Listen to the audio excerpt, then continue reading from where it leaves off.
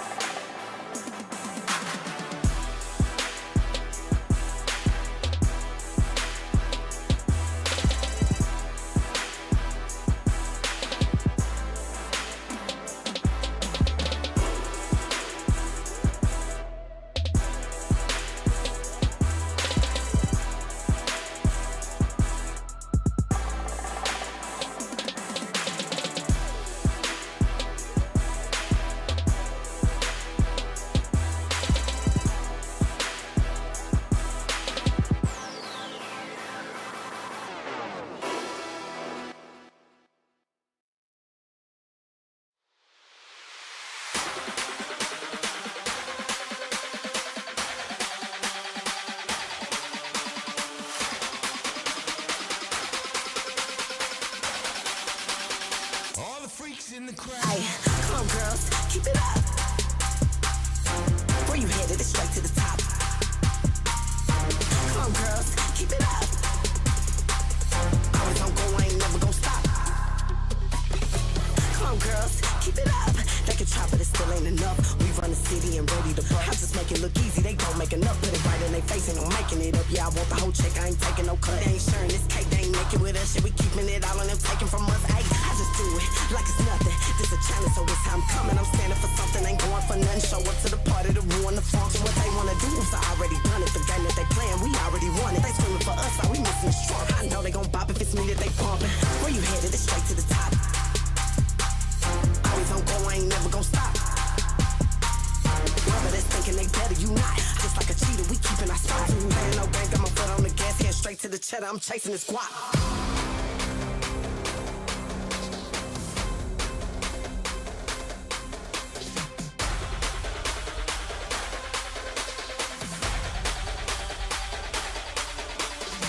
Where you headed? It's straight to the top. Always on go, I ain't never gon' stop. Playing no game, got my foot on the gas, head straight to the cheddar. I'm chasing this guap. Come on, girls, keep it up. Where you headed? It's straight to the top. Come on, girls, keep it up. Always on go, I ain't never gon' stop.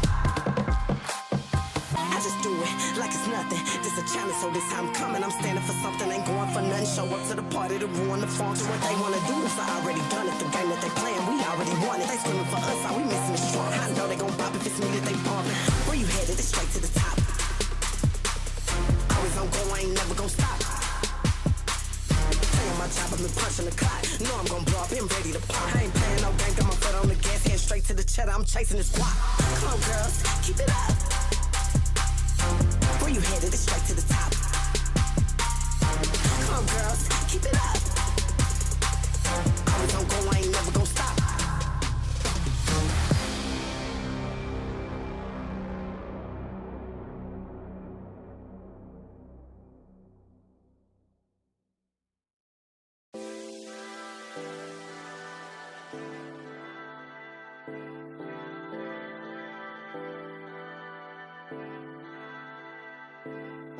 It's just like I know this. Something could be active, haunted.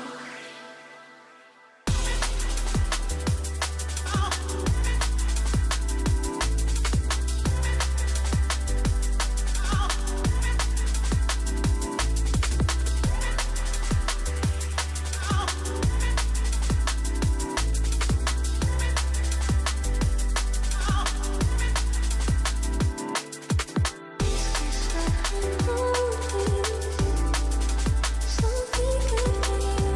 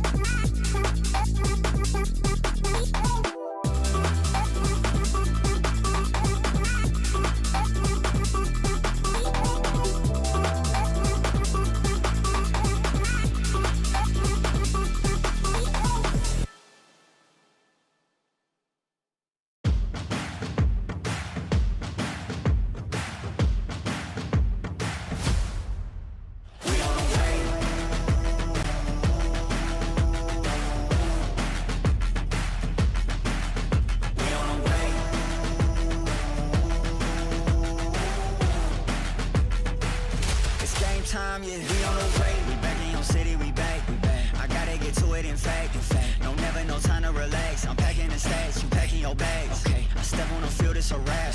Like, can I keep up with the laps? No way. I put that record in a pass, you know it's a fact. Confirming the stats. Game time, game time, game time. They about to step on a landmine. Dialed in like a landline. Don't let them talk, I don't pay them on. Walked in with the mindset. Money line, that's a big bet. Top 10, I'm a prospect. Turn a problem to a profit.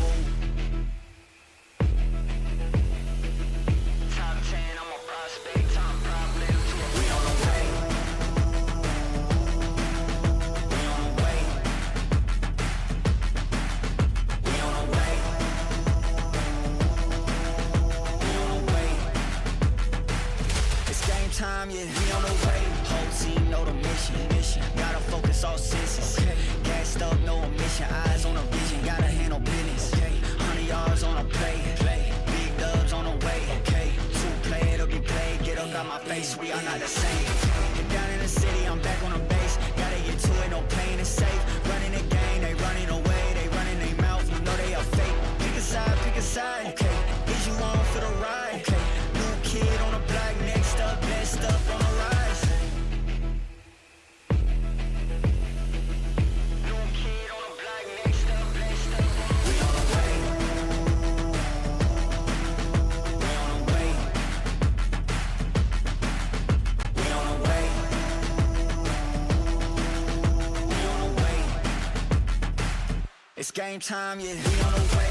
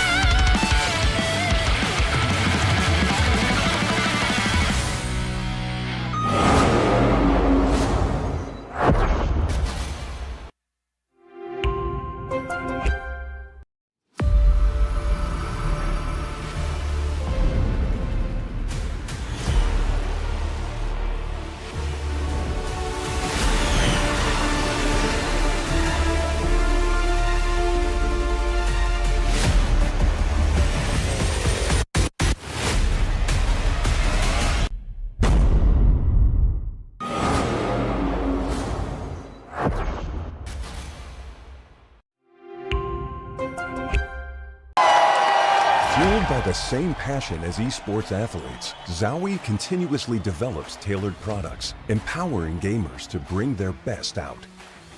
Today, we are launching the all-new XL2566X Plus, which uses the newly developed Fast TN panel and upgraded Diac2 technology. The new monitor series continue to evolve, refining details to ensure players can perform their best consistently in games.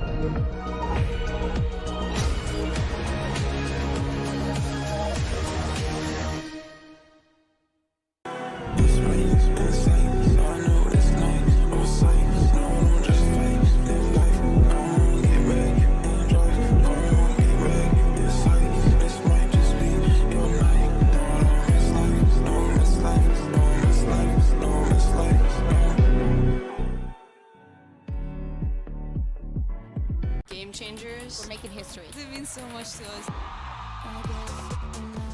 The beauty of gaming is it doesn't matter who you are. As long as I'm good enough, I can go as far as I want. 全世界都会知道我们的厉害。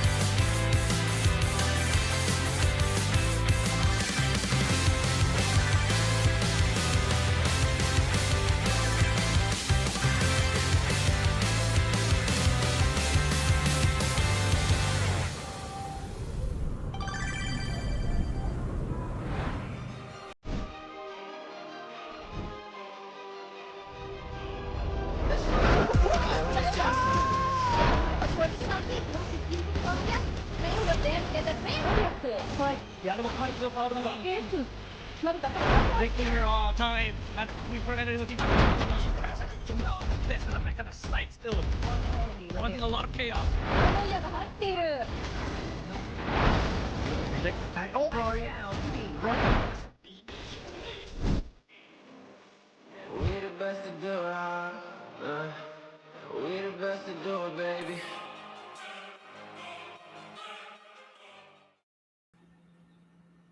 Welcome everybody to Game Changers Pacific. We are on our 4th day and the lower bracket run continues, which means we get more eliminations today. Zach and Mika here on the desk, and we are not prepared for the eliminations today. I'm kind of freaking out, and if I can be brutally honest for just a second, I do not like this day, Zach. This is gonna be a difficult one for us. 100%. I mean, there are 2 first seeds in the lower bracket who, you know, only one of them can make it to that grand final, possibly assuming the other teams don't cause an upset. And I think that a lot of people were expecting, for example, Fennel or Falcons to be right there in the grand final, have that unbiased, untarnished upper bracket run. But like you said, it has been a day of upsets, or rather a week of upsets. And now we're at the tail end of it, where we're unfortunately going to have to send 2 people home today. I know, the eliminations continue here, and it's just, I mean, of course we knew we were going to get to this point, but it's just unbelievable how we got to this point. We have Fennel versus Reignite today, and we have Falcons versus HYPA as well.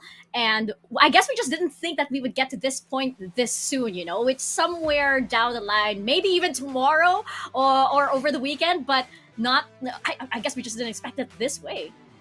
100%, and I mean that's testament to the capacity of the teams that did manage to take them down in the first place, who are in that upper final. But you're 100% right, Mika. I think that for both of these teams who have been undefeated for so long, I think being taken down and sent to that lower bracket is very shocking, to be honest. I think I was there for the Falcons game. Nobody could quite believe it, but yeah, it happened, and now they have to make the best of it. And it is a little bit unfortunate that we're gonna have to say goodbye to a couple of them today, but all things considered, so far this event, I think that we've been seeing some really excellent games. I think in particular yesterday, the game between Fennel and Ninetales was just so insane, especially the first two maps where things were so back and forth constantly. Yeah, I'm hearing a lot of people, a lot of chatter saying that Ninetales is, there's kind of like shades of Synprisa Gaming here, wherein you know, they came together, they went the whole year undefeated so far, and they are looking like a powerhouse to watch out for here in this tournament. Of course, unfortunately, yesterday we had to say goodbye to Rising Esports and Asterisk as well. Unfortunate that they had to be the first two to bow out. We are looking at two more today. It could be one of these teams, and when you look at the names that are on these teams, right, it's pretty unimaginable to think that some of them will be going home today, Zach. 100%. I mean, if you're a fan of Game Changers Japan, seeing Fennel Hotulava on the lower bracket at any point would probably be a shocker to you. And the same could be said for people from SEA watching this. Like, hello Falcons, what happened to you guys? You were so insane this year. To be fair, of course, I think during the first couple of days, Falcons had two players who were quite sick. I remember seeing Kamiyu having like a heating pad on her head while she was clutching and getting a 4K. So just another day at the office for her, I suppose. But yeah, a little bit of a heartbreaker for these teams in the lower bracket. And it's also a little bit funny because if you look at the two lower bracket games, these are repeats of games that we've already seen this year multiple times, especially in the case of Fennel, because this was time and time again the upper and the grand final in both splits of Japan. Game Changers Japan, and both times Fennel were the ones to come out on top. However, Reignite Lily, they've got a fantastic coach who has been really putting them through their motions this particular tournament, and even though they're in the lower bracket, the losses that they've had have been very close. Yeah, exactly. The Reignite Lily have actually been such an incredible, probably my favorite surprise of the tournament, just because, you know, you expect something from Fennel, you expect something from a lot of these teams, and Reignite Lily, I think I came in with, I didn't expect them to be so fun with all of these vibes and performances like those as well. But as you mentioned, Zach, we are heading into a rematch, so welcome everybody to Game Changers Japan, because it looks as if we are starting out with the Japan rematch here with Fennel and Reignite, and I would say that, as you mentioned, Fennel usually wins this regional rematch, but there's a lot of good vibes coming out from Reignite as well. We had UR and Maripo, for example, that had amazing performances yesterday. They looked like they were popping off. I hope that momentum continues for them, especially since you're gonna expect that kind of performance to carry over all throughout. If you're gonna go for that last slot and eventually to Game Changers Champions, you need that momentum to carry over. Yeah, 100%. I think that momentum is a big factor for Fennel here, because I think that for Reignite, they were able to win their game yesterday in fairly convincing fashion, I would say, against the OCE reps. But I think that for Fennel, it's going to be looking a little bit more difficult because they're coming in after a loss that they probably were not expecting. So I think they should be able to reset and head into this matchup today. That said, I mean, history is on their time. This is a team that they're really used to playing. And I mean, Fennel today, if you look at the players, there are so many that you can highlight here, Mika. Like, of course, Moko is the standout for me. I think that as the IGL on that Omen, she has just been so clutch in so many of these games. I think she's gotten at least 3 or 4 clutches by herself.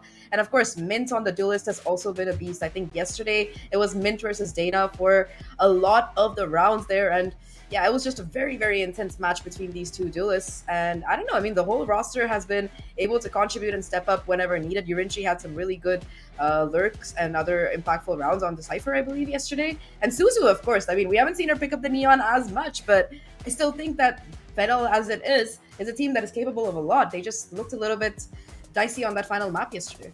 Yeah, I agree. Suzu on the Neon, of course, very, very iconic in the entire Game Changer scene, right? And as for Mint, you know, this dynamic between her and Suzu, I think maybe than the previous match, perhaps there was a bit of a slow start from Mint. She was a little bit more quiet in some rounds, but if she can get that ball rolling early, especially up against, you know, an opponent that they're so familiar with, I think they're going to come in with a lot more confidence. They're going to come in with a lot more knowledge. You know how when it comes to these kind of tournaments and when you have a regional rematch, sometimes when you go up against the same opponent, it kind of changes. Sometimes it can be a bit more difficult. Like you don't want to go up against this opponent because you've shown too many of your cards towards them. And sometimes you feel like, oh no, and now we are at a disadvantage now because they know too much about us as well. So I'm wondering if Suzu can lead this team into victory because as you mentioned, she is definitely one of the highlighted players that we have here on the side of Fennel. I would really like to see that Reina. Like it's a very random thought, but it would be very funny to see a random Reina here. But jokes apart, jokes apart. Yeah, I mean, I've really liked Suzu and the Yoru as well. I think that even though Yoru doesn't have the same level of movement tech that Neon does in terms of like the passive ability that you get, but I think that in terms of just being able to rotate, being able to cause some side presence, cause some pandemonium, she was all over the map. Like you expect the Neon to rotate with the speed, but the Yoru with the gate crash can be just as impactful. And I think that overall Fennel, they put up a pretty strong showing yesterday. It just seemed like they were kind of a little bit on the back foot on that map number 3 that we saw against Ninetales.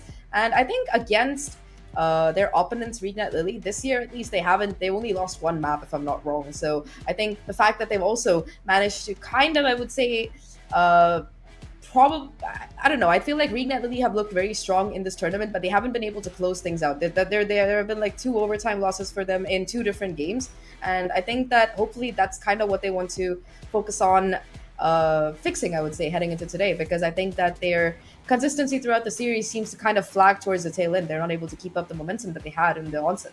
Yeah, no, that's a very good point. It's the running out of steam, right? For Reignite Lily, ironically, it's about reigniting that, especially if you're going into a full 3-map series. When they get to map number 3, suddenly it's like you don't feel the same momentum, you don't feel the same energy as you do in the first map or in the second map, especially if the first map goes over to, you know, an overtime or maybe even a multiple overtime. They are having trouble kind of keeping that up as they enter the second and eventually the third maps. So I hope for Reignite they are prepared for this.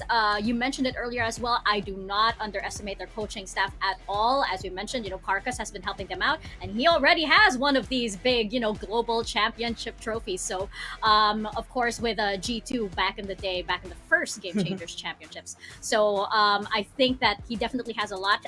I've been seeing his tweets. He's been very, very happy with the progress Reignite Lily has been having throughout the entire year. It's just that Fennel has been the team to beat for Reignite and all of the other teams in the Japan region. So it's a question of whether they're up to that task, especially since this is probably the rematch for them that matters the most. 100% championship slot on the line here. You lose here, you're going home, your competitive year is over. So you're 100% right, Mika. Everything is on the line here. And you know, the narrative that you mentioned about how Reignite Lily have been looking excellent, they've been leveling up time after time, tournament after tournament, but they're just not able to get over that final obstacle. I mean, we had the same storyline going on in the upper bracket. That was the case with Zipto this year against Falcons. They were able to take off a map or 2, but they were never able to quite beat them until when it mattered the most in that upper bracket, and they took them down to send them to the lower bracket. But right now we've got the Reignite Lily girls coming in. Honestly, I love UR's hair, man. I it's so iconic to me. Every time I see it makes me smile. Hell yeah, I love that hair so much. And it works so well on her, by the way. I remember I think she had green hair last year. She just works this so well. And she was Zeri last year, she's Neon this year. Yeah. It's so cool. Not a lot of people can pull this look off. It works so well on her. I think that, and of course you are with that amazing performance yesterday. We saw the vibes of the girls coming in, smiling and, you know, vibing a lot. And that's what I love about this squad. It looked as though Fennel were a little bit quiet as they, as they entered. So I'm hoping that Reignite are feeling a lot more positive coming into this. It, as we keep mentioning, this is the rematch that matters the most here on the Pacific stage, and I think that it's a matter of how quickly they can adjust, because the thing with these tournaments is that you're dealing with big losses and you have to rebound right away. You have to regroup overnight, essentially, and go into another match. There is no like week-long break for you to re-strategize or anything. It's straight into the next match and the next match, and you barely have a moment to breathe.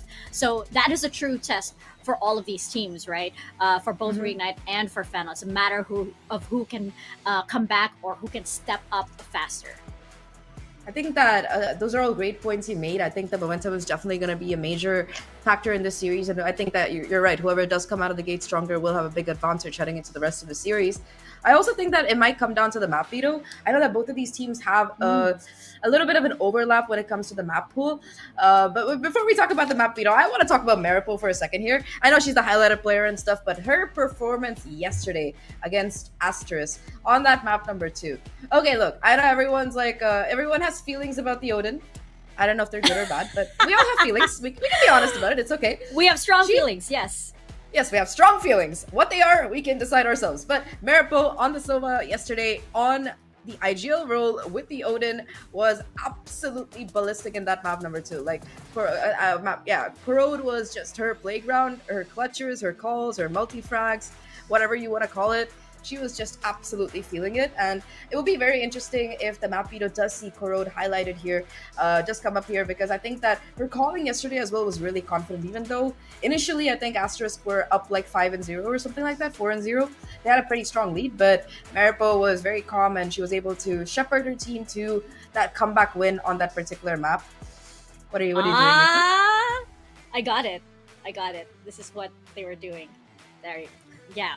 Not as quickly, but like I got it. That's what I remember with Maripo. Like, okay, I'm making her proud here, but I think she's gonna make everybody proud if she does antics like that again, because she knows how to maximize the Odin, and especially since she's on the initiator role, it just works so well for her.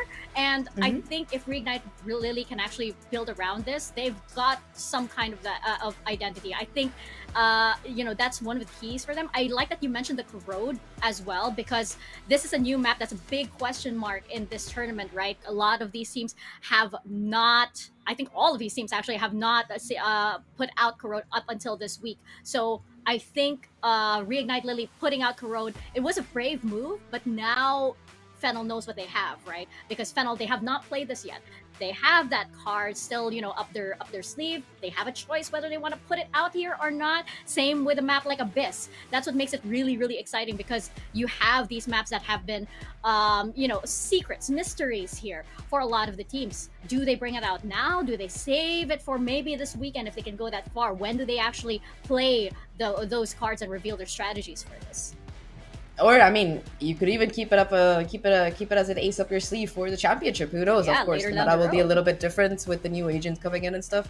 But I think that, like you said, the map veto and what map teams are going to pick up and play is going to be pretty important over the course of the series, I would say, because just because of the fact that both of these teams, they, like I was saying, they have a little bit of an overlap when it comes to the map pool and the games that they've played before. If you look at this tournament, though, I think that aside from their loss against Ninetales, Fennel have looked fairly consistent on most maps. I think that their main weakness here would probably be that Abyss, because they looked a little bit lost yesterday, and I think that's probably going to be one of the maps that they're looking to ban unless they made some quick patches heading into today's game. Apart from that, though, I mean, their Haven looks great, their Lotus looks great. Both of these maps have been very strong for them throughout the year, not just across this tournament. So I think they'll probably lean towards something that's a bit more comfortable for them. Yeah, and I think for Reignite Lily, we did see that they were flexing around. They've been such banner women of the ISO Yoru for the longest time. So them bringing out, the Chamber Neon, them bringing out the Jet Yoru as well, or even the Raze Yoru, that's something that shows that they're actually willing to innovate. That shows that they have a lot more up their sleeve. That shows that they can adapt actually to many different things. So we're going to see how they're going to match up against Fennel as we get into today's matches. We have Fennel versus Reignite Lily up first, and it's coming right up.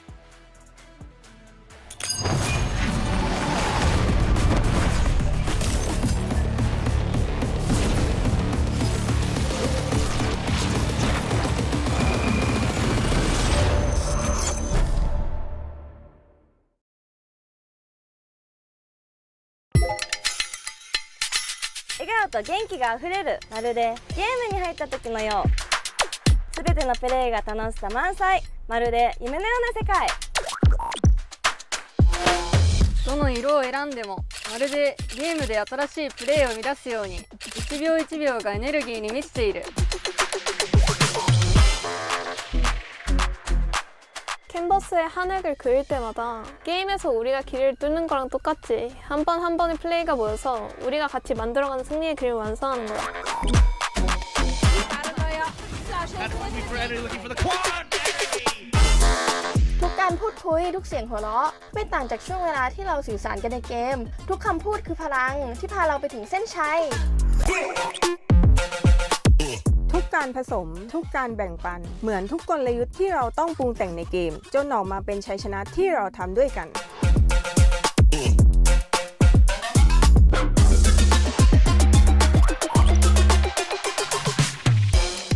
Simple happiness, just like every smile we share in the game. Every match is another conversation we build together.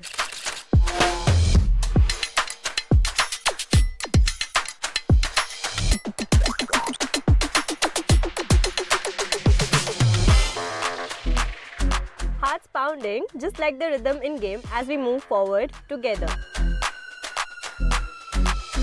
Every step is the energy that connects us in competition.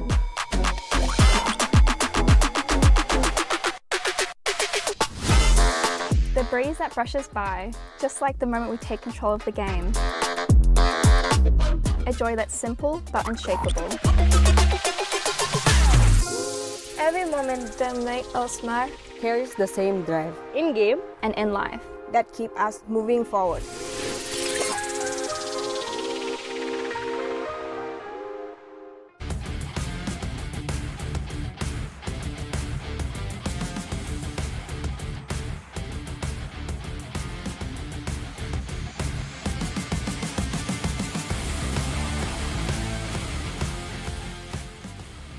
Reignite Lily.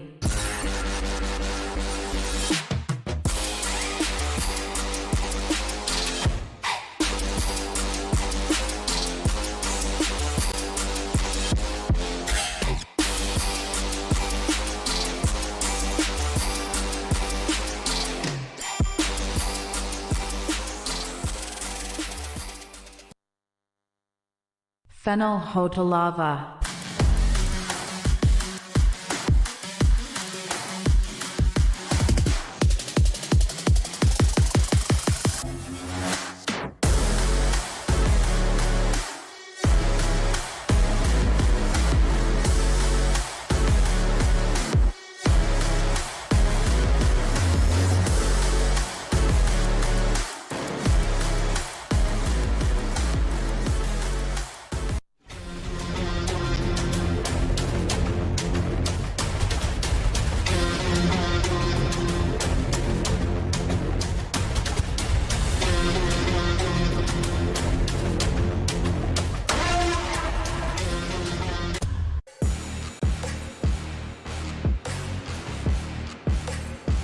We've got our first match of the day, and it's gonna be Fennel and Reignite. And I don't know, Zach, I feel like there's a new standard for walkouts now, and that is held right now by Reignite Lily. They are so good. Yeah, I feel they are definitely bringing the vibes here. Fennel as well with a little tribute, a Gangnam Style tribute.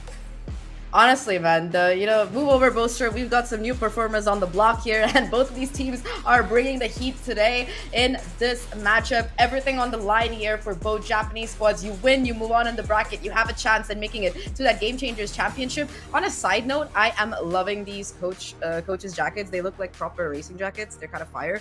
I'm sorry, I got distracted there for a second, but like you said, like we were saying, Mika, everything on the line here. We've got the map veto coming up now, and we were kind of discussing this about how Reignite, they and Falcons, they've got like some maps in common. I think that Falcons banning Ascent here makes sense because they've seen how Reignite historically strong on it in Japan, as well as how they've been able to play it well for the last 2 days. Yeah, it was a little bit hit or miss over time in both times, but I think that they looked fairly convincing, and they just saw something that they didn't want to pick into. But look at this, Reignite Lily, they're gonna get Corrode as that map number 1. We're getting our wish, Mika. Will we see another GC Brock heading up here?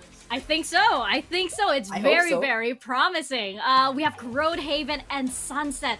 Yeah, we saw Reignite bring this out against Rising yesterday, and sure, they have a lot of reason to feel confident here because, of our very own Broctagon that we have building here, thanks to UR and the likes. But Fennel, they haven't played this yet, and we were discussing earlier about how this can be a double-edged sword, right? You could take your opponent off guard because they might not have a lot of practice on this map. They might not know their way around this map just yet, or they could be planning for something and you are totally unprepared because there is no info whatsoever on Fennel on this map. And then Haven, Fennel pick Haven, this is no surprise to me. They have always won this map versus Reignite. So right now, cheers to you ladies, yes, and hearts to you as well, Maripo.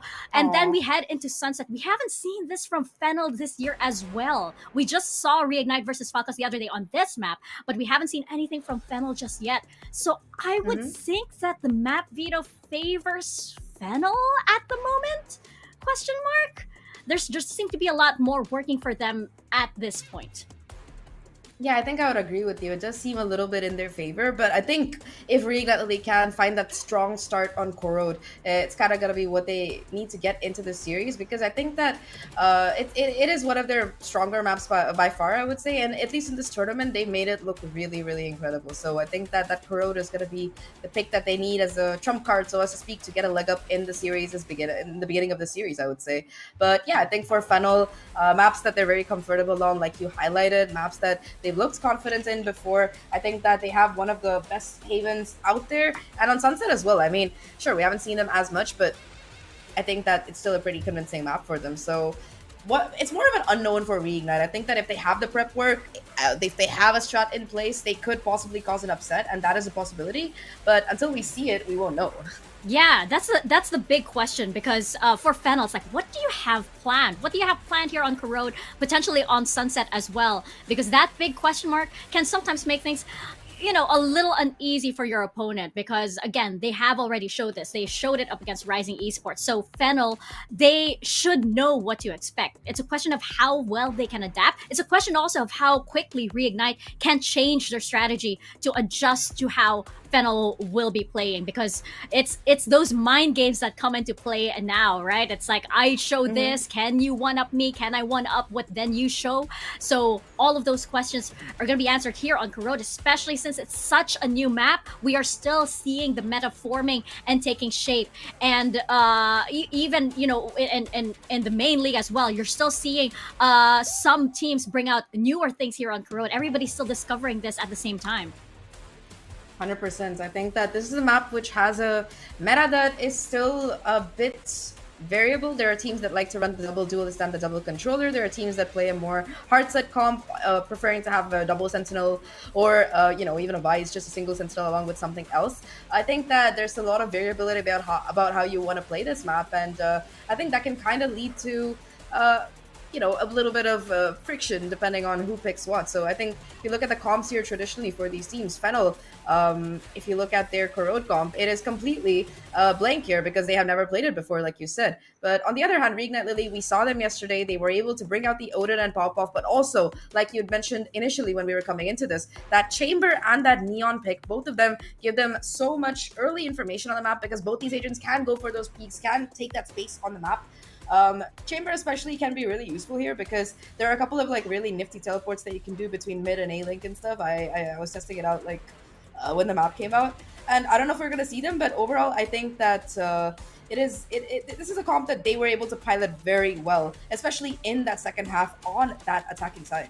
Yeah, I think that for Reignite, I don't expect there'll be any changes in their composition. Even though earlier we were saying that yes, they are showing that they can adjust. They have a lot more things up their sleeve than we originally thought. We thought that they were just gonna be ISO Yoro all the way, but they were bringing out yesterday. We saw you are on that Chamber and managed to get amazing, especially on the first kills, right? But I think that they probably wouldn't change it overnight. I don't see them as the kind of team that would do that, but I expect to see them be more comfortable and settle into this composition, really lean into this.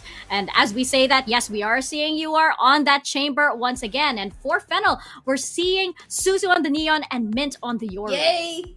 Yay! We're so back, Suzu Neon. We are back in 2024, the Game Changers Championship, and we're gonna hopefully see some iconic poses coming out of Suzu. But apart from that, I mean, yeah, you got the Neon on both of these sides. You've got the double controller as well, Chamber. And I think the main difference here is the Initiator and, of course, the Sentinel pick, or the lack thereof here. I don't know if you can really call Chamber a Sentinel, to be fair. But overall, I mean, I think the main thing I would be personally interested in is looking at the kind of Viper walls that have been placed, because Reignite have showcased a couple of them.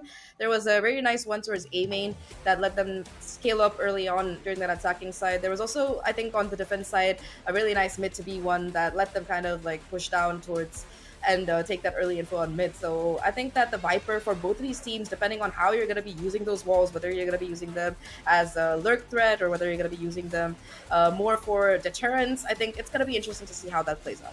No, you're absolutely right. My eyes here, we already know how, Suzu, UR can perform. My eyes here are on the double controls on both sides. You have Moko on the side of Fennel, who can definitely clutch, and you have Nekopanchi as well, who can also do the same. So let's see how it all pans out here. We have Fennel versus Reignite Lily. We're going to toss it to our casters, Quack and Terror. Thank you very much, Mika. I wonder if this is actually our first time casting together, Terror.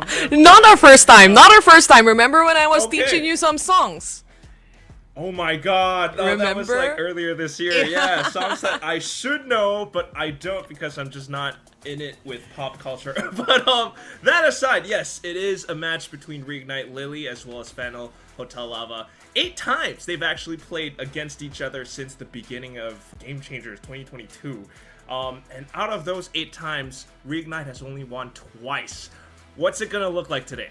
Oh my goodness, no one wants it more than Reignite at this point, right? You've already done it multiple times, played against them multiple times, and they've only won once. And this would probably be the best storyline right now, especially for the side of Reignite, to just win this over Fennel, especially with how they performed from yesterday's matches here, Quack. You are, for example, had such a good game coming into the matches yesterday, and I think they can really translate that into this series. And that's exactly what you've got to wonder about. I mean, Fennel, they did just take a hit yesterday, right? Maybe they're still kind of reeling from that, or yeah, maybe they are going to come into this with a clean slate kind of mindset. But the map veto, right? That's what this all is about. That's what our desk was kind of talking about as well. How do you feel about Fennel's agent comp on Kuro, do you think? With Fennel right now, especially with how they have been playing, especially with Mint and Suzu, we've always seen Suzu on that Yoru, and this time it's a complete turnaround. We are seeing Mint on the Yoru instead, so that's gonna be quite interesting to see in this matchup as well, Quack. And at the same time, you have other players to highlight as well, like Yurinichi, who had the good games also coming in from the series, even though, or despite getting the loss on that as well. But I do want to say, when it comes to these two teams, again, when the panel talked about it, we also mentioned it, that they've been together, or they've played against each other multiple times already. At this point, you would think that they kind of know the playstyle of each other, right? They kind of have studied each other at this point. It's gotta be that, for sure. I mean, the fact that they've been in this scene all throughout basically the inception of Game Changers in Japan, surely they know each other very well by this point, and surely at some point it's time for Reignite Lily to basically figure out how to beat Fennel Hotel Lava. But as I say that, it still is just so nerve-wracking to think about. Corrode, I think Zach basically put it best. It has to start on this map because Fennel hasn't shown it all year round. You're coming into this with that double duelist, Suzu swapping over to the Neon. That could be a slight gap, maybe, for Reignite Lily to exploit at some point. But I think at this point, it's all about the vibes and how they feel when they play right now and play today as well. And especially with how the pressure is just mounting, knowing that you want to try and win against this team. You've already tried multiple times, just wouldn't happen. And like we mentioned, it could be the best storyline right now for Reignite Lily to make this happen, especially here in the lower brackets right now. I'm just really frustrated and sad a little bit that it's gonna be regionals versus regionals. Later on, we're also gonna have Filipinos versus Filipinos. Now it's Japan versus Japan. So, you know, there's one team that can only make it for today. Yeah, that's the saddest part of it all. Damn. I mean, great stories for sure to be had, to be told today, or to witness on stage unfold in front of our very eyes. We already had the, I guess, you know, a big upset of Zipto beating Falcons Vega. What Maybe a guess. the same I thing don't today? think that's even a guess. That's actually a big upset, especially for the reigning queens of Southeast Asia, right? So anything can happen in this universe, in this kind of storyline. Yeah, man. I'm just so like uncertain about what the outcome is gonna be.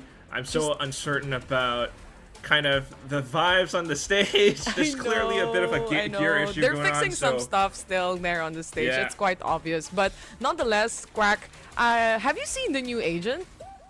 Okay, Vito, Did you what's see up? some clips, at least like a little bit of the new agent? I've seen lots of aggressive TPs, dude. It's a sentinel, by the way, to everyone who's watching right now who just tuned in. I want to know your thoughts, guys. Chat, let me know your thoughts about the new agent, Vito, because we actually tried to play it on the first day when we were in Paris. And Well, that's... not we, you were there. well, okay. I was there. So I tried it out, Quack. And I have to say, as a Sentinel main, it makes you think like, okay, this could be a little bit of a chamber. You have the TPs, yeah, surely. But destroying utilities, even a raised rocket? Right? That's kind of mind-blowing. Got little traps here and there as well, similar to Trademark per se. For sure, it's...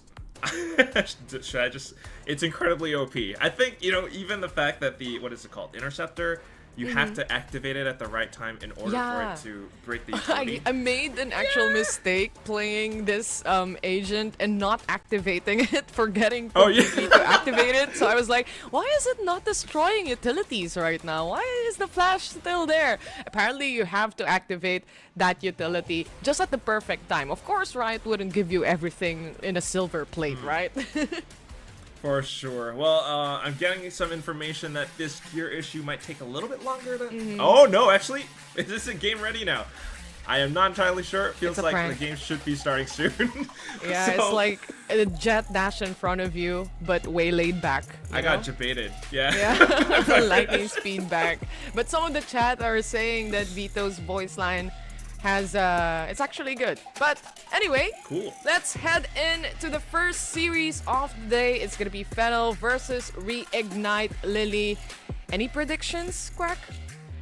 I feel like you're gonna have to go with Fennel on this one. I'm gonna go with Reignite Lily then. I'm with the underdogs. Okay.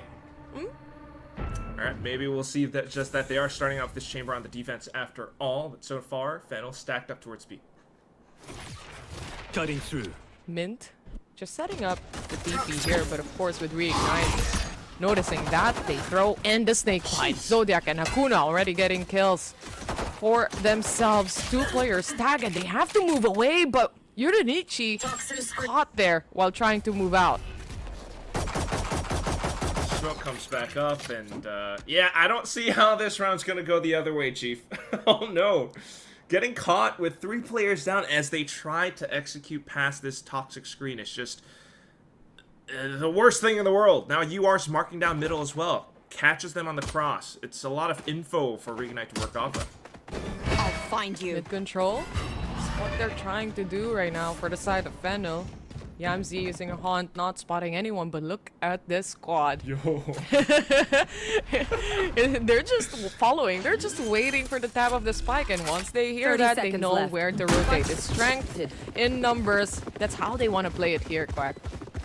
They're so in sync, Tay. I mean, they came out the stage with the hand I posts, know. like, in sync. They're doing a pose while going inside as well. Same thing here, exactly. Well, now clearing out a lot of the corners at the very least, but it still will be that 2v5. Full contact, no chance for Yamzi, and Moko will go down as well. Quick round for Reignite. Just unfortunate, especially at the start of the round where, like you mentioned, the toxic screen just coming up and being tagged like that and immediately losing 3 players. It's just a hard feat to try and go to another side, plant the spike, yeah, sure, but you have to fight for your life at that point. So a good flawless round to start things off here for the side of Reignite. Such a good opening.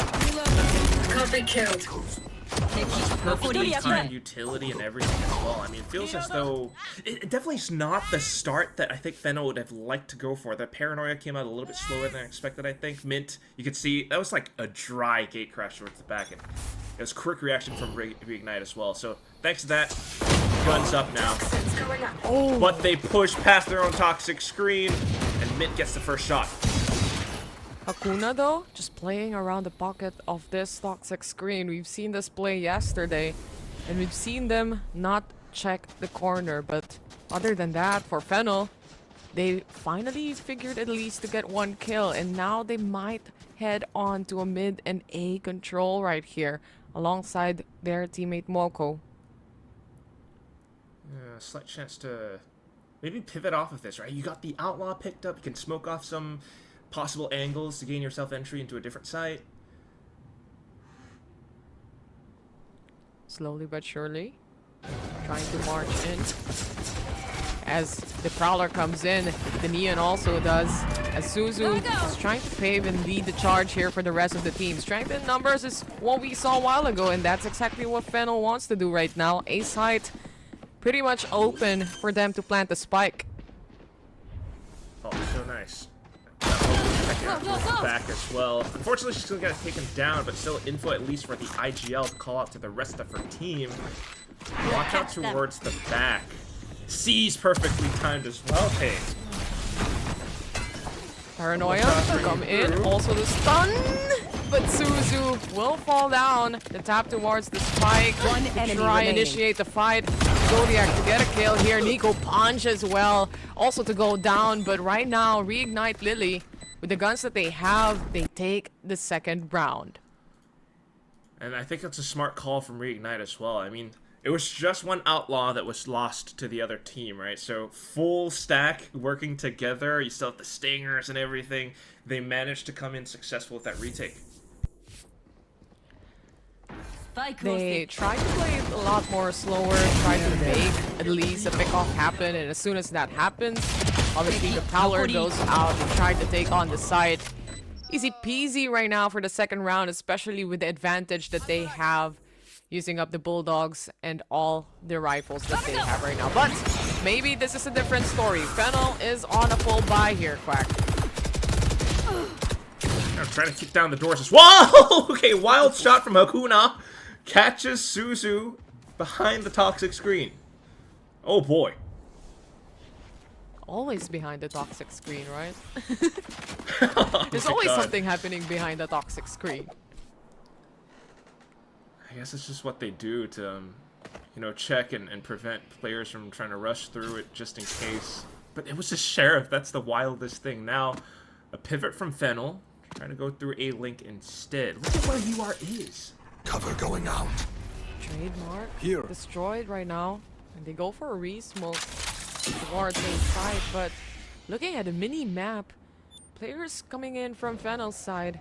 This mid-control, Nico, kind of knows what's happening, but mid from behind. Whoa! He takes down 2, and now with a fake out, being flashed out, that's gonna be 3. Doesn't even matter. The clone does tank a little bit for her as well. 30 3 seconds kills, and those are impactful as heck. Now the spike goes down. A tough retake for Reignite. Separate angles as well, and not to mention it's just UR with the Outlaw, Headhunter. Unless she gets this first pick, it's going to be a much tougher fight, but there she goes. Takes down Moko at least. Now some information towards the back as Neko Panchi makes her appearance known. UR continues to swing out, but oh, that's an easy burst for Yurinchi. And Neko Punch goes down as well. Another round up.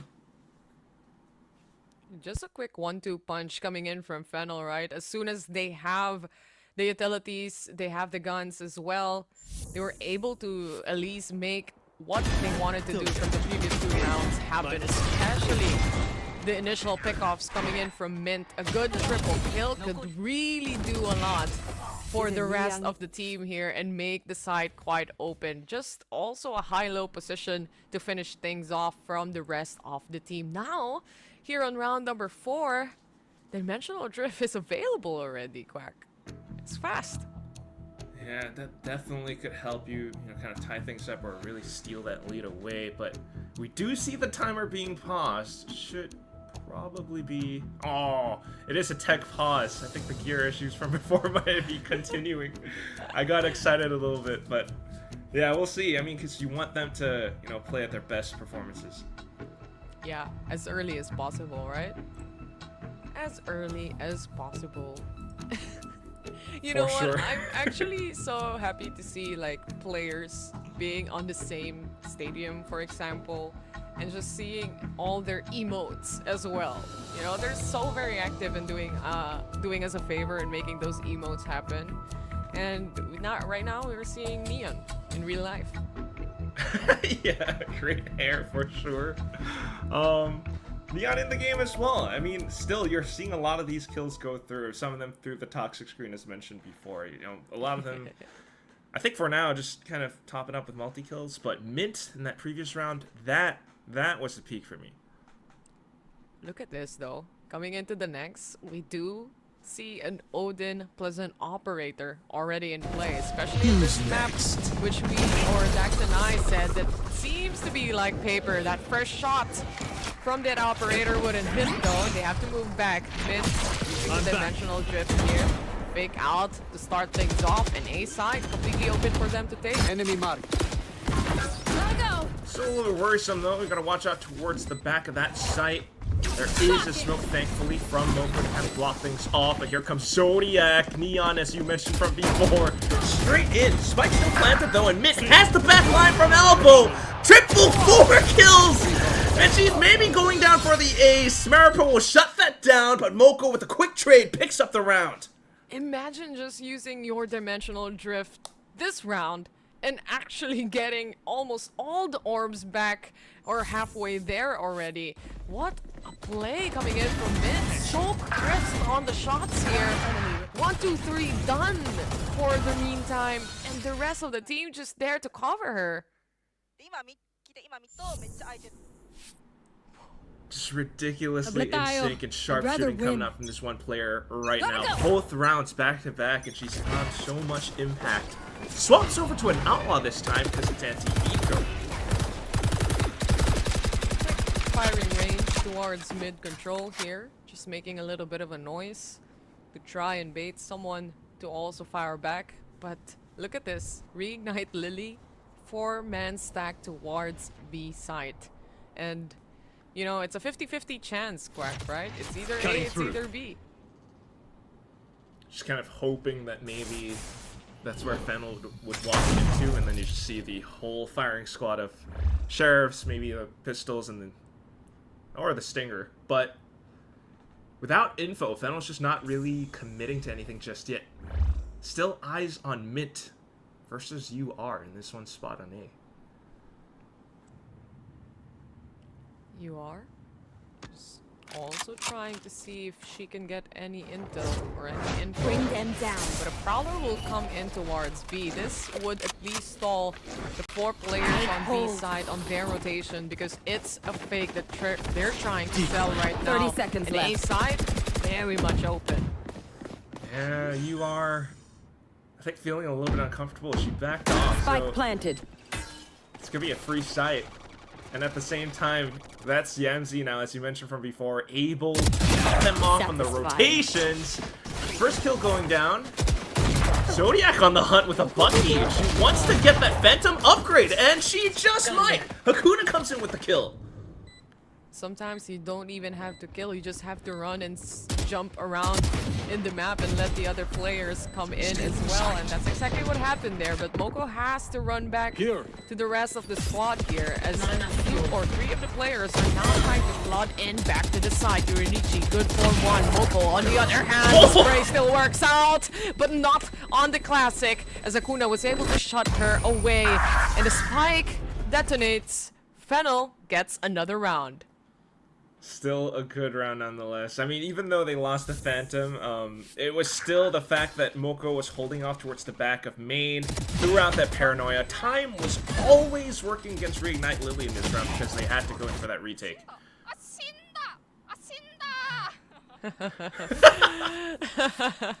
They're just having fun following the tracks and the lead here, especially of the Neon. Nonetheless, here on round number 4, Quack, we do have, or we are seeing a Nightfall available in the hands of Yamzi. Other than that, Zodiac for Reignite Lily has the overdrive as well, so could be a game changer. Literally, game changers. The way that you timed that so well. I know, right? It's like I was holding the transition button in like Valorant Game Changers. Logo came out. Oh, it's so good. But yeah, maybe some game-changing ults. I'm not entirely sure just yet. I'm hoping that, you know, it's going to help them in a retake or something, possibly. Or maybe it's something that she'll save for a future Eco round. Because right now, it's going to be that timeout. You know, I think Coach Karkas is seeing something that he doesn't like. Maybe not being proactive enough in some of the previous rounds. Actually agree with you there, since we are seeing and looking at Reignite more on being idle most of the time, just really trying to react how Fennel plays out. But they had a pretty good start there. They were able to shut down the players even before they even tried to entry. And I think at this point the coach would want more of those kind of plays and more of those kind of pickoffs coming in from the side of Reignite Lily. So I think it's also a good call to have a pretty good early timeout here to try and not make the score gap a lot more bigger. It's just 1 point anyway. And they do have the Odin. Again, this Odin and Corrode, it just shakes hands, you know? It's holding itself hand by hand. It's just meshing together well. Match made in heaven. Hopefully it'll translate into a win for Reignite as well after this time out. They are working against that double duelist comp, you know, from Fennel as well, so quite crucial to be able to stop and slow down a lot of these executes as they have done so in that pistol round. Right now, mid control, not seeing too much apart from the toxic screen though, right? So you gotta wonder what else is happening on the map. Face your fear! Spot them out though, since the Nightfall comes in, but there's a wall from the Neon, and this is not spotted at all, Quack. They're a little bit too late to the party now, and someone's holding their position as well. 30 seconds left. Yurinichi is holding that angle. No fuel. Oh. Will her barrel get spotted out? Oh, oh no! And that's just going to be a bit of contact. At least UR manages to make it a trade, but here we go. The clock is ticking now, Tay. That one little trademark, and this is what happens as a result. Moko holding the off angle. And it's a slight crossfire as well with Mint on the other side. More kills going towards Fennel. And Echo Punch alongside Maripo are going to have a tough time trying to make it into sight. Recon out, but it's a slight high-low. You got the relay bolt slowing them down as well. 1v3, and she's stuck into this one corner. Mint comes in and executes her outright. Good execution coming in from Fennel right there. Especially, you were gauging on the trademark to try and at least ping you. There's gonna be players to come in on side A. At the same time though, the position coming in from the Viper is quite scary to think about. It wouldn't be a chance no longer to try and make a retake happen if she was able to get at least 2 to 3 kills right there. But heading into the site, they were just more than prepared. They had so much time to prep up and actually take space. So much successful hits on the A site now. And thanks to that, Reignite are trying to adapt by stacking up on this opposite end of the map. But as that happens, Fennel decides it's time to go B. Of course, right? 80% of the time they went to A site, and now it's time to go to B. And it's a stack. It's a 50-50 chance, especially without the economy to help them out in this round. But Fennel is still being really careful here. They know that despite the disadvantage in RIG's hands, it's still possible to get that clear. But this Dimensional Rift will clear out B side and they will be able to plant. They know this already, and RIG is on their way to make a retake happen. I love that you mentioned the ults. I mean, GCT there on backside gives you that much more space in the retake. Now you know exactly where your opponents are most likely going to come from. You also have 5 pit now in just to secure the round. Fennel are that hungry to close out this map. A map which they haven't shown all throughout this entire year just yet. Now here they come, and Reignite are just looking for exits. I'm out of here. They don't have the guns. That works. Now they exit. That's a full-on exit from the side of Fennel as well. They really want to go all together. Don't want to give the guns away no longer. And just let Reignite Lily die off from the spike detonating. Fennel though, they're doing great in the following rounds, especially on their buy rounds here. And really being careful, especially in situations like this, when you know you have the bigger advantage on the economy, it does a lot. You never gave them an extra leeway to just make extra kills happen, get up and pick up some orbs at all, right? So for Fennel, it's a clean-cut job and they know what they want. Hopefully more rounds. Reignite though, really need to make a stand. The timeout to no real effect. They're sitting on 5 ults as well, Tay. Ooh, you are out with the tour de force, getting punished by Mint. 4 ults left now for the side of RIG here. And a good execution is bound to happen from the side of Fennel as well, as they try to decide which way to go.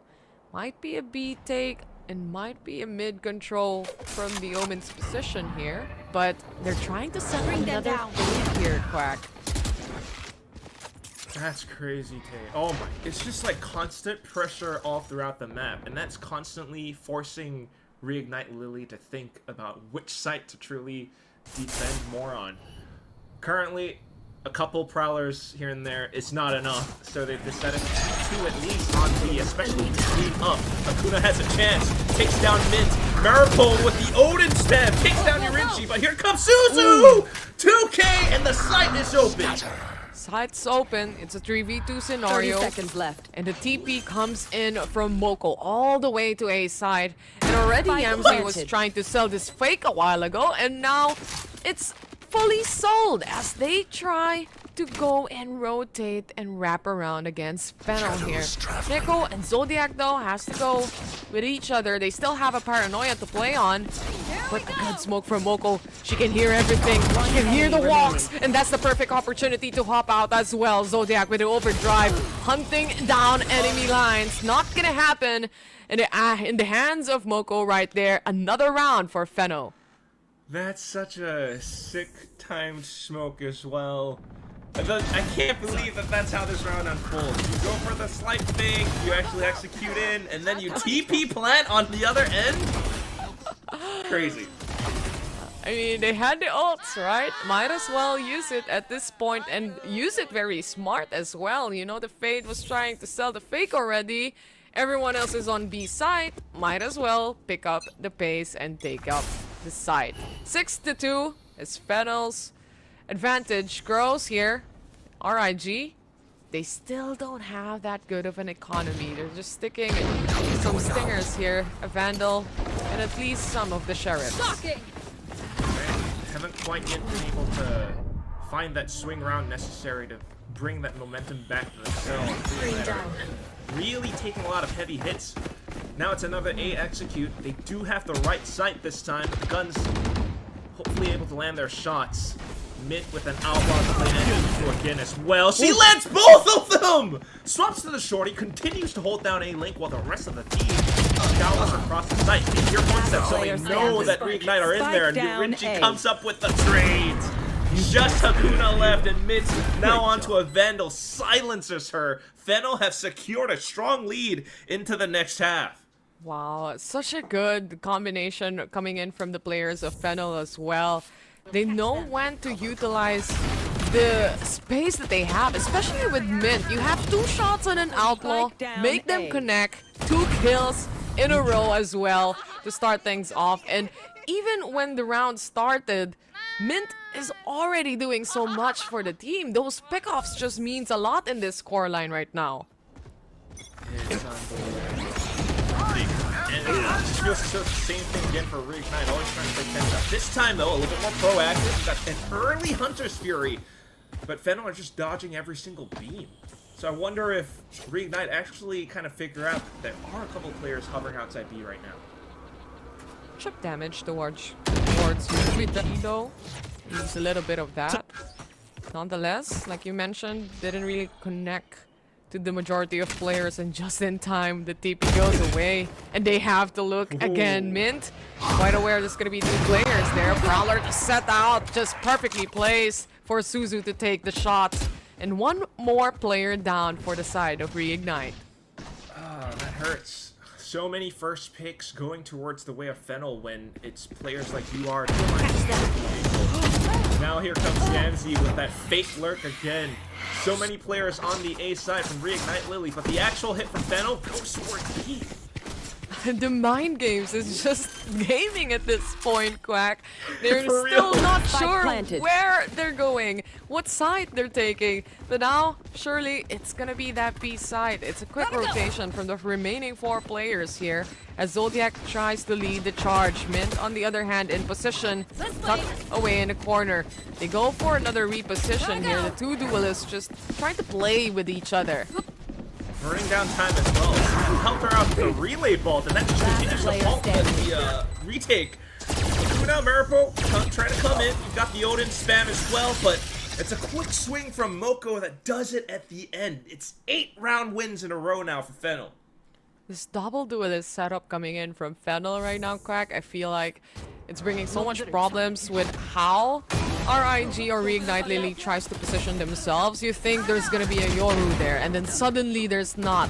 You think there's gonna be a Neon there, suddenly she runs away. And then on the other part of the map, there's gonna be a Fade trying to Prowler. So there's just a lot of angles that they have to cover for Reignite Lily right now, and I still wouldn't be sure where the side take would be. Even the casters wouldn't know. We're also surprised they just TP away back, you know? For real, it's just the way that they're playing, so careful and measured right now. You know, it's that early B presence, and then they can hold back. Reignite Lily, despite their best efforts to try to assert themselves even a little bit, it's still just not enough, right?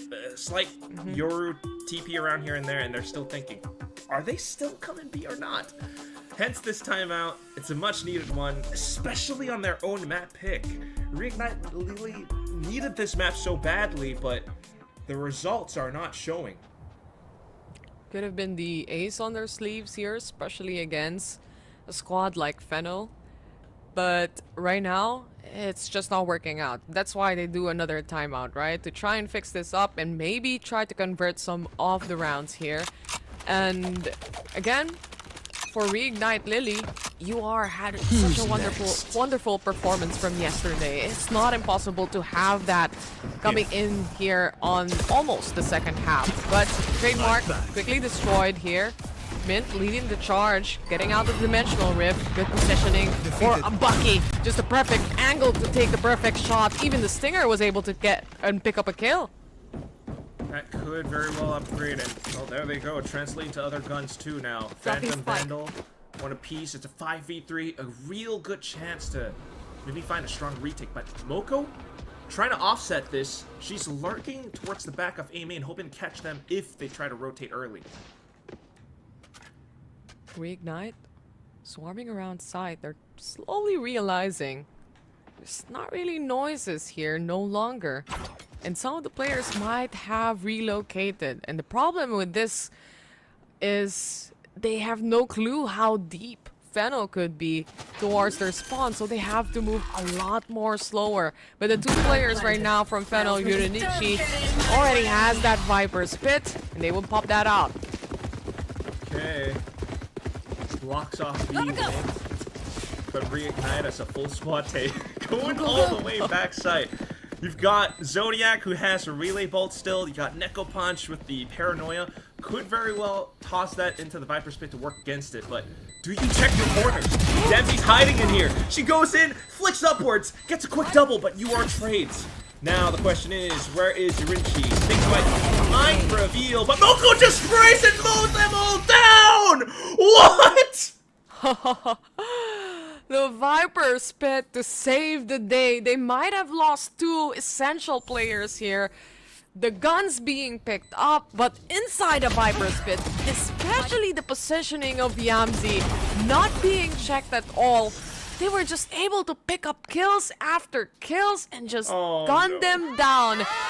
Coach is also having a facepalm moment, but nonetheless, position-wise, ultimate-wise, it all just aligned perfectly for Fennel. Bring them. Gotta go! Such a veteran coach as well, but seeing how the round plays out, he knew that they kind of probably would have had that one in the bag. It was 5v3, but just through Moko's spray alone. Can't believe it. Now you've got the buys up. It's the final round of the first half, and Reignite are trying to lock down every single info line or lane as much as possible. Poison Cloud out mid, and Fennel skills forward. They also popped the Viper's Pit all the way towards the side there. Maripo, already good for one in this Odin, and that's towards Suzu. There's still another duelist here in action, which is Mint. She's also having a pretty good day as well. She hops out, and you are just really unlucky so far with the angle that she's holding. Yeah, it's just happening so darn much, though. Feels bad to have her getting taken out that quickly. And now with the haunt towards the back as well, despite the Odin spam, Yamzi finds her target instead. All of a sudden, it's a 2v4 retake, Tay. How many people have died behind this smoke? With all the pre-fires happening, it's just unlucky right now for Reignite Lily, but Neko, alongside Hakuna, goes for one spot. They take the first kill. The second one with the Paranoia connecting in another flash from Mint. Too aggressive Mint, and now she pays the price. Moko, on the other hand, just in the perfect position to close this first half into a 2-10 quack. 10-2. Fennel Hotel Lava just come out swinging on their attacking side. Despite losing the pistol, you just see how they come in with such force. Whether it's Mint's sharpshooting, the dimensional drift that she pulls out at times, or just great calling from Moko, being able to control the map so much and work around time or going for some of these fakes. It's tough for Reignite Lily, but we hope to see more of them after this little halftime break.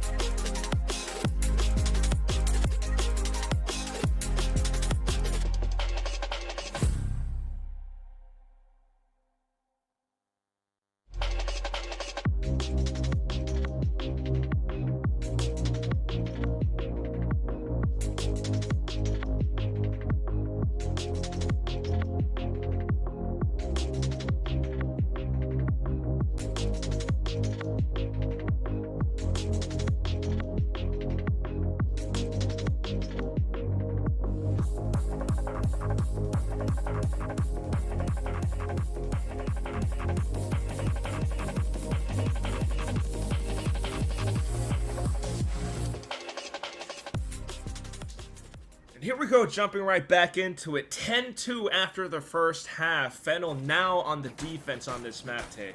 Complete swap, complete turnaround, and maybe a chance for Reignite Lily to take control of the map that they also picked against Fennel here. In fact, we're starting off with a Haunt being destroyed, the Fate being tagged, and in front is gonna be Mint. Surprised for the time being. The 2 players down now for Fennel's side. This is a side open. No. Bullets out, but the Paranoia connected, the stun connected as well. Another chance to reignite that, and that's gonna be Zodiac taking the kill. Pretty nice. Yurichi does come back in for the trade. But at the same time, that baited out Moko's Paranoia might actually give Reignite the legs that they need in this race to win out the pistol again. Might be the case, Quack, but for Reignite, it's time to plant the spike. Moko also spotted out. She only has 1 smoke to play out here. 10 seconds in, she can have another one, but for 4v2 scenario, and especially with how Reignite wants to play with each other. Let's see how this goes. The first shot from Moko comes in. She has to reload and takes another. Nick on the other hand also. It's now a triple kill. Now down to a 2v1. And they made it happen, Quack. You have got to be kidding me, Taylor. A 4v2? I can't feel this. 11-2. Piss around, quickly taken, and it's all thanks to Moko? We gotta see the replay. Angle per angle. And Moko just hitting the heads perfectly as well. Wow. Yo, it wasn't even right clicks, dude. Unbelievable play coming in from the 2 remaining members here of Fennel. 4v2, quick turnaround, and they win the pistol, take the advantage, and RIG now forced to buy off on this round, Quack. Beating this round ever so desperately, they rush upwards into A. Moko hits them with a quick Paranoia and backs herself into a tighter position. Now Yemzi comes in to support, and it's an effective crossfire. Not to mention Suzu around the upper end. They're going for the swing, the shots go wild, but Yurichi and Moko, the crossfire is good! A bucky shot from Zodiac, but it doesn't beat the judge! Suzu comes out on top! Just you are left, and she goes in for a slight burst of the stinger. A bit of recovery now. 1, 2, an attempt! She goes wide! Takes down Moko! But low HP. Where could Mint be? Mint? Slowly taking up space here. You are also no clue where Mint could be. But Mint kind of feels that it's gonna be that heavy rotation towards B. Try and plant the spike right now. You are, though, seconds left. Has 26 HP left in the bucket here. But at the same time, in this kind of 1v1 scenario, all that matters is your positioning and how you take the post plant. Also, how much time it takes for her to even get there. As soon as the spike goes down, Mint might be able to get the drop. Close range though, and UR has a real good chance. Oh, back turned. Ring around. UR thinks it's Link. Oh, she doesn't clear it. It's the hold for both players here, Quack. It's just the silence throughout the map that's so loud at this point. But she hears the flash. She hears the tap. Mint continuing to defuse. Halfway there. Oh! She knows. Oh my goodness! I had to stop breathing for so long. I know, it's just the way the whole thing plays out. I would have thought that UR goes a little bit too far off, but she just keeps herself in the corner and plays it safe. As soon as she listens for that tap, that was her chance. The outlaw was too long. Yeah. Kinda sus out there in those boxes. That's what I Can mean, see you know? the outlaw from there. But what a clutch and much needed for the side here of Reignite. Especially with how the scoreline looks right now. But Fennel, they go for a timeout. They want to try and really get that match point in. I think they would still have a chance, given that basically the amount of damage, economical damage especially, that they have just dealt to Reignite Lily in that forced buy round. Thankfully, though, with the spike in the round win, they should still be able to buy up pretty healthily. But again, that's why it's just this timeout and how effective it can be. There's so much cushioning for Fennel throughout this entire latter half. So much rounds to give away, right? So much rounds to lose still for the side of Fennel here to try and adjust their playstyle, adjust their gameplay. And with RIG, it's always going to be that all-out every single round. They do have the Outlaw, some Guardians on this following round as well. When it comes to ultimates though, both teams don't really have that much yet. Let's see how this one would go actually. I'm keeping my fingers crossed, Tay. We have seen 11-1 comebacks before. Oh yeah. I don't know if this exactly would be the same story, but we've got high hopes. Reignite right now, trying to go out for a default, feeling that Fennel might go for something cheeky or explosive right off the rip. It is a slight mid-stack, that is to be said. It's the positions coming in from Fennel here. Will the patience pay off? Unfortunately for UR, shot wouldn't connect here. And instead, they see and spot some of the players towards mid. Location revealed there. Have to go back a little and have to try and push mid control. Hakuna though, they might be surprised here. It's gonna be 4 players, 1 down, the second also, and now the third. But Moko to try and retrieve at least a kill. Successful on 1, but with Uranichi all left alone for Fennel right now in a 4v1 quack. Yeah, this round's done. That was good enough coming out from Hakuna as well as UR. Oh, hello. Wait, hold up. Nice. No way. No way. Is that a weapon? Oh no, it fell off! She can't pick it up! Well, now it's the high stack, high-low from below. Neko Punch deals the finishing blow. I think she was contemplating at that point. Like, It's like, should do I drop down? Yeah, my melee weapon, or should I just go with the... You know, she had so much time to actually... to actually try and see what she can use. But the shots coming in from Hakuna completely obliterating the players here that was trying to push mid control. And at least for Reignite Lily, at this point, they're really bouncing back on those scoreline, on those points, and especially on the economy that they have right now. 11-4, and Fennel a little bit stuck on that 11 scoreline for now. Gotta go. We'll see. They do have full buy this time around. Very peculiar stack to take B main control on this end of the map. Prowler does confirm positioning towards middle from Reignite as well, though. What? Take this.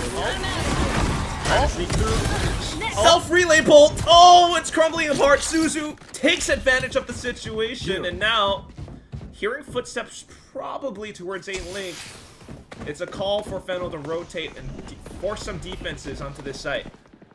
Played it in completely ultra hard mode, right? Stun yourself up, and of course, she received every utility you could think of at that point. But it's still a 5v4, and the spike being planted already as the 3 players from Fennel tries to rotate all the way from mid. This might be a good position though for a retake scenario, but the setups are important, and now RIG has that crossfire set.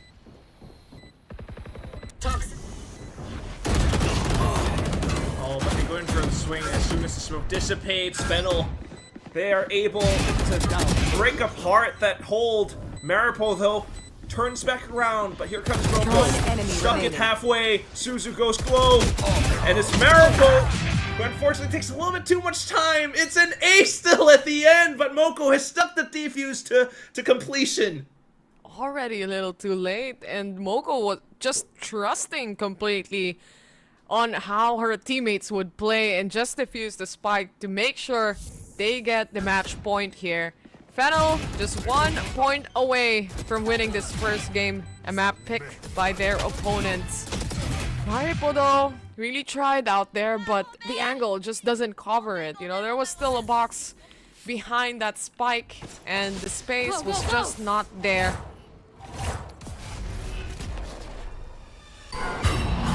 close up to map point now. There. Reignite Lily with all the pressure on their backs. Fennel, at the very least, it's a weaker buy, despite the round win from before.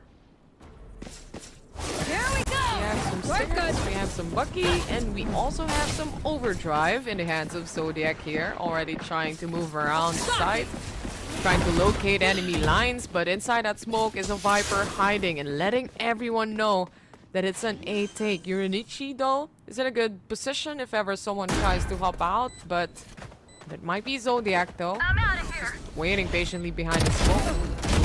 Oh, man. Okay, at least it's a quick trade from Neko Punch. Now needing to hold this link position even further. Last player So that standing. Reignite can come up with another win. Oh, big Hunter's Fury from Mariko. Snipes down 2, and with UR continuing to hold the angle, they continue onward. They keep themselves hanging by a thread. They're having some good rounds here, Quack, and like you mentioned a while ago, we've seen teams come back from such a scoreline, and look how we are doing right now. One step at a time for the side of Reignite Lily here. It's not yet over for them, and again, that round, the side of Fennel didn't really have that economy to buy on that round, and for Suzu, the Overdrive is here, available now, You and want to at the play? same time, we Let's do play. have the Viper's Pit also. Could be the game-changing here, or game-changer for this round. Really invested into this U side. Meanwhile, it's a push from A-Main as well. Suzu alongside Yamzi. It's quick info and quick kills! Overdrive takes down 2! All of a sudden, Reignite are scrambling to try to find some semblance of control on the map while Suzu continues to chase and hunt them down. Gets caught in the back. At least now they know that there is one in attacker spawn. Where's the other? I am Speed. Speed is what they played on. Neko successfully taking Yamzi down here. It's a 3v2. And still, they have that opportunity to go all the way to A site, which is a site that's pretty much open. They do have 45 seconds to try and wrap around, but look who's following them. Marching behind them. Come on, Speed! Speed! Straight into the site. They're taking their time because they know that it's not quite 30 safe seconds enough left. for them to just rush on through, but also not wanting to spend too much utility so that they have some left for the post-plant. Fennel, though, just so much info off of this. I wonder if Neko can actually go further back and kind of clear out backside, back spawn. 10 they seconds then left. have more information that the retake is coming towards A main. Not in this scenario, though. Maripo quite square now. She still has that Rika to play, but the swing from Mint successfully takes her down. Neko. Whoa! What the double shot right there! Now 1v1. Mint goes in for the tap. She's been sharp so far, and she will be sharp again. Tay! It ends in this final round with the debut sticking all the way to the end. 13-5 as the final scoreline. What is this game, Quack? Surprise after surprise. And in the end, Fennel takes map number 1. It's a map picked by their opponents, but they're more than prepared to really take this map away. And it just goes to show how much they prepared as well, right? Exactly. I mean, it just looks so darn good, especially when you got this double duelist going huge, Suzu at times, but also Mint with just incredible sharpshooting all throughout, especially this round onwards. Both duelists are online specifically for this game as well. They really created a lot of spacing for the entire team.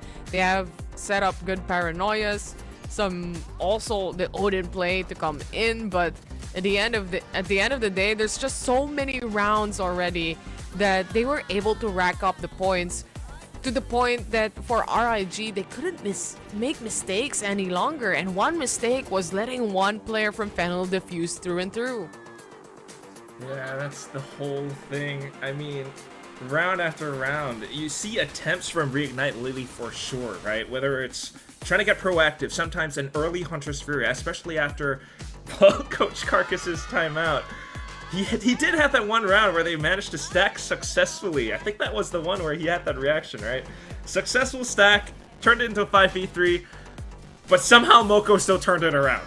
I know. There's also just circumstances where you're expecting RIG to just hold their position, especially it's a post-plant position, right?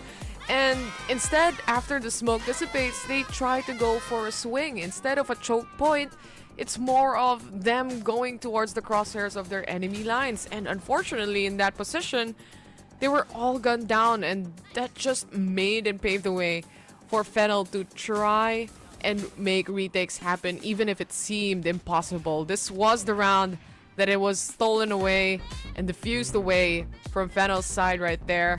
And Reignite, though, they still have that second map to make a comeback happen and to try to, you know, get those engines running. Gotta love that they're keeping those spirits up for sure. But for now, we're gonna toss it back over to the panel to break it down. Thank you very much, guys. Oh, Zach, I have a question for you. At what point did you start believing in this? Because there was that little bit of a reignite comeback where it was like, okay, this might be possible. But of course, in the end, Fennel gets the W. But I do think a lot of us were like, hey, can they actually win this? I mean, I'll be real with you, Mika. I think the moment the scoreline hit like 8-2 and the way that Fennel were playing, I was like, yeah, they pretty much have this in the bag. I think that Reignite Lily, I don't know, they seem like on the back foot in a lot of instances on this particular map. I think that Fennel just, most of the rounds in that first half, right? They were getting the first kill and they were controlling the pace. Like, you'd see them go for a fast hit and, you know, make a lot of noise and then immediately just go quiet, and it would cause so much confusion in the ranks of Reignite Lily. And, you know, sometimes they would rotate, sometimes they would hold, and either way, Fennel, they had the read to take the advantage of that, especially when you couple that with the kind of lurks that you could constantly see players like Moko or Yurinchi getting. Yeah, that was so annoying on the side of Fennel, by the way. I can imagine just on the side of Reignite, right? It's like, oh, they're here on A, and everybody rotates, and it's like, wait, it's B. It's like, what? What is going on? I can imagine how annoying that is, but I feel it's also like what you mentioned, Zach. It's Reignite, unfortunately, not taking control of those rounds, right? Especially since you had Mint causing so much chaos. Taeroy pointed it out earlier that the Yoru and the Neon combo was just so annoying to deal with when you have Yorus, you know, TPing and then suddenly Neon's in your face. Before you know it, you know, the team's all gone just because of how annoying Mint and Suzu are.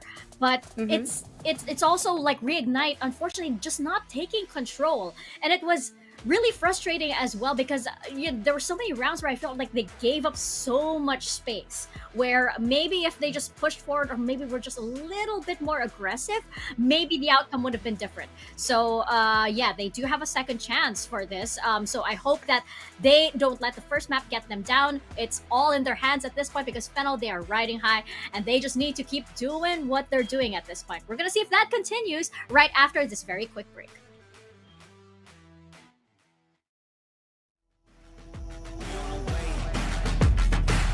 It's game time, yeah, we on the way.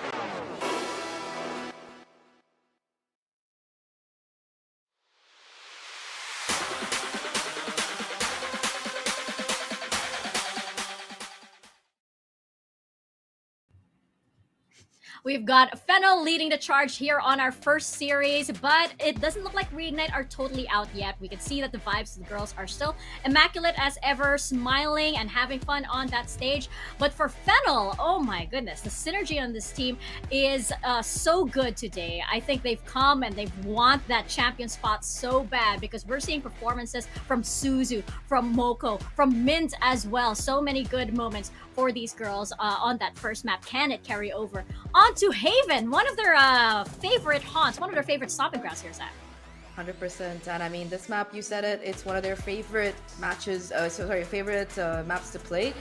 Throughout the year, they have been running the ISO and the Yoru, you know, the Fnatic comp that came out last year, and I don't think they lost a game yet. But this tournament, Mika, I am very excited because they have changed over the ISO for the Waylay. They played it 2 times so far, and both times found pretty dominant victories. Yeah, rawr. You better bring that energy into the game. They need that. But yeah, talking about Fennel here, they're gonna be continuing to run the Waylay and the Yoru, and I think that they've been dominating with it. But on the other side, Reignite Lily, they made some changes too. They were also running the Yoru and the ISO over the course of this year, but now they've switched over to the Neon instead. We saw the impact that UR could have in a couple of those rounds in the last game, so hopefully that can translate into a bigger thing, especially since Reignite are going to be the ones starting off on defense.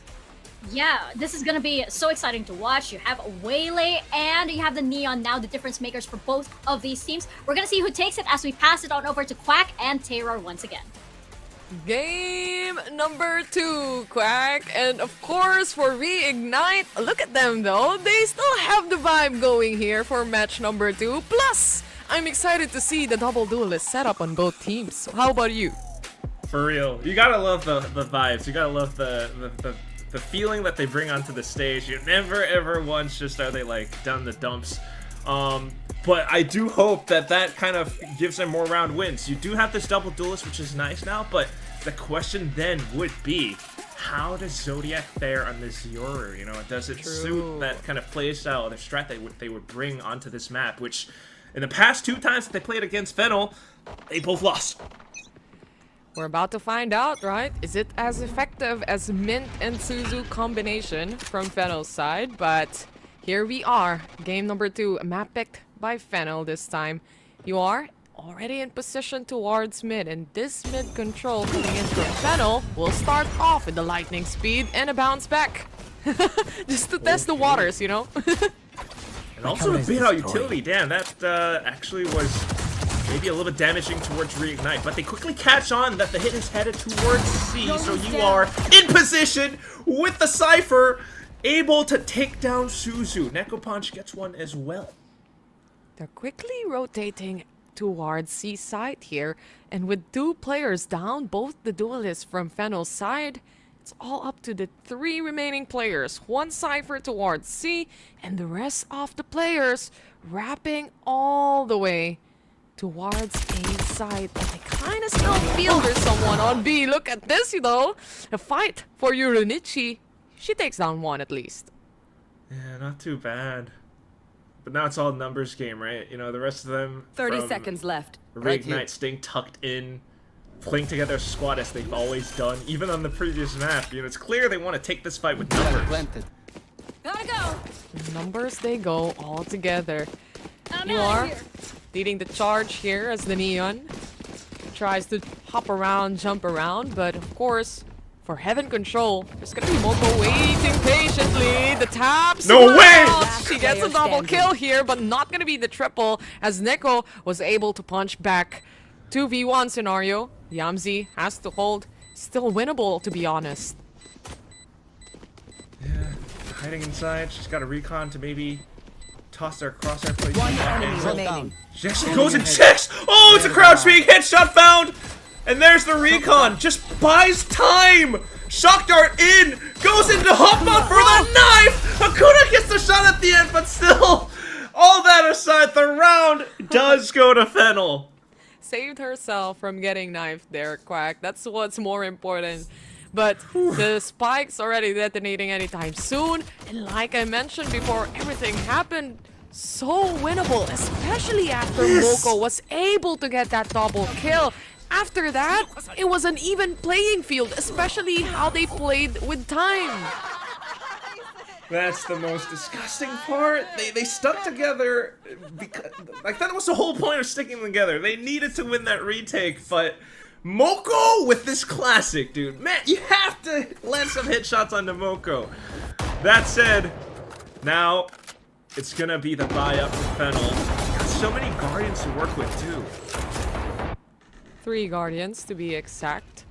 And RIG left with just the classics. Free gun for this round. And Fennel, what I like about this team is, despite having advantages even on the first map, even how big the disadvantage is for RIG, they're still playing carefully. They just don't want to make any unnecessary mistakes. Truly, disciplined team. It's only when they see that C is fully clear with Yurinchi as the, ghost holder to run in and see that the entire side is clear, then do they commit. At the same time now, you're blocking off Garage, you're blocking off basically C-Link, watching out towards the back with Moko holding the angle as well. Everything's blocked off. Well, they're already spotted here, all the way from the flank. It's gonna be 4 players. Wow, such a perfect paranoia. No one could see nothing. Everything is darkness. For RIG, they have to play it out. Kills after kills to come in from Fennel's side, just to clean up the rest of the enemy lines here. And Zodiac, the only player remaining. Exit frags could be nice. At least one, maybe. You know you're gonna... Well, either that or die to the spike. But unfortunately, with the swing out, it's 1 alt point donated over to Mint. That was lovely, right? The paranoia into the Waylay stun. Everything just worked out great for Fennel in this round. At this point, you just have to hit the shots, especially when you have Guardians for long-range duels like this. It's not gonna be that hard for them. And Fennel to clean up with a 2-0 here. Honestly, that first round, initially I thought it was gonna be a round for RIG already. But, Fennel just keeps on surprising us. It'll be another big surprise if they actually do manage to make this a bonus round win. Hopefully Reignite does not let that happen too easily. Just Maripo on this site though. No kill trips, no nothing. She has to back off, and it's an open site for a free spike plant. Pays off when you have the map memorized, as she was able to jump away and make herself safe just in time. Zodiac though successfully taking down 2 already on the side. Yamzi fights for her life. It's a 2-2 trade. Yeah, sure, 2v2, but up above, Ladderpost still there. Time is ticking away as a spike. Spout detonates in, but 8 HP for the last remaining player. Wouldn't do a lot anymore. What a surprise! A bonus round for the side of Fennel. Not gonna happen as RIG closes things off. That's the kind of surprise that I like to see. A nice surprise, now we've got right? a real game, right? Yeah, Reignite Lily. It was almost nerve-wracking when you start to see Yamzi hold around that corner with the Guardian. Finding 2 kills that way, incredible. But then she was down to 8 HP because of that kerfuffle, and thanks to that, you got Reignite able to take more advantageous angles, come back in. They were so fast on this retake that I think it was tougher for Fennel to hold back. So, not too bad. Hopefully we see more rounds for Reignite now. And with actually the flashes coming in from both sides of the teams, it really made the play here happen. So, want to see more of those heading into the next rounds, like you said. Decoy to destroy the tripwire. And at the same time, though, you are holding position when it comes to mid-garage control here. As Marbo tries to least rotate a little and just check what's up and what's going on towards sewers here. Yeah, Maripo's position is the most shaky one, I think, out of the entire map. Kind of a one and done, right? Exactly. Question for anything else to aid her in this hold as well. Look at this. Light speed in, stun out. Suzu comes in for the gate crash, and it's already 3 kills as the rest of the team arrive and spam out towards Link. In a blink of an eye, it's now a 2v5 scenario for Reignite to retake with. 5v2, like you mentioned. The drone to start things off to try and locate enemy lines. They see Hakuna all the way from CT side. And I think this is more of a save for Reignite. A better option at this point since it's gonna be 5 players waiting for them there. But just want to quickly touch on how they made the entry happen here, Quack. Yes, the lightning please. speed just does a lot when it comes to this entry points. You have the running initiation from Mint, and at the same time, the TP from Suzu just aligns perfectly for them to take on the kill, especially with the Hinder being attached to the Sova. Again, it was a one and done position, but for the Sova, you just don't know which one to where to look even. It's just so fast, and you're getting hit by so much. You're getting Valoranted on the A side. Yeah. It would be nice if you were Vito, but, you know, that's not here yet. But, yeah, basically everything you said. You know, there's pressure towards the C site, and then it's a sudden hit towards A. And there's just no way that Maripo can really react to any of it. And that's why I think you might want to see a bit of intervention from Coach Carcass for Reignite Lily. They need to switch some of their defensive setups up, because Fennel have them figured out. Yeah, Fennel have to figure out, like you mentioned. And when it comes to holding on to positions here, for Reignite, it's more of that reaction-based kind of play right now. If we see someone, then we react, or we try to at least get a pick off here, but it's not happening because for Fennel, they move so closely alongside each other. Not only that, but they really move a lot more slower to really try and clear out the angles one by one. It is working out greatly. And once they have decided which side to take, you see that Whaley plus Yoru combination. It's very difficult for them to answer back, especially when you only have one person on site holding it down. For real. And it's just so strong, especially when it's both Suzu and Mint, right? That double duelist combo for Fennel, who are piloting these agents as well. So you hope to see more from Reignite, especially on this defensive half. You don't want to let it go by the wayside too much. Right now it's a double push down long, and UR takes first contact. Good catch coming in from the side of RIG here. You just have to maintain this composure at this point. But Fennel also just doing some pre-fires here and there, just testing the waters as well. But I think it's gonna be more of that rotation to help Suzu out. The triple hold onto sewers as well. And if ever they decide to go to A, it might be a surprise, but Zodiac and UR are trying to push it together! Surprisingly, there's gonna be Moko waiting for them, but a good turnaround. At least getting a pick off, leaving them be, and resetting positions. Potentially spotting or hearing the spike as well. Now you walk into that 3-stack. Oh, the Bucky shot is strong. And it just kind of works out, despite this being a half buy for Reignite Lily. The whole idea with 2 players pushing down C is that you funnel your opponents into thinking A might be more open, but it's not.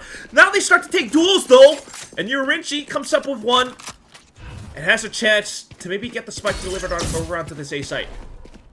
Does she have any clue? There's still someone left onto sewers there. She's trying to look, 10 seconds but 10 left. seconds remaining. Has to plant the spike. Successfully does so. Decoy. And now it's all about the hold. We've seen a 2v1 happen a while ago, and they were successful, but she knows it's a fake from the Yoru towards A long. The second time, 2 players trying to hop. Oh! She takes 1 kill. She has to make a reposition happen. She doesn't have angle towards Heaven Control, but she has an angle here on CT's side! The hop out from Zodiac, the duels after duels, and in the end, RIG takes the win.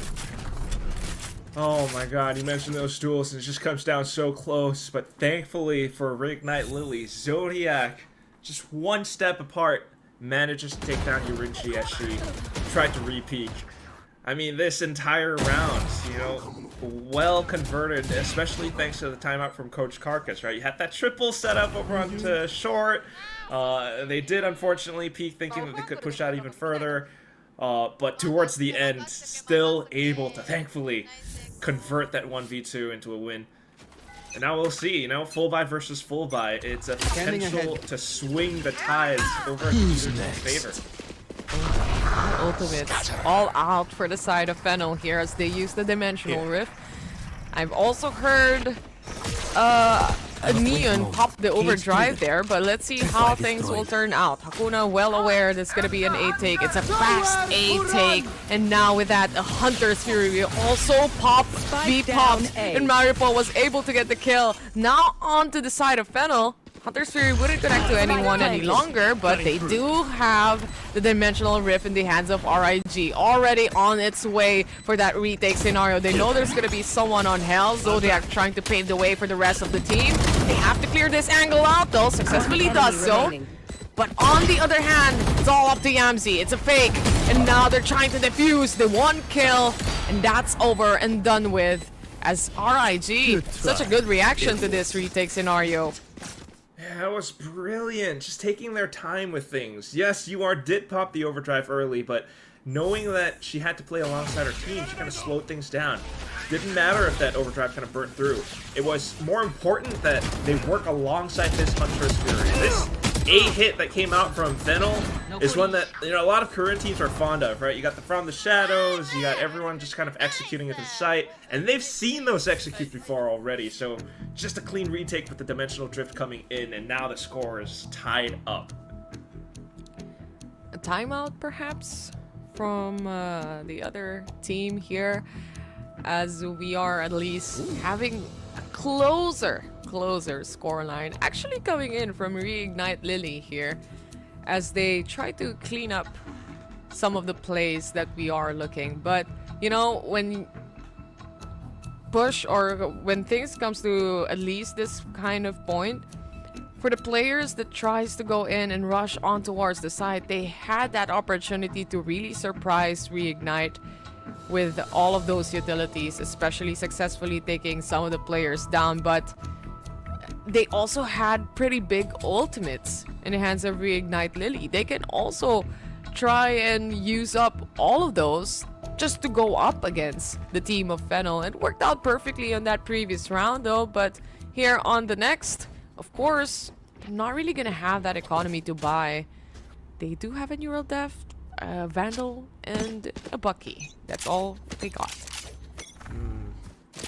So still needing to try to scrounge up whatever they can, given the current economy.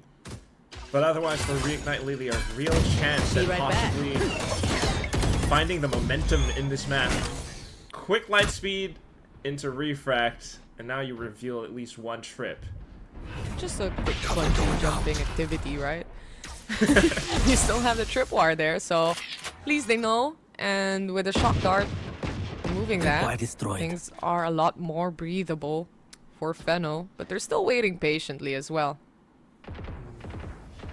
Just trying to create some pressure, keep players split up all across this map. In for a sudden barrage. Paranoia, though, from the other end is good, and it allows for Hakuna to swing out for a double kill. Suzu wants to find revenge, but unfortunately it's not quite happening yet. It's a hit and run for RIG's side as they successfully remove the controller as well. Setups and smokes mid. Not gonna be there for this round, and with the spike being dropped towards mid as well, Zodiac well aware. Outlaw in play. One enemy remaining.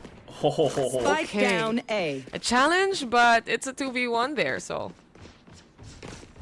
Beautiful flash dodge by Zodiac too, and now quickly turns around, hearing some footsteps from the Yorinchi sprinting across. So quick round for Reignite Lily. It's pretty nice. They do have the economy advantage anyway, but the play coming in from especially Hakuna, how she reacted after the paranoia was very important for this round, and it made it just a lot more harder for Fennel to try and recover back some kills or maybe some guns. That's kind of, yeah, nice little fist bump as well. You know that you have to lead now, and you hope to carry it forward even further. Especially if you can take down Fennel's full buy in this current moment, but it also comes down to setups. Fennel in that round did a lot of scouting work. Some slight adjustments, though, would be Hakuna with this tripwire now onto the C site. Minto, ready for that light speed. Going back again. Just a quick initiation, trying to see, locate enemy lines, but RIG happy to hold back, happy to play the retake scenario. They start off with a drone, but there's gonna be so much utilities to flood in. The perfect ultimate coming in from Mint, the perfect kills from Suzu alongside Mint here. Now left are the two remaining players of RIG. You're gonna have to save.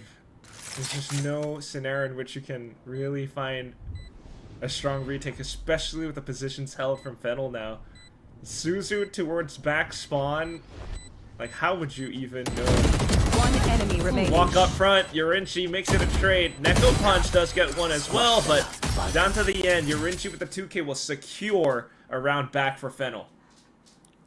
Good hold coming in from Fennel's side as well on that pulse plan scenario, but the takes that they're doing here, the initiation coming in from Mint is really creating the play and the space for the entire team. It just allows Suzu to run over the players that she was able to see or maybe stun. And again, it's a perfect utility play. I know.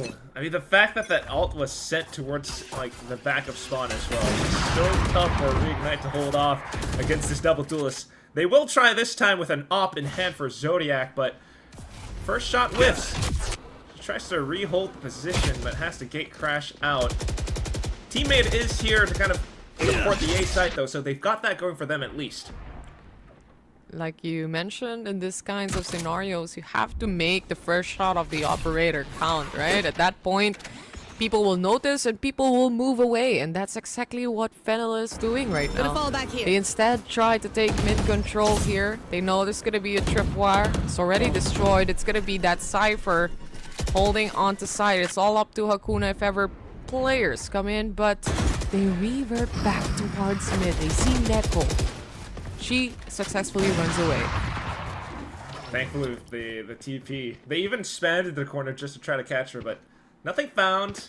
But thanks to that turret getting broken and some pressure in towards B, now it's a re-clear in towards A. They did not check the corner. UR has a chance! Takes down 2 at least, but Suzu trades. 30 seconds now it's left. a race to the base to try to get the spike down, but Reignite are a little bit faster. They've got the timing on this one. Mint tries to cut off some players on rotations, and she managed to make it happen! More pressure towards the back, and Zodiac feels the game turn around. And that's where she finds a bullet to the face. Yorinchi out taking Neko Punch, and Fennel find the lead. Nasty shots coming in from Mint here. So on point. Every player that hops out right in front of her, the quick headshot, just how the bullet attaches to the head of the remaining players here of RIG, and it just creates so much chaos behind the remaining players that they couldn't catch up, they couldn't answer back no longer. 5-4, Fennel has the advantage, a 1-point lead here. Rounds getting a lot more faster as well as they try to rush in. Yet again, no tripwire towards garage control, but there's a crossfire set outside.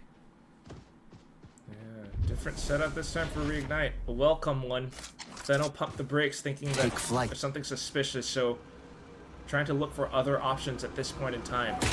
Also an important round for Reignite, given that this would be one of their last few buys if they don't make it count. Drone back into re-clear garage as well. Now maybe some additional information for Reignite outside of garage. Minto?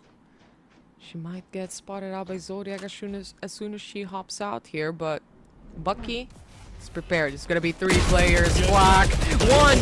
The second? Not connecting any longer. Yamzi takes the trade here, and now they're all their way to B, or rather C side. Hakuna has to hold positions here inside the smoke. Unfortunately, Suzu figures that out, and now the TP comes in. All the rotations to go around towards C. It's a 4v2. Came so close for Hakuna to really anchor down the site, but unfortunately the pressure was too much. Tough retake as well, but UR has to give it a go anyway. Paranoia as well, but unfortunately, it just does not support Neko Punch. A slight progression smoke. But look at the taps! Like, she can't even get out of that smoke! Yamzi will find the kill at the end, and Fennel now with the 2-round lead. Was that a team paranoia? I actually think it might have been. I think it was, right? Like, it was in the angle when she was trying to run, and exactly the paranoia comes out. She also... Oh, no, okay. Okay! All good. Moko was able to react. Okay. Everything's No okay. friendly fire. No one's gonna be mad. Yeah, but again, things like that, right? Quack, how quick they react, how they know that they have to hold this post plant and what utilities to use up in this exact perfect moment, just pays off dividends. It's at 6-4, and now with the rounds coming and closing in for this first half, time to jump. See what would be the solution here for RIG. You mentioned it a while ago. They really don't have that economy to play around here on this 11th round. Yeah, unless it's some kind of, you know, miracle play. You actually really anticipate the right site. It's gonna be tough. They managed to stack rightly towards C, but it's only one good shot for now. Suzu still able to make it a quick trade. You are noted towards the back of platform. And the rest of Fennel thinking to still hover around. They still want to take the site because Suzu's in there. Suzu just holding her position closely. Still not aware where the remaining players are. That's the problem though. Super unaware that Suzu is just holding onto site since a while ago. Maripo has a stinger in hand, but in this post-plant scenario, we've seen it time and time again, Quack. We know how difficult it is. We might have the full kit, but as one player, as a single player, it's just, yeah, it really would be too much. Unless you get one lucky kill first, and then perhaps you could work your way around the rest, but this entire site is locked down. The best bet now for Reignite. Yeah, just maybe talk it through. Okay. Try to go for a 7-5 at best, but the hunt becomes successful for Yorinchi. They clear out all the angles here, and another good post plant for Fennel's side as well. Such a good take, you know, just pushing in at the same time, holding down the fort. Wait for a little bit longer and see how the players of RIG reacts. No reaction at all, silence inside the site, then set up another play. Just perfectly blended well with the rest of the team. FL has so much utilities to play as well. They do have a Hunter's Fury, they do have Mint also, and Suzu with Dimensional Rift could do so much. It's pretty amazing to see the coordination that Fennel has, isn't it? Reignite. Okay, well, they do have the op this time. Not seeing anything towards C, so that should paint a slight picture. Especially with their own Dimensional Drift as well. I mean, also with the Overdrive and Hunter's Fury, they could set up for a retake, but positions-wise, all it takes is one Fennel explosion. I'll handle this. And they might be reeling from the losses. Here goes Suzu. Trying to locate enemies here. Sees you are. Tries to go for the flash. Sets it up for Mint right now. Convergence pad being used. Bolt, Hunter's Fury all around the map. Being popped as well. Mint, good for one already. Moko to secure another kill as well. 5v3 with all that's happening. Zodiac thinking if she should use the Dimensional Rift at this point.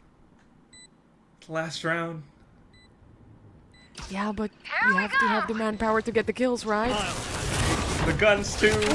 It's an off, but she does try at least. Maybe he's able to spot out one, but unfortunately the overdrive does not go successful.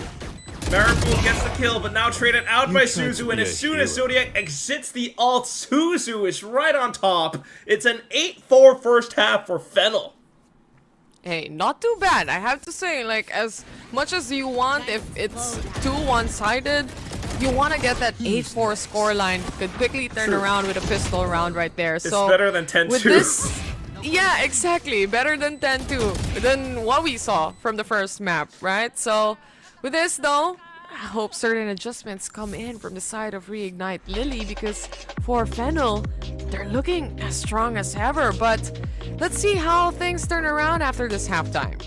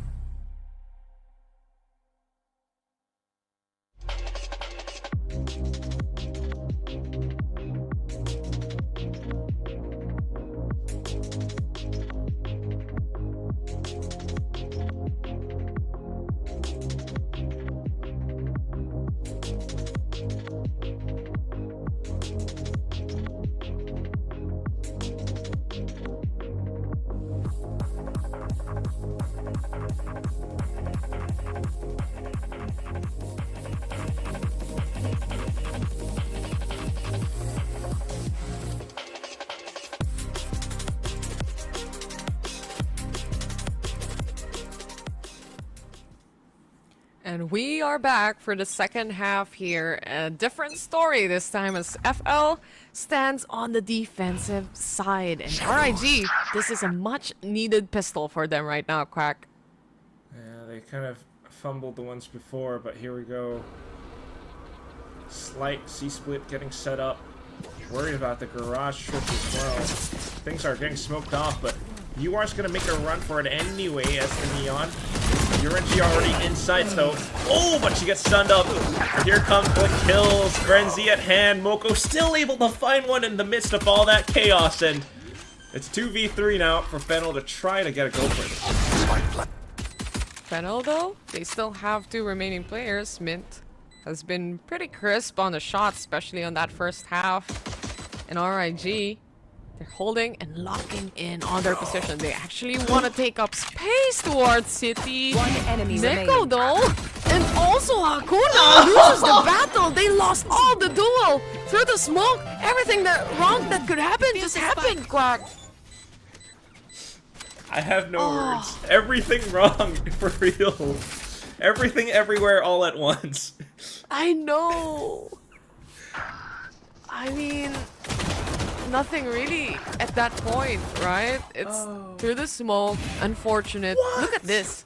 What a shot. Lucky shot coming in from Yamzi, feeling it out. Pre-firing as well. Oh. Whoa, Coach Senpai!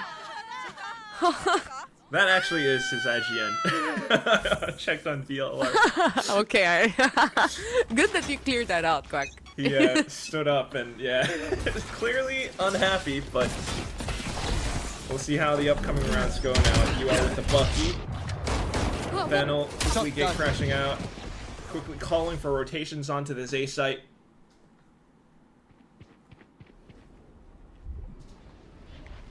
Moko is in a good position as well, though.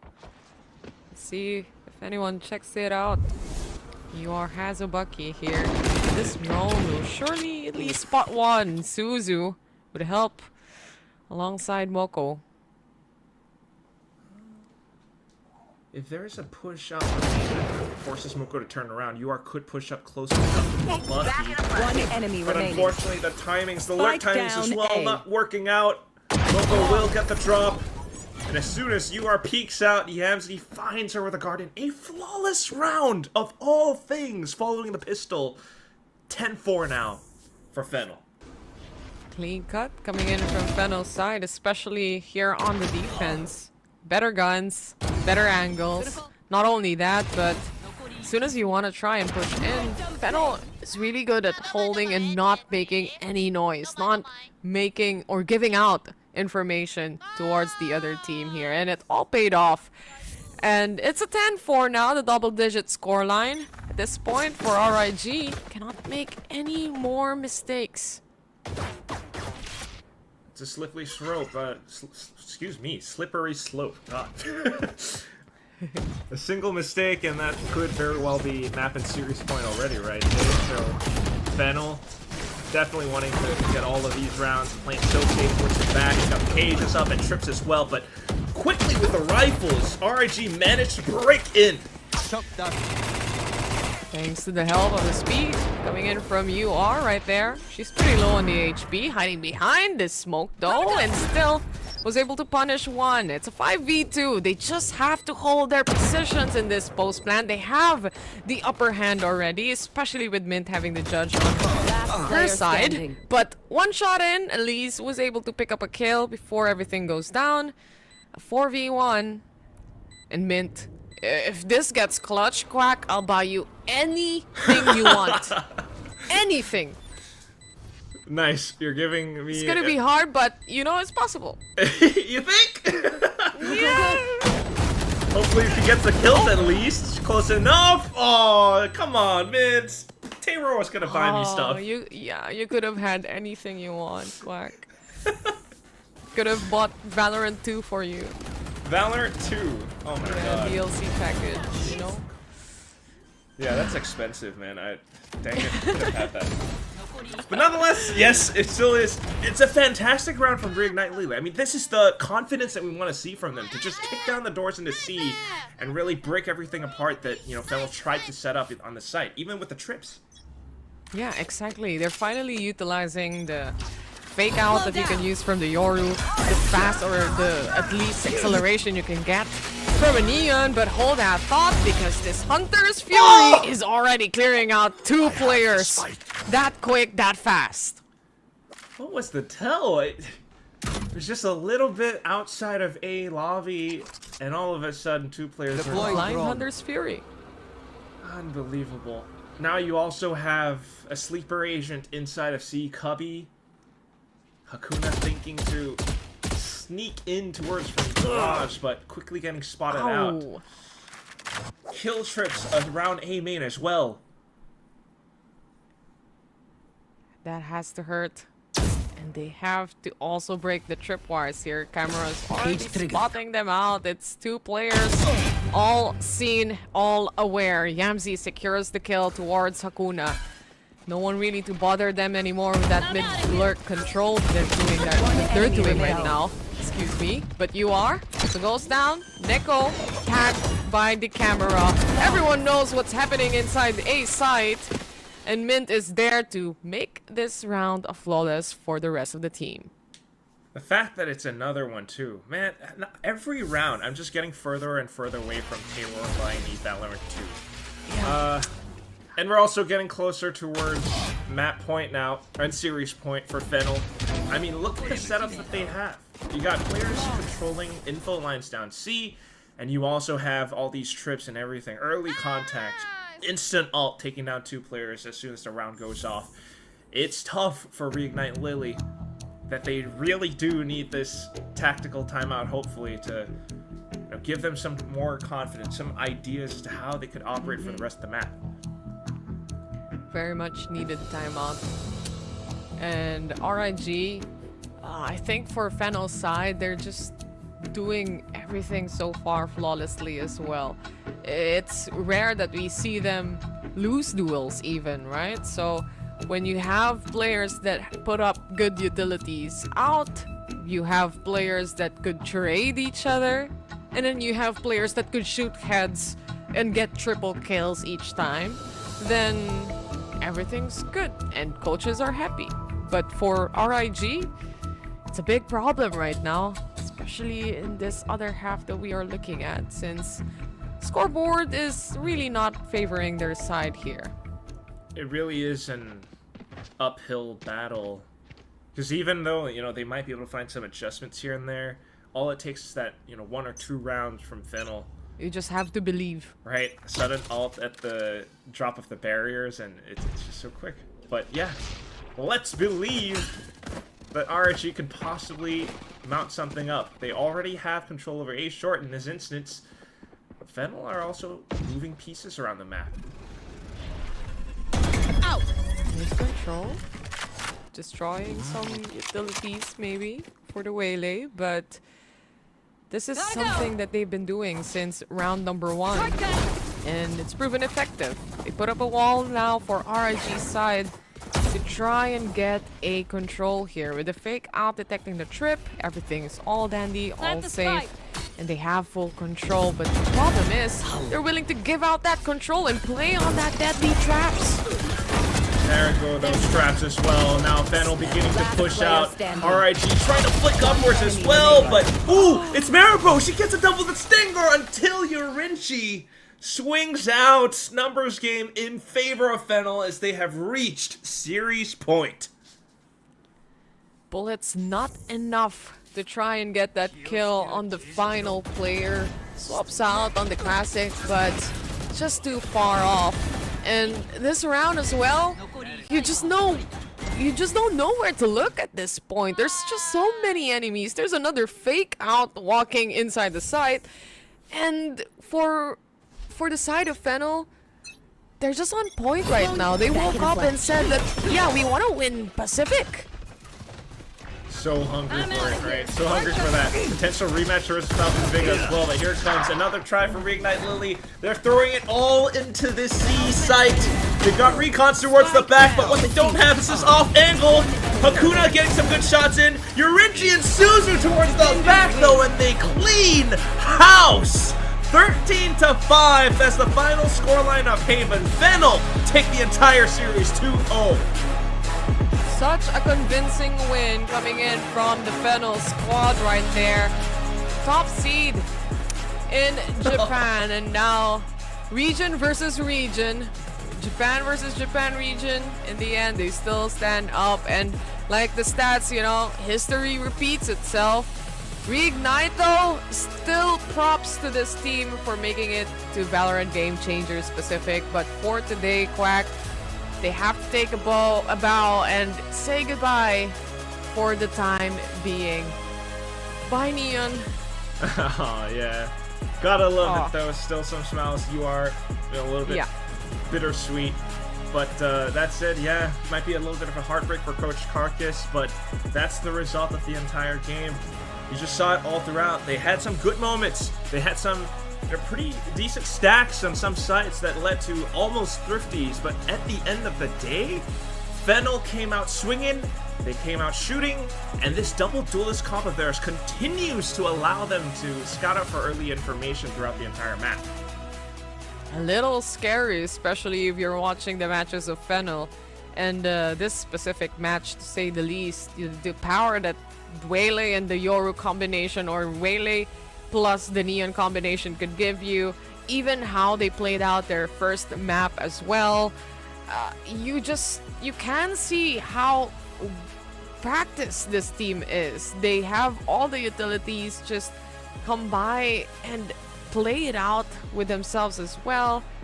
And for Fennel, a very convincing win, a dominant win to say the least, and just to see some of the highlights as well. I have to say, if I give out an MVP, I might give it to Mint in this game, in this rounds. We saw so much. I think Boko as well. I mean, she's still like landing insane classic shots even from the previous map. Oh, but yeah, true. For this one specifically, I think Mid is a great person to bring up. Suzu as well, because we definitely did see these rounds where, especially on the attacking half, it's ult stacked on top of ult, and then another ult, and then players like, I think Maripo or maybe even Hakuna at sometimes just, they cannot react to it. You know, how do you play when there's so many ults being thrown at you? And you're stunned, and everything else is just throwing flashes, dashing in front of you. A paranoia that will perfectly be placed right in front of you as well. Yeah. I think for Fennel's side, it's just really great communication skills. Other than that, they're really good at playing beside each other. The Waylay might come back from the light speed, but at the end, the Yoru would be there, Suzu would be there to catch on and pick up on the kills. And that's a lot. We also see this round where they try initiating C side and then loses some of their players. Yeah, sure, but at the same time, they go for a re-hit without RIG even realizing. Yeah, you really do see that. I mean, just like that round where Suzu was, hiding inside a C, right? It's just so many of these plays, and they're also so, cohesive and being active with each other that it's tough for Reignite at times, but they still make some good attempts nonetheless. We did see good kills come out for some of these players, but once more, at the end of the day, you're gonna see Fennel Hotel Lava. They might have taken that hit from Ninetales yesterday, but today they carry forward, and who knows? There could be some potential rematches or grudge matches against some opponents in the upcoming brackets. Yeah, true. I'm excited to see how the days are gonna go by as well. And you can definitely see when it comes to this series in this matchup that they rely heavily on that firepower, that gun firepower head-on fighting, and we didn't even see an operator much on this game. But nonetheless, Quack, that's the first series. We might head back to our panelists to try and break things down for us. So Mika and Zach, how is it going? I think it's going pretty good. If you are Fennel Hotel Lava here, taking the series 2-0 versus Reignite Lily, it seems as though Zach, history repeats itself once more in this regional matchup. Fennel just take the win off of Reignite every single time, and this one is no different.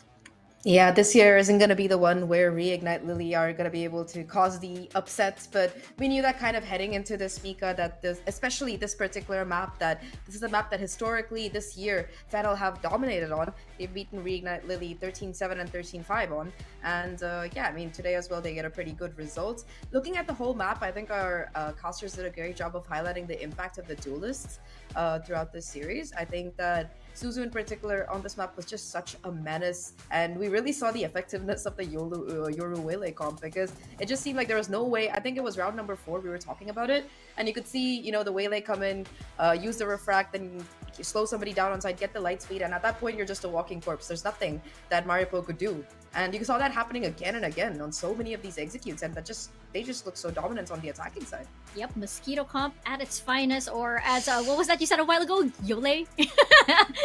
Yole? I kind of like that, man. The Yole comp, right? And unfortunately for Reignite Lily, you know, it means the end of the road here at Game Changers Pacific. But for Fennel Lava and for players like Suzu, this is a chance at that slot to Game Changers champions. They keep that dream alive, and they keep that representation alive. I'm pretty sure, of course, that these two teams didn't want to meet under this kind of circumstance where they have to eliminate the other, but that's just the way it goes here in every single tournament. And I think for Suzu, this is going to be really, really exciting. She's been that representation for this region. You know, she captured hearts everywhere in the previous champs.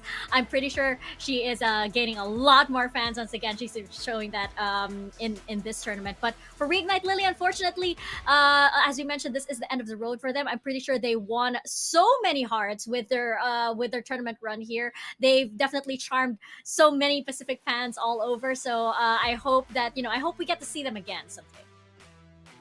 I really hope so too, Mika. Like you said, fantastic game, fantastic, I would say, showmanship coming out of both of these teams, both on and off stage, especially off stage, I would say. But I think that we do have another series coming up. It's gonna be Team Falcons going up against another regional matchup here, HYPA Esports. But before we get into that, we're gonna be taking a short break, so see you on the other side.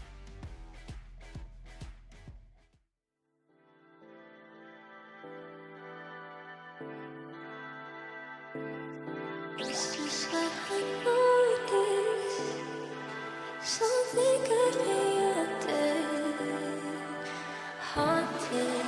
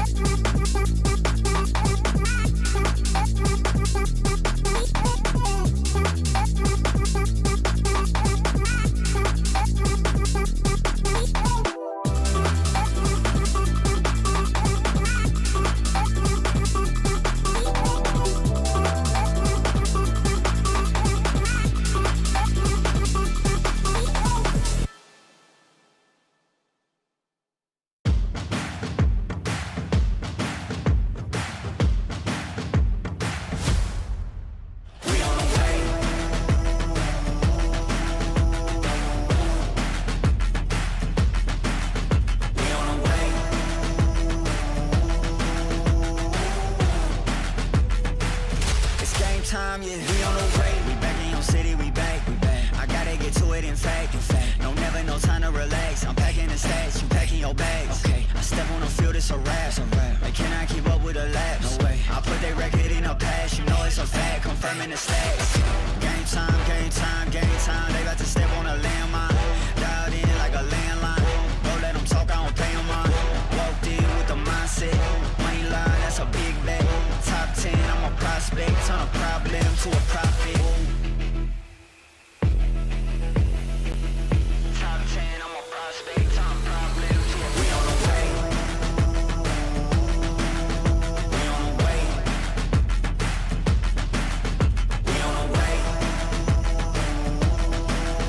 We on the way. It's game time, yeah. We on the way. Whole team know the mission. Gotta focus all senses. Gassed up, no omission. Eyes on a vision. Gotta handle business. 100 yards on a play. Big dubs on the way. Two play, it'll be played. Get up out my face. We are not the same.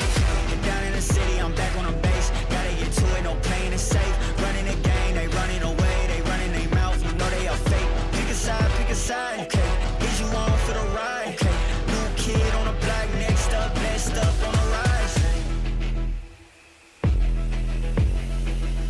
New kid on the block, next up, best up. We on the way. We on the way. We on the way.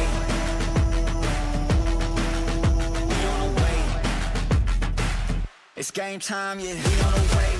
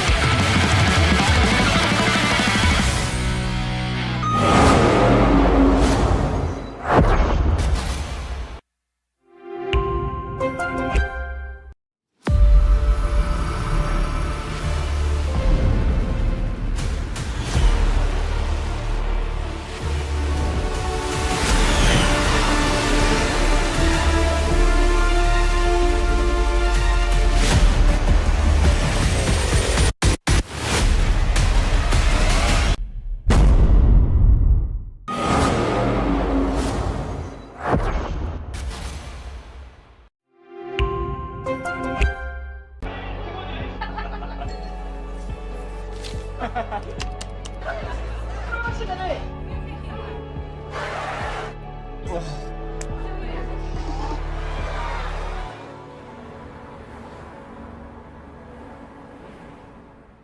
changers. We're making history. It means so much to us. The beauty of gaming is it doesn't matter who you are, but as long as I'm good enough, I can go as far as I want. 全世界都会知道我们的厉害。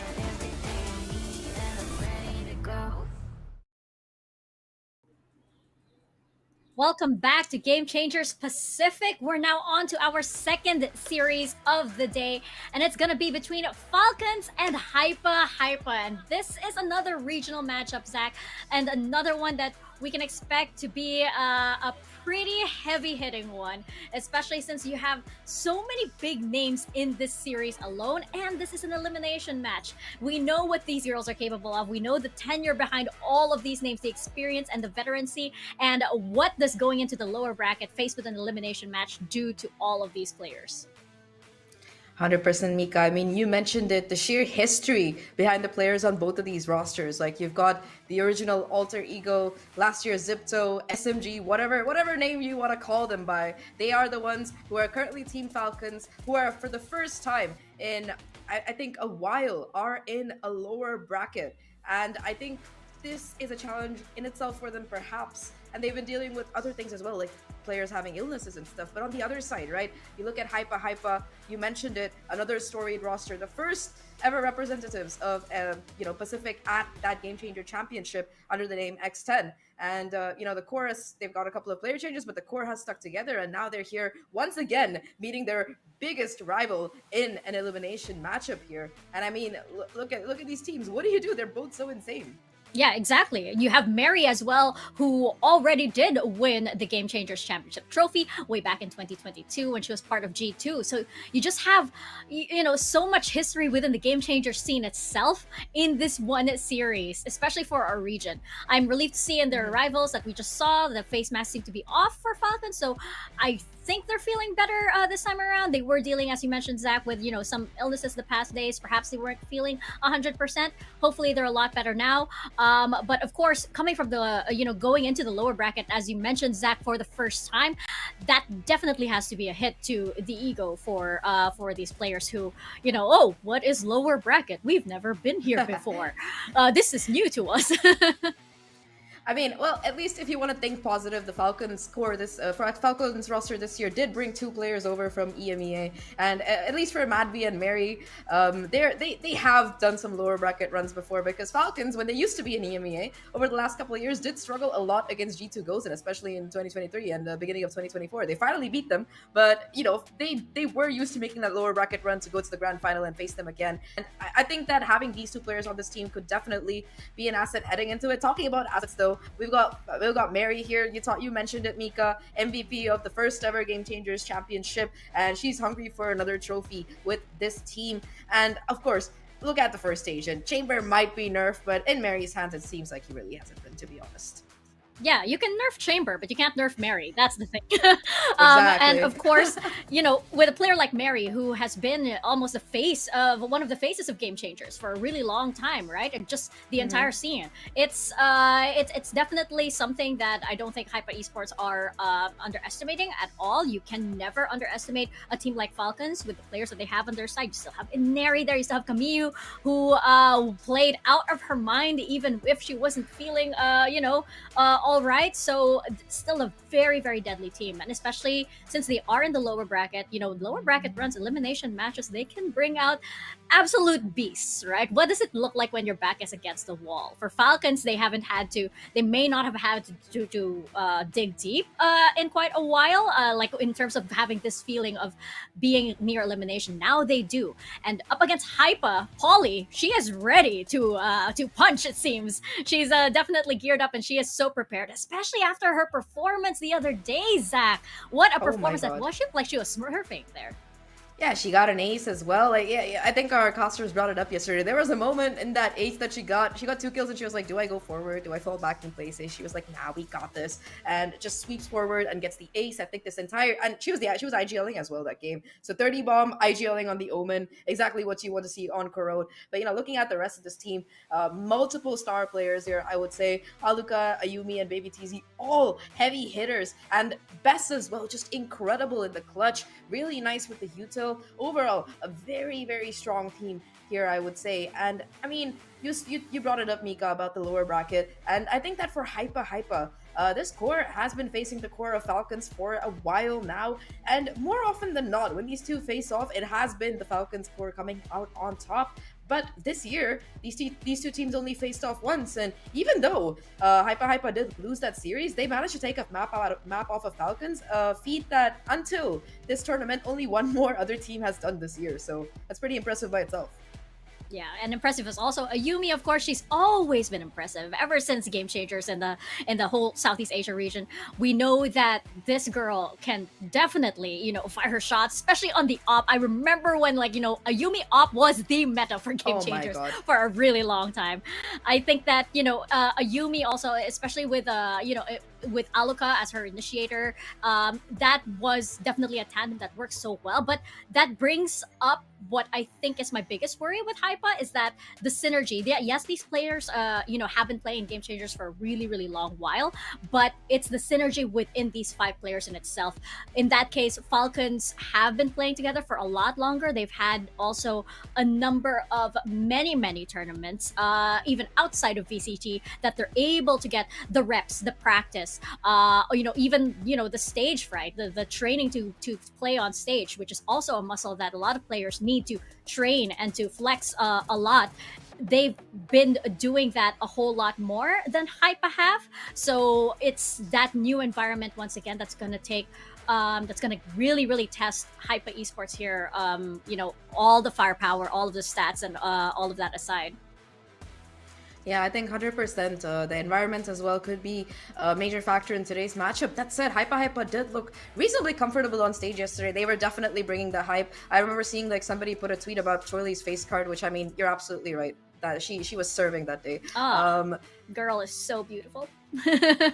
Honestly, completely true. I respect it. But aside from just serving looks, they were also serving absolute demonic rounds yesterday against the side of Asterisk in that elimination matchup. You highlighted Polly's individual performance, but I think that as a team, they just looked so convincing yesterday, especially on that Corrode. And I would like to see that come up in the map veto possibly, because I feel like that could perhaps be HYPA's ace up their sleeve, because it is a map that they've played pretty well on, and I think it is also a map that Falcons have lost before. They lost it to Zipto quite recently in the upper bracket where they were knocked down. So I think that is a weakness that HYPA could tentatively look to exploit. Yeah, no, I agree with you, especially since you mentioned that they did perform very well, but it was Corrode and Haven, wasn't it, against Asterisk the other day? Yeah. So that running off of that momentum, I think, is something that they could do. If it ain't broke, you don't need to fix it, you don't need to touch it. It certainly seems to be working. But for Falcons, it's that question again that similar to the second series, they already know what to expect from HYPA here on this map. And with Falcons, it's like, oof, it's true to their name. Their eyesight is very sharp. They are very observant. They will strike once they know what you are doing. So I think that for HYPA, they'll need to get a little bit cheeky with this. They'll need to get a little bit more creative, building off of what they showed yesterday. Yes, it was very successful, but can it be as successful against a team like Falcons is going to be the big question. I think that if you look at how Falcons played in the series that they lost against Zipto, and you compare that to how Zipto played, I think that the biggest difference in Zipto's gameplay between that particular series and perhaps the few other ones that they played against Falcon over the last year was the level of confidence and preparation that they had, I think that they had a lot more time to prep some strats and stuff, especially for the map for a map like Corrode, which was a kind of a newcomer because a lot of teams had opted to veto that out during Split 2, or they just haven't played it in the months in between. So I think being able to kind of prepare that up and have that as a wild card against a team like Falcons was really insane, but also just the level of confidence that Zipto were showing in all of their duels. And also I think that they were playing really, really well. They were able to isolate a lot of these Falcons players in some rounds, and just off the back of getting that initial pick, they were playing pretty flawlessly in the post plants and stuff. So I think being able to head in with that kind of a game plan and having your players feel confident is going to be a key in today's game, because like you said, Mika, it's an elimination matchup. There's no more second chances here, and basically if you lose here, your year is over. Yeah, it is going to be a matter of confidence too. They're going to have to bring everything out in this series, because the nerves can get to you, especially when so much is on the line. You have all of these players that, you have a lot of these players on stage that have already tasted that kind of global event. They've tasted being so close to that Champions Trophy, and they want to do it again. They want to be able to get up on the stage again because they know they can do a lot better this time around. But unfortunately, the biggest hurdles are going to be on the other side when it comes to this series. So it's going to be very exciting to see just how much these players have grown. And I think that, throwing wrenches into each other's plans, like these new maps. I say new maps because Abyss isn't really a new map, but it kind of is in this current meta, in this current patch. Yes, you have teams that haven't played it in a really long while, so everything's changed. Now you have mosquito comps in the air. You have the double duelists as well, taking more of the center stage. So I think that it is going to be quite a refresher. It's going to be quite a test for these teams. If they do want to bring that out, mad respect to them. I think that, I think that that's a wonderful strategy to go with in an elimination match.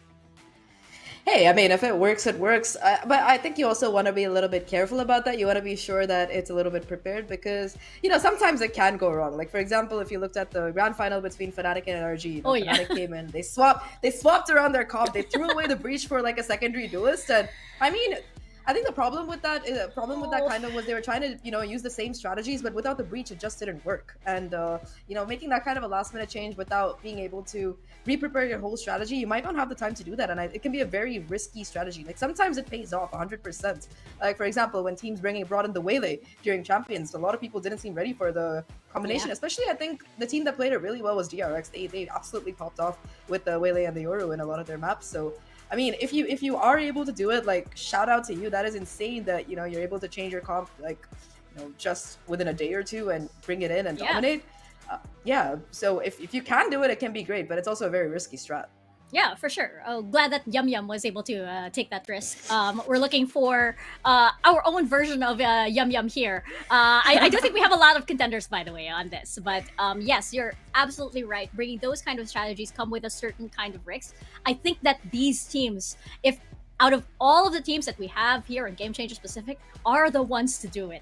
I feel like they are the ones that will probably do something like this, which is why I'm hyped up, which is why I'm very excited for this series, eager to see what the teams have prepared. And I think that, again, we talk a lot about the confidence because it is such a big factor going into these important matches. Momentum is a big factor as well, and the energy too. We see it in other tournaments too, right? We see it on the main VCT league as well, right? They always talk about how the players need to keep their energy up. We talk a lot about vibe merchants. We talk a lot about how everything needs to be positive as well. Even though the rounds might be 11-1, you still need to hype up the team in some way. I think that in that regard, you have both of these teams that do that wonderfully. You saw it from HYPA. They can get HYPA indeed on the stage. And for Falcons as well, you have such vibe merchants like Alexi and Mary too. So I think that for these two teams, they are so ripe for a matchup like this. 100% Mika, all great points. And talking about vibe merchants, let's see which of these teams are going to be bringing the vibes today. So far, I think almost every team has just absolutely looked really, really adorable, and they were definitely keeping the energy up, lots of positivity and stuff. Yeah, HYPA gonna be the first ones to enter. Ayumi leading the charge here, but overall, I mean, this team, they've had their setbacks for sure, but they are so resilient. And I think that this particular tournament run, I think that they are definitely feeling that confidence. And you mentioned that momentum, they have it from yesterday in spades, since they found that very clean and dominant 2-0 victory over Asterisk. So, I mean, if the map veto, if they can kind of like rig the map veto, I think they can set themselves up with at least a comfortable, space to play on. But on the opposite side, Mika, here come Falcons, and honestly, I think this might be my favorite esports jacket so far. Yeah, it's definitely fire. I'm happy to see the players are looking a lot better too. With hearts all around. Okay, Alexi.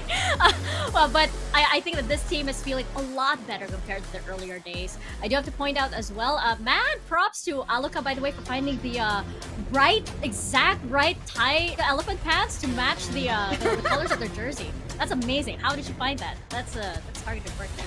To be fair, it's Bangkok. I think you can find elephant pants in every single color. It's like a national staple. That is so true. We have hearts as well from the coaches too. And no rock, paper, scissors this time around? No, it's they mean business this time around, Zach. At least nobody missed their fist bump today. I'm very happy about that part.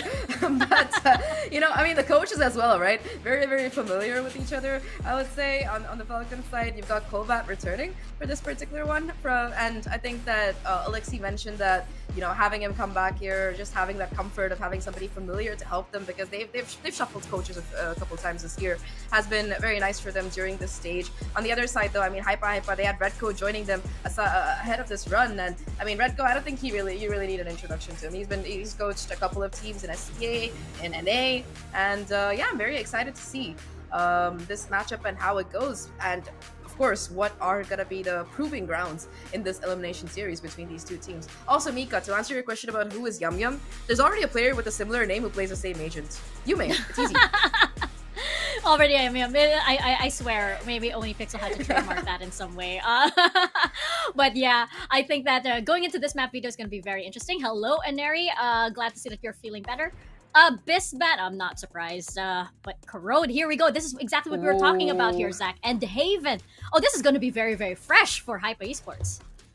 Exactly, they found that dominating victory over Asterisk yesterday, and I think this is a map that, again, both teams are very comfortable with. I think that when you look at Corrode, HYPA definitely are feeling very confident on this map. They found a very convincing victory against Asterisk yesterday, and I think in terms of their gameplay as well on it, I think it's one of their better maps, because, again, this is a map that Falcons have also demonstrated weakness on before. Maybe they found something in the VOD that they thought they could exploit. Talking about VODs, though, I think one more point to mention here is that Falcons, they had a day to kind of review the gameplay yesterday that HYPA put up on both of these maps. So that could also be another reason why they chose Haven. They could have found something that they felt like they could kind of run over. No, absolutely. That's an excellent point, because that is the danger in showing your cards, right? Which HYPA already have. And now with Falcons, as you mentioned, they did have a day to actually sit back, watch, and take everything in. The question now is whether they apply that on the stage. What can they do with all of that information that was so wonderfully handed to them on a silver platter? For Falcons, you have all of these players that are just so, they're incredibly experienced. They will definitely know what to do. And they're bringing out this composition here on Corrode now. They're running with the Sage and the Neon. Yeah, just the same comps that both teams have brought to this tournament so far. I think that HYPA were the ones to find a victory, while Falcons lost in overtime. It was very close, but yeah, it was still a loss against Zipto. And I think that, honestly speaking, both compositions work. I would personally lean a little bit more towards the Vice, just because of the increased defensive capabilities and the fact that Falcons don't have a flank watcher now, unless, of course, someone manually does it. But either way, Mika, we're getting ready to head into map 1 here. Corrode on the cards. Let's hear from our wonderful casters for today. Quack and Tay, take it away. Thank you so much, Zach and Mika. And Quack, after breaking the hearts of Japanese viewers, it's time to break the hearts of Southeast Asian fans right here because only one team can make it to the brackets. Oh my god, I know, right? Hi, it's me. I'm Southeast Asian fan here also.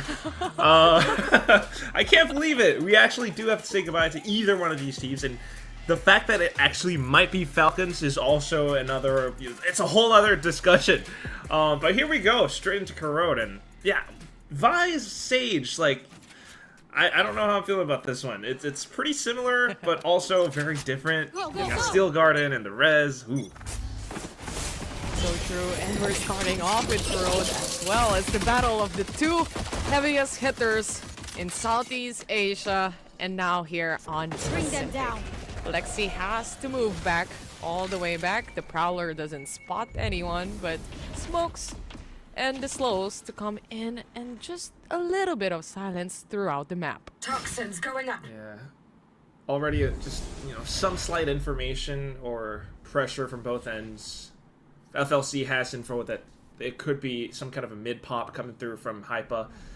But you also have the slow that kind of bought more time.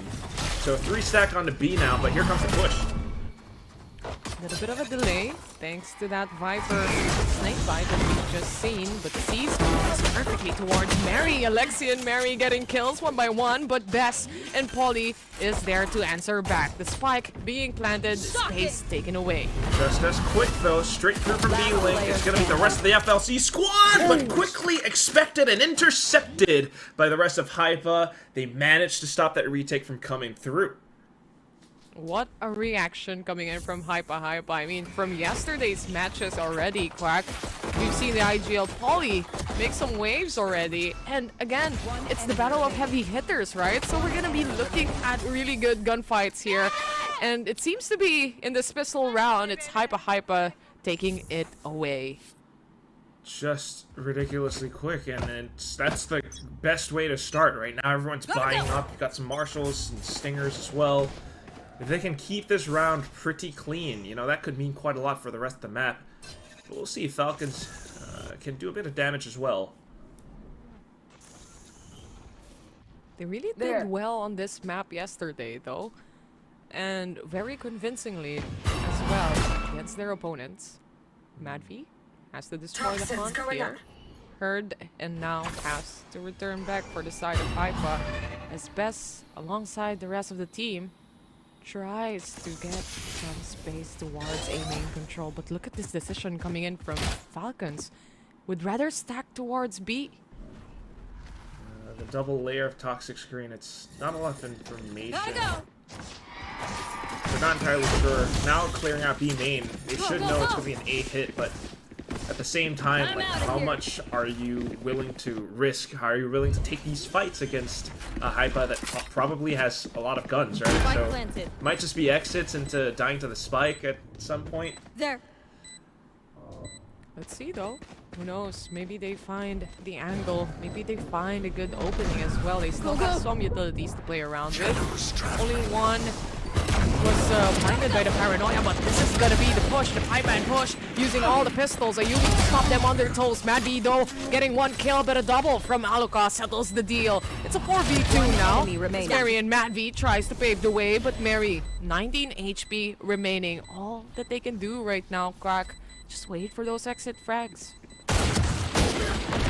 Can't even find one. Unfortunate. It's Baby TZ with the Marshal. That double kill from Alika basically sealing the round right then and there. Minimal damage sustained for the side of HYPA, and they can carry forward, being able to maybe buy some light armor purchases for the next round. So far, so good though. Such a good start, especially from the side of HYPA here. And for Falcons, we've seen them a bunch of times, multiple times, but there's always time for first, right? And this is the first time they're running that lower bracket, so it's gonna be interesting if they can deal with the pressure. And of course, the last time we've heard from them, they also mentioned, or Mary mentioned, it's also good to lose because you learn a lot from your mistakes. And let's see if they can apply it to this game. Hopefully. You gotta love the sort of champion mentality, but whoa, quick punch from the Outlaw. B site's open now. Okay. Ollie. Lee's planting the spike right planted. now. Side for them to take and post plant to hold. Huh. That's a, yeah, really deep lurk all the way across almost the opposite end of the map. Goes undetected, might be able to set up a big flank now. But at the same time, sharp shots coming up from some of the FLC players, namely a Neri from Link. And then you begin to take more space out from Elbow, maybe at the top of Heaven. Gives you more angles into the B site. Making some moves now, Capu. Quick shots, more kills, and all of a sudden it's Alika on this flank, which is not going to be that effective. Sheriff in hand, she tries to take some shots, but Spike gets stuck all the way to the end. Medvi secure the kill as well, so FLC puts one round on the board. Too far off when it comes to that lurk, right? We were also surprised how far she was in trying to wait for any rotations to come in from Falcons Vega, but nonetheless too late to the party. It was their bonus round, and they only successfully take down 2 coming in from FLC. But with Falcons Vega having this round and also being able to buy coming on to the next, it's gonna be a lot more scary. But look at this, an operator in the hands of Polly. Specifically Polly as well. To take the range down mid, but it's a Yuumi with a spam that takes down Alexi. She has been throwing these slow orbs round after round. Prowler doesn't catch anyone as well. They do a re-smoke towards B. With Polly in position if ever someone tries to push out, but doesn't seem like it. HYPA is just waiting patiently for any mistakes that they can find, any loopholes that they can find from Falcons here. Right? You instantly take one player down, and that forces the opponent's team to go into a slight positional reset, especially on the defense. You know, you're thinking about all these different lanes that you got to watch out for. So that's why smokes are beginning to get sent out preemptively. But still, not seeing, not hearing too much. You kind of almost want to have Mad V tossing out her haunt just in case now, but it's still so dangerous, so risky. She's hearing the neon. 30 seconds left. Remove me. Oh, here. And of course, getting 1 kill down. A quick trade coming in from Bess to at least make things a lot more even. Camu just in the perfect spot, the perfect crosshair placement, and Neri to catch that trade as well. Trades after trades, and now we are down to a 2v1. 10 seconds remaining. 10 seconds left. To plant the spike, and Polly still has that operator on her hand. No choice. She has to. It's over. Yeah, there was not much else that you could do, especially with the op, right? Maybe you would have wanted to spam through the smoke, but unfortunate. And can you believe it? Like, that's how FLC actually comes in to hold back the site. They were so quick on the rotations thanks to the fact that it marries the neon. But it's also the shots that were landing so accurately down these straight angles. It's an Ares as well coming out. And it's just so successful at tying up the score now. So we'll see if HYPA can actually, you know, do too much. And Neri now with the up. And now, let's see if the shot will be taken. Not today, says Polly as she shut her down. Ayumi from behind, and Madvi to react as well on side. 4v3 scenario. Utilities being thrown. A little bit of a ceasefire as players from HYPA is now planning the spike as well. They had a nightfall, but no real chance to use it. Such quick contact. Instead, it's the opponent's nightfall now on the attack that gets sent out just to try to delay this retake. Nightfall back in, though, possibly from Mad V. He just find the right angle for it. 1 enemy remaining. Best taking down 2. Camu, a little bit of a surprise there. It's a thrifty round coming in from HYPA. And what a round, right? You just see them swinging against each other, getting those kills, a double kill, but there would be another trade from behind as well. And especially with Polly securing that kill on that operator really opened up the entirety of the site. Truly, it's just all of these quick executes and all the utility being dumped in. Tough for Falcons to react to. These new maps for Falcons, truly. It's tough for them to find plans around their opponent's game plan because they haven't really seen too much of it, apart from yesterday's one, perhaps. Right now, maybe some quick B-main pressure, but also the Vice wall. Paulie with a quick snap! And no one even to answer back, thanks to the wall of the Vice. They lose Inari here, no more overdrive, but they do have Mary on the Vandal as well. Paulie just holding on to positions, and we've seen this from the previous rounds, and they know that Falcons have that tendency to be aggressive as a team. They're patiently waiting for it. Yeah, pushing out, so Paulie holds the rest of the team down bottom middle as well. It's only a matter of time before, you know, perhaps the rest of Bess and this squad towards the Alpha site begin to scale up. Then you gotta worry about perhaps Alexi holding this angle from A-Link, but again, the gun's not truly supporting FLC in this round. So as soon as the smokes come up, it's just a simple waltz with heads held together into possibly a quick A plant. FLC might have to hope for exits now. See what kind of dance they can bring to the table here. Mary still has that Vandal, so there's still that possibility of good gunfight initiation coming in from FLC's side, but of course, with HYPA's positioning, let's see if someone checks Baby Easy. Freely getting that kill. No one next to her. And now the lineup. Ayumi, though, wasn't able to answer back, and they find value on that Vandal. It's a 4v3 scenario right now. Madvi still has a C's to use. Baby TZ, though, so much value in this position. One enemy remaining. Give a quick go for it, too. Now it's just Mary pinned down into the corner as the spike ticks away. Alika goes for the swing, and the round quickly, swiftly picked up by HYPA. Little bit sweaty games that we are looking at. Yeah. It's tense. Intense, truly. Especially look at this. The slide in from Inari. You have the overdrive online. She was confident to swing. But Paulie just on point with the shot. Expecting exactly that. And it's just so quick too. Not to mention that little like position that Baby TZ was holding towards the back that kind of left unchecked.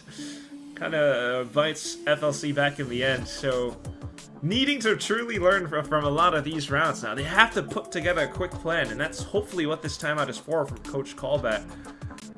Because if not, you know, you lose this first map and you go into Haven, that's where you start to wonder as well, right? How successful can FLC be? Because HYPA, they've also shown successful reps on maps like Haven.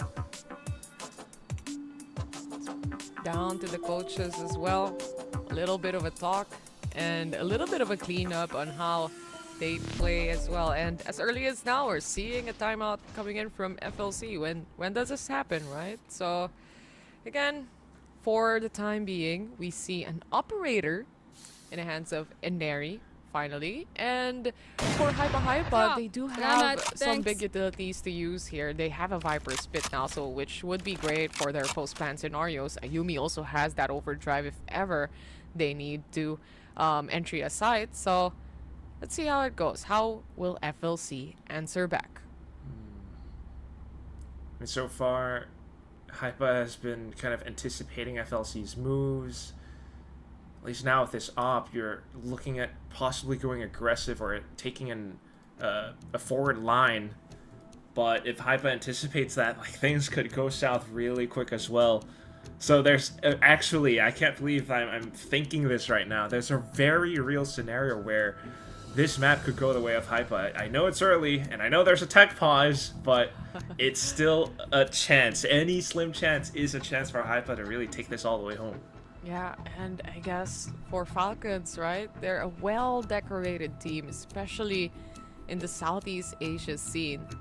And even winning multiple tournaments in their off-season.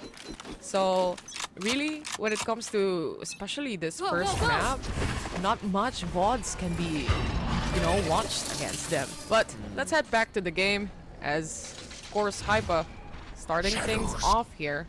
Prowler doesn't detect anyone. They're waiting for the smoke to dissipate. As soon as that cross, right? 4 players on the other end. FLC has to be sharp on their shots here. It's gonna be the paranoia that supports, but Camille, okay, not bad onto 1. Mary with the trade. And then for the rest of HYPA, kind of reset. And Mary's still taking this line down B, which makes it tough for Baby TZ to lurk forward. The operator pushing a little bit more. Neri in position here. But for the rest of HYPA, little bit of a rotation. Heading towards B, but they might be spotting out Alexi anytime soon. They have 45 seconds to play around this map as well. But it's gonna be, I think, chaotic unless they spot this Sage or this 2 players holding the spike also gets caught. It's just so unsettling, right, Tay? 30 seconds left. I just don't know what's gonna happen. You cannot even estimate what's gonna happen right beside her. Oh, God! Exactly like that, and Neri just disappears. One enemy remaining. There might be a tech issue there. Yeah. But the round's still continuing. It's on to Alexi, who made the right choice to kind of play it safe down the top middle instead, but into the smokes. Polly just turns around, and we'll see what the call will be from the refs, but right now it's a round for HYPA. Yeah, it's kind of impossible to see Madvi just standing there, right? Or, I think Mary was it. Unfortunate. But, okay, let's see what will happen when it comes to this round as well. So far, though, I have to say, Quack, sweaty games. Yo, for Nothing real. else to say about sweaty games. Truly a tense moment, I think. And kind of like what Miko was mentioning from before. You know, I was kind of thinking, yeah, I'm sure they've dug deep before. They've played against tough opponents. They've, you know, had that feeling of, am I gonna lose before? But probably not like this. Not at a stage as early as Game Changers Pacific, where they actually get sent to the lower bracket. So not as bright and smiley as before, and not to mention they're recovering from illnesses too, but we'll see. The round continues forward. There is no rollback. And now they have to go into the next round with a weaker bye. Gotta go! That's happened mid-round, but anyway. We have some sheriffs in the hands of the players of Falcons here. Alexi has a res available as well. Of course, with how the economy is going, it's not looking too bright that we're going to be looking at big utilities to be used right now. Smokes towards A main here as the other players of Falcons wrap around already and waiting. When they come in, the stun, the relay ball just perfectly plays in a complete massacre. A flawless round for HYPA. Oh, we gotta see that again. It's just so quick. I mean, unbelievable coming out from HYPA. It's a clear bait and switch setup coming out from FLC, but one that HYPA expects.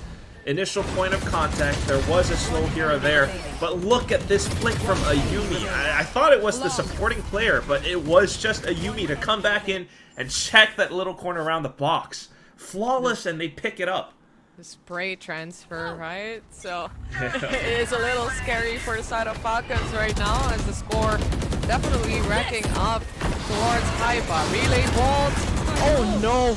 Unfortunate circumstances for Polly right there, but she's down the drain right now. It's a 5v4, and the round just started. The spike not even planted.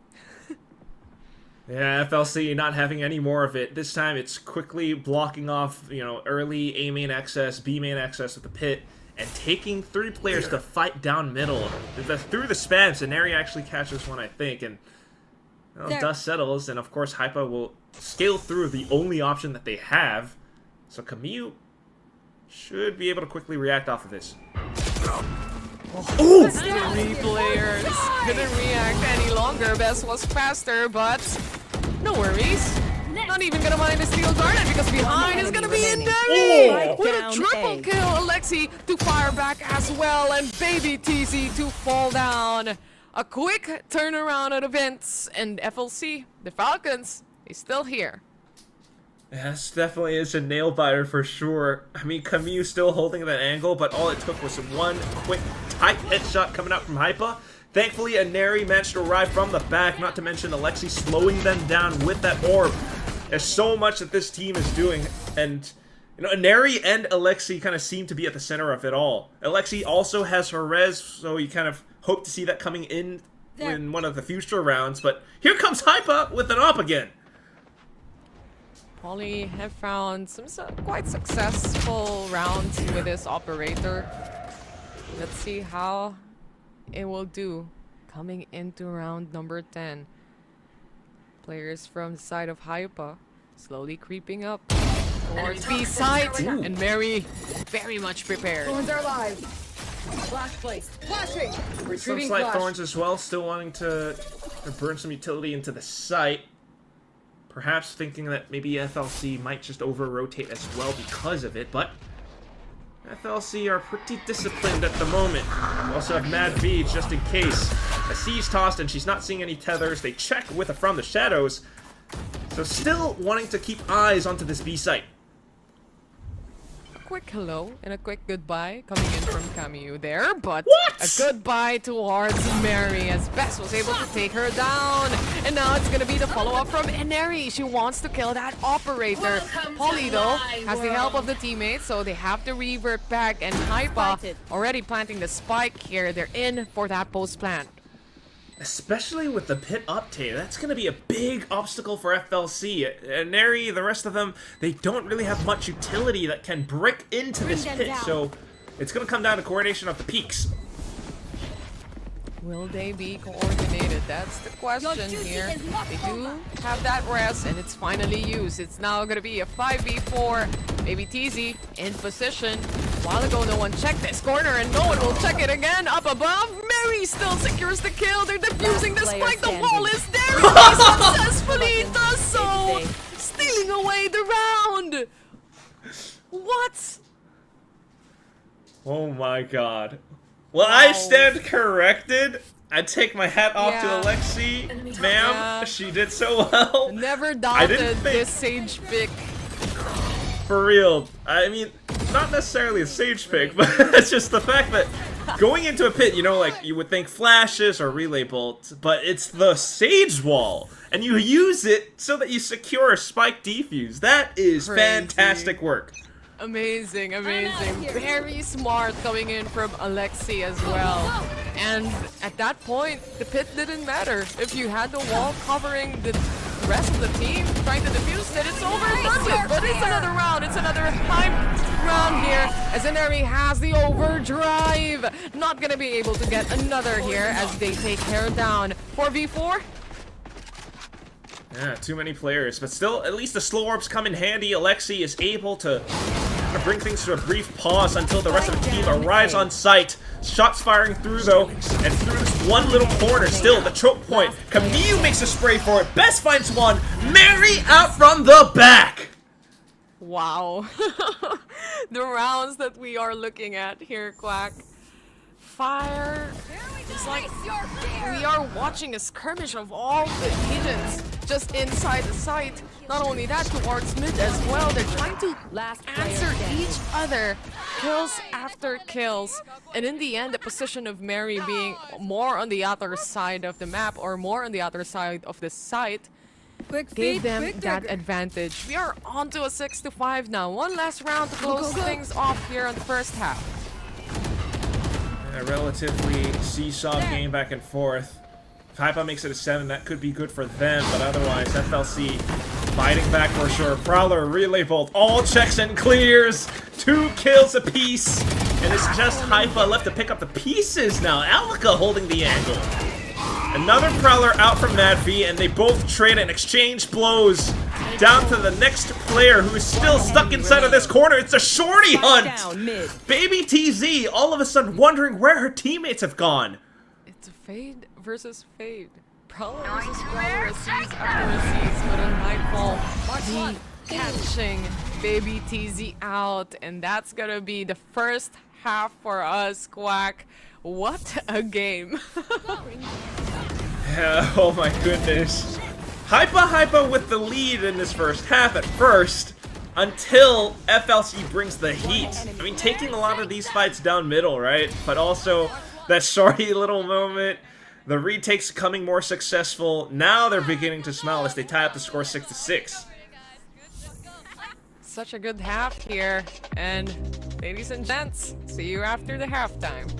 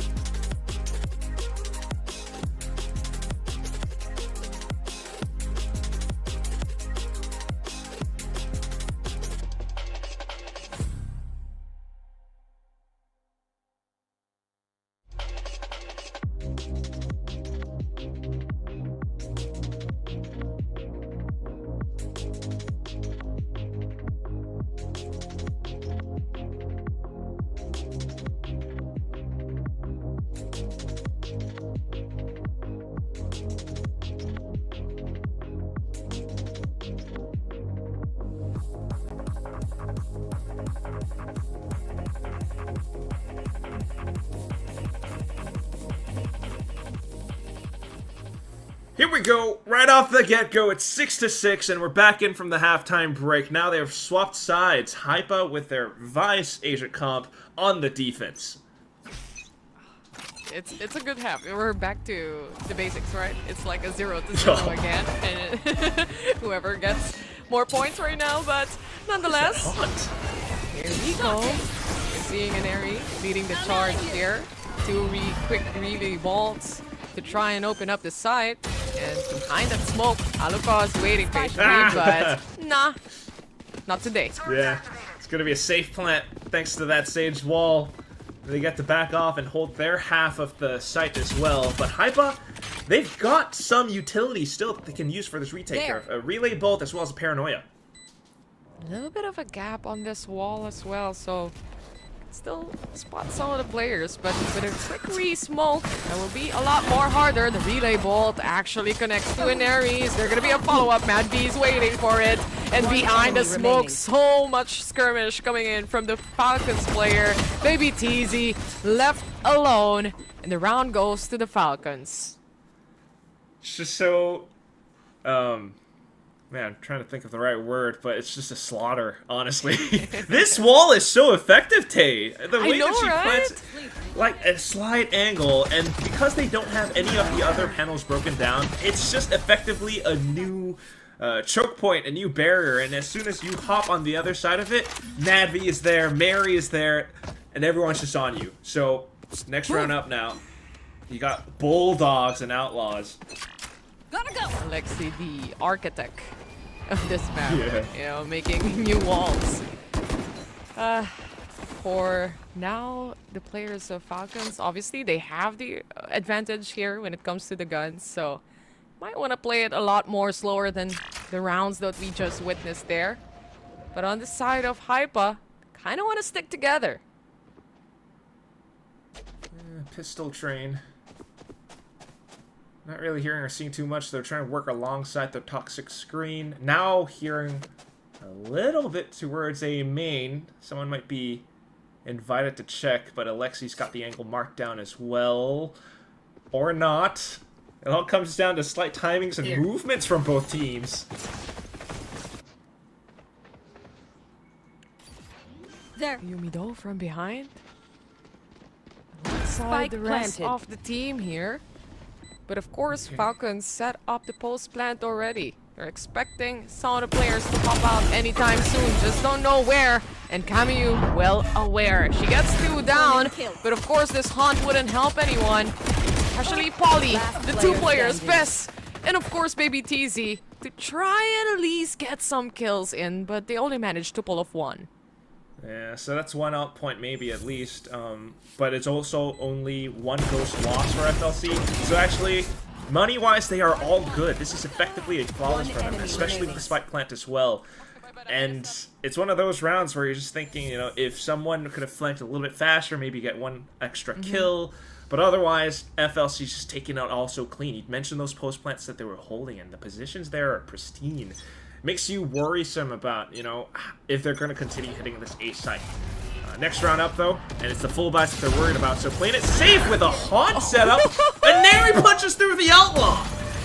You know, the wall from the Sage pulls her up as well, and seeing everything behind those smokes just gave her the better angle. And Alexi, damn, the foreman of this series. It's like, what kind of construction site did you go to a while ago? She's been studying the blueprints. I know. Of Corrode. She was an architect before, now a foreman, but this time it's Alaka the assassin taking down a Neri with a simple headshot. A blocked off, and you gotta look for another point of entry. 50 seconds on the clock, though. Go for a re-smoke to try at least push back some of the players of Falcons, and they will happily oblige. It's a heavy rotation all the way and probably towards B side. There's gonna be Baby TZ holding down the fort here. 30 seconds left. Flash not set up for her, but at least she has the thorns ready. Wall trip. And she does find first contact, sends out her archers as well. That is good holds. Comes back into recheck, a second kill found. Alexi for the trade. So maybe a spike plant for FLC, but is it gonna be safe enough? HYPA already hot on their heels. Smokes up on the site. Alexi in the corner! Double kill quickly collected upon, and it's just now Polly up around the other side. She was great yesterday. Can she be great again today? No! Alexi with the quad! What is this battle Sage doing, man? Princess Alexi is going crazy on this map. All the walls that she's setting up. You have a gunfight. This is exactly the wall that Aneri was climbing on.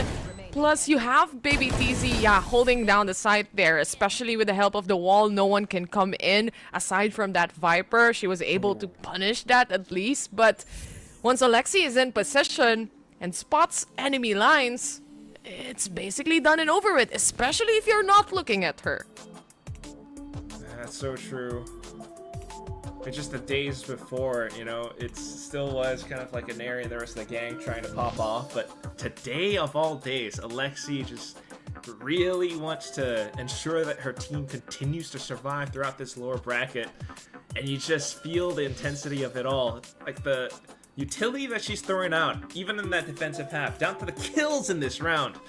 Polly is not liking it, and she's really, you know, trying to figure out a good plan to tie up the score for HYPA. For sure, for sure. It's a 9-6, you know, you're just 1 point away from that double-digit scoreline. And of course, for HYPA, especially in this round, economy is really not in their favor at this point. But we can note that Baby TZ only needs one more kill or one more orb for that Steel Garden, and that could make life a lot more easier for them. So let's see how it goes. Where are you? She has been a pretty stellar player all throughout Game Changers this year. So we'll see. Great on the anchoring from the round before, but right now it spams through. Kind of sending a warning signal to FLC. Do not tread foot past this threshold. The rest of the gang, though, kind of trailing backwards. Neri, just on a higher position here. Trying to see if there's gonna be anyone that would want to swing mid. But doesn't seem like it right now. And Falcons just really taking their time, especially on this economy round from HYPA. The silence, man, it's so loud, you know? It just makes you think what's happening around the map. You can hear a pin drop. You can hear the utility. It's just gotta go. Pulsing all throughout the map. Trips the shear wall at least, so they know Baby TZ is still possibly somewhere around the B site, just like the previous round. Face your HYPA though, not giving up a position. And now they might pay for it because of this nightfall that gets sent through. Shots being found. And off towards the back of elbow. Here comes the rest of the team. Alexi up and over and at him with a shorty. It's just gonna be Alpha left. Spike planted. For the side of HYPA here. One down. Can pick Oh! the gun too. Not a problem at all. It's a 2v1. Not a chance to pick up a Vandal yet, as she's trying to take and pick up the space. But Inari, just in position. Focus on the goal. The spike detonating. That's what she wants. And finally, the last blow. That's a 10-6 in the hands of Falcons. A little scary there in the end, but whew. How do you feel, Quack? Are you still My okay? heart's gonna leap out of my chest. Those two headshots? It was just a sheriff. I thought she was gonna go down, but she found a second kill. It had me worried that even Inari might actually catch a bullet to the face, but thankfully it was an outlaw, so all she needed was one towards the body. Nonetheless, okay, 4-round lead for Falcons, a full buy upcoming for HYPA, and also a tech pause in our midst. Just a little breather for everyone, right? To everyone For who's me, watching, I need for one. Quack, for all the admins, for all our observers as well. Oh. How are you feeling, Tay? This is Filipino players versus Filipino players as well. So I know. Uy, Philippines. It's so stressful, but at the same time, it's just good to see this kind of a fight, because obviously Falcons has been dominating the scene, especially in Southeast Asia for the longest time you could imagine, but we're seeing teams that could really step up to the plate now against this team as well, so it's kind of nice, especially for our scene, right? True. I mean, the storylines are storylining today, but at the same time, I think we're getting word that there's a bigger tech issue at hand, so we're gonna go for a little tech pause break, and then the match will resume afterwards. So don't go away. We'll be back very, very soon. Okay, guys?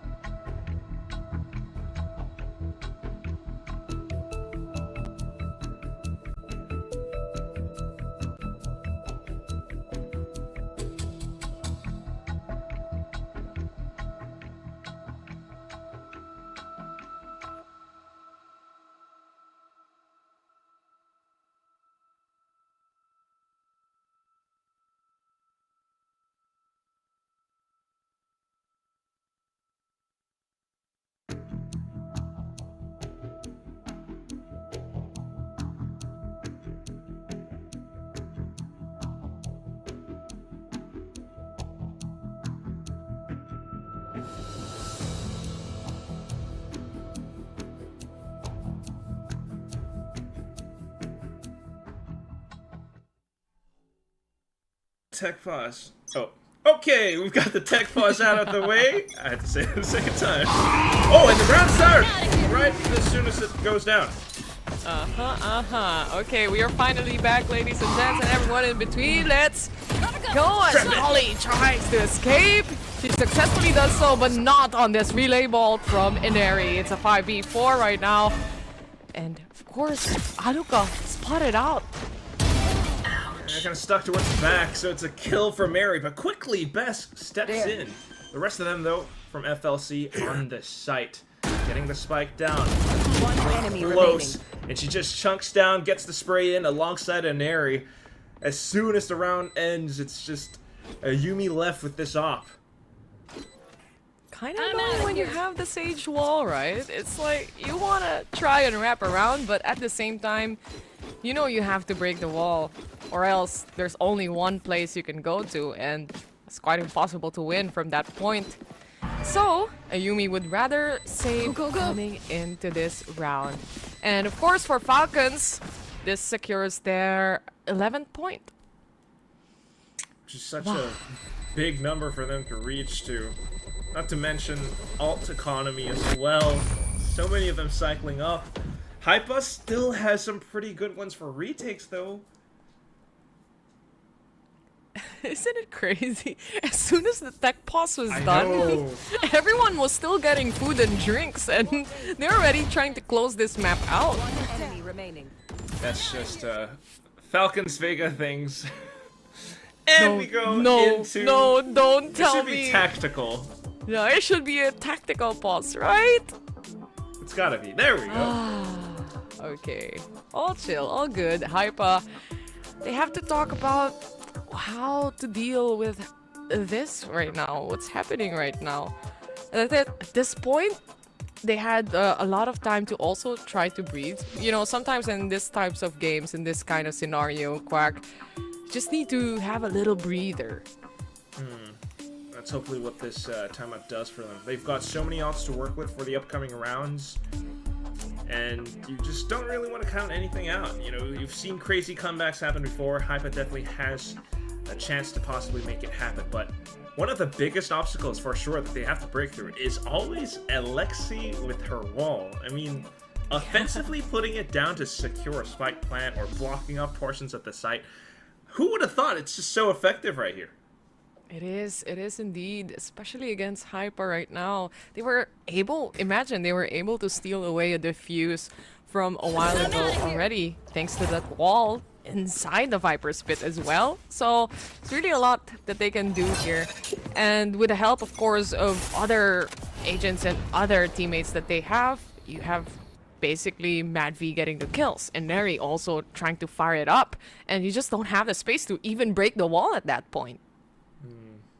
Well, now with this new round though, and with an op carried over, Ayumi tries to take an offensive line, doesn't spot anything out, so routes back towards the rest of her team, trying to mark down middle, seeing that FLC has a defense there, you know, before. It's a quick pop play with the paranoia sent out. Quick shots coming out from Baby TC at best, but spams from the other side with these rifles, and it's quickly answered back! Ayumi with an op shot fired all of a sudden too. Spike dropped, and FLC has to retrieve. Nightfall sent out now. They have to go back. They have to revert back as well. This wall, though, helps them for that revive.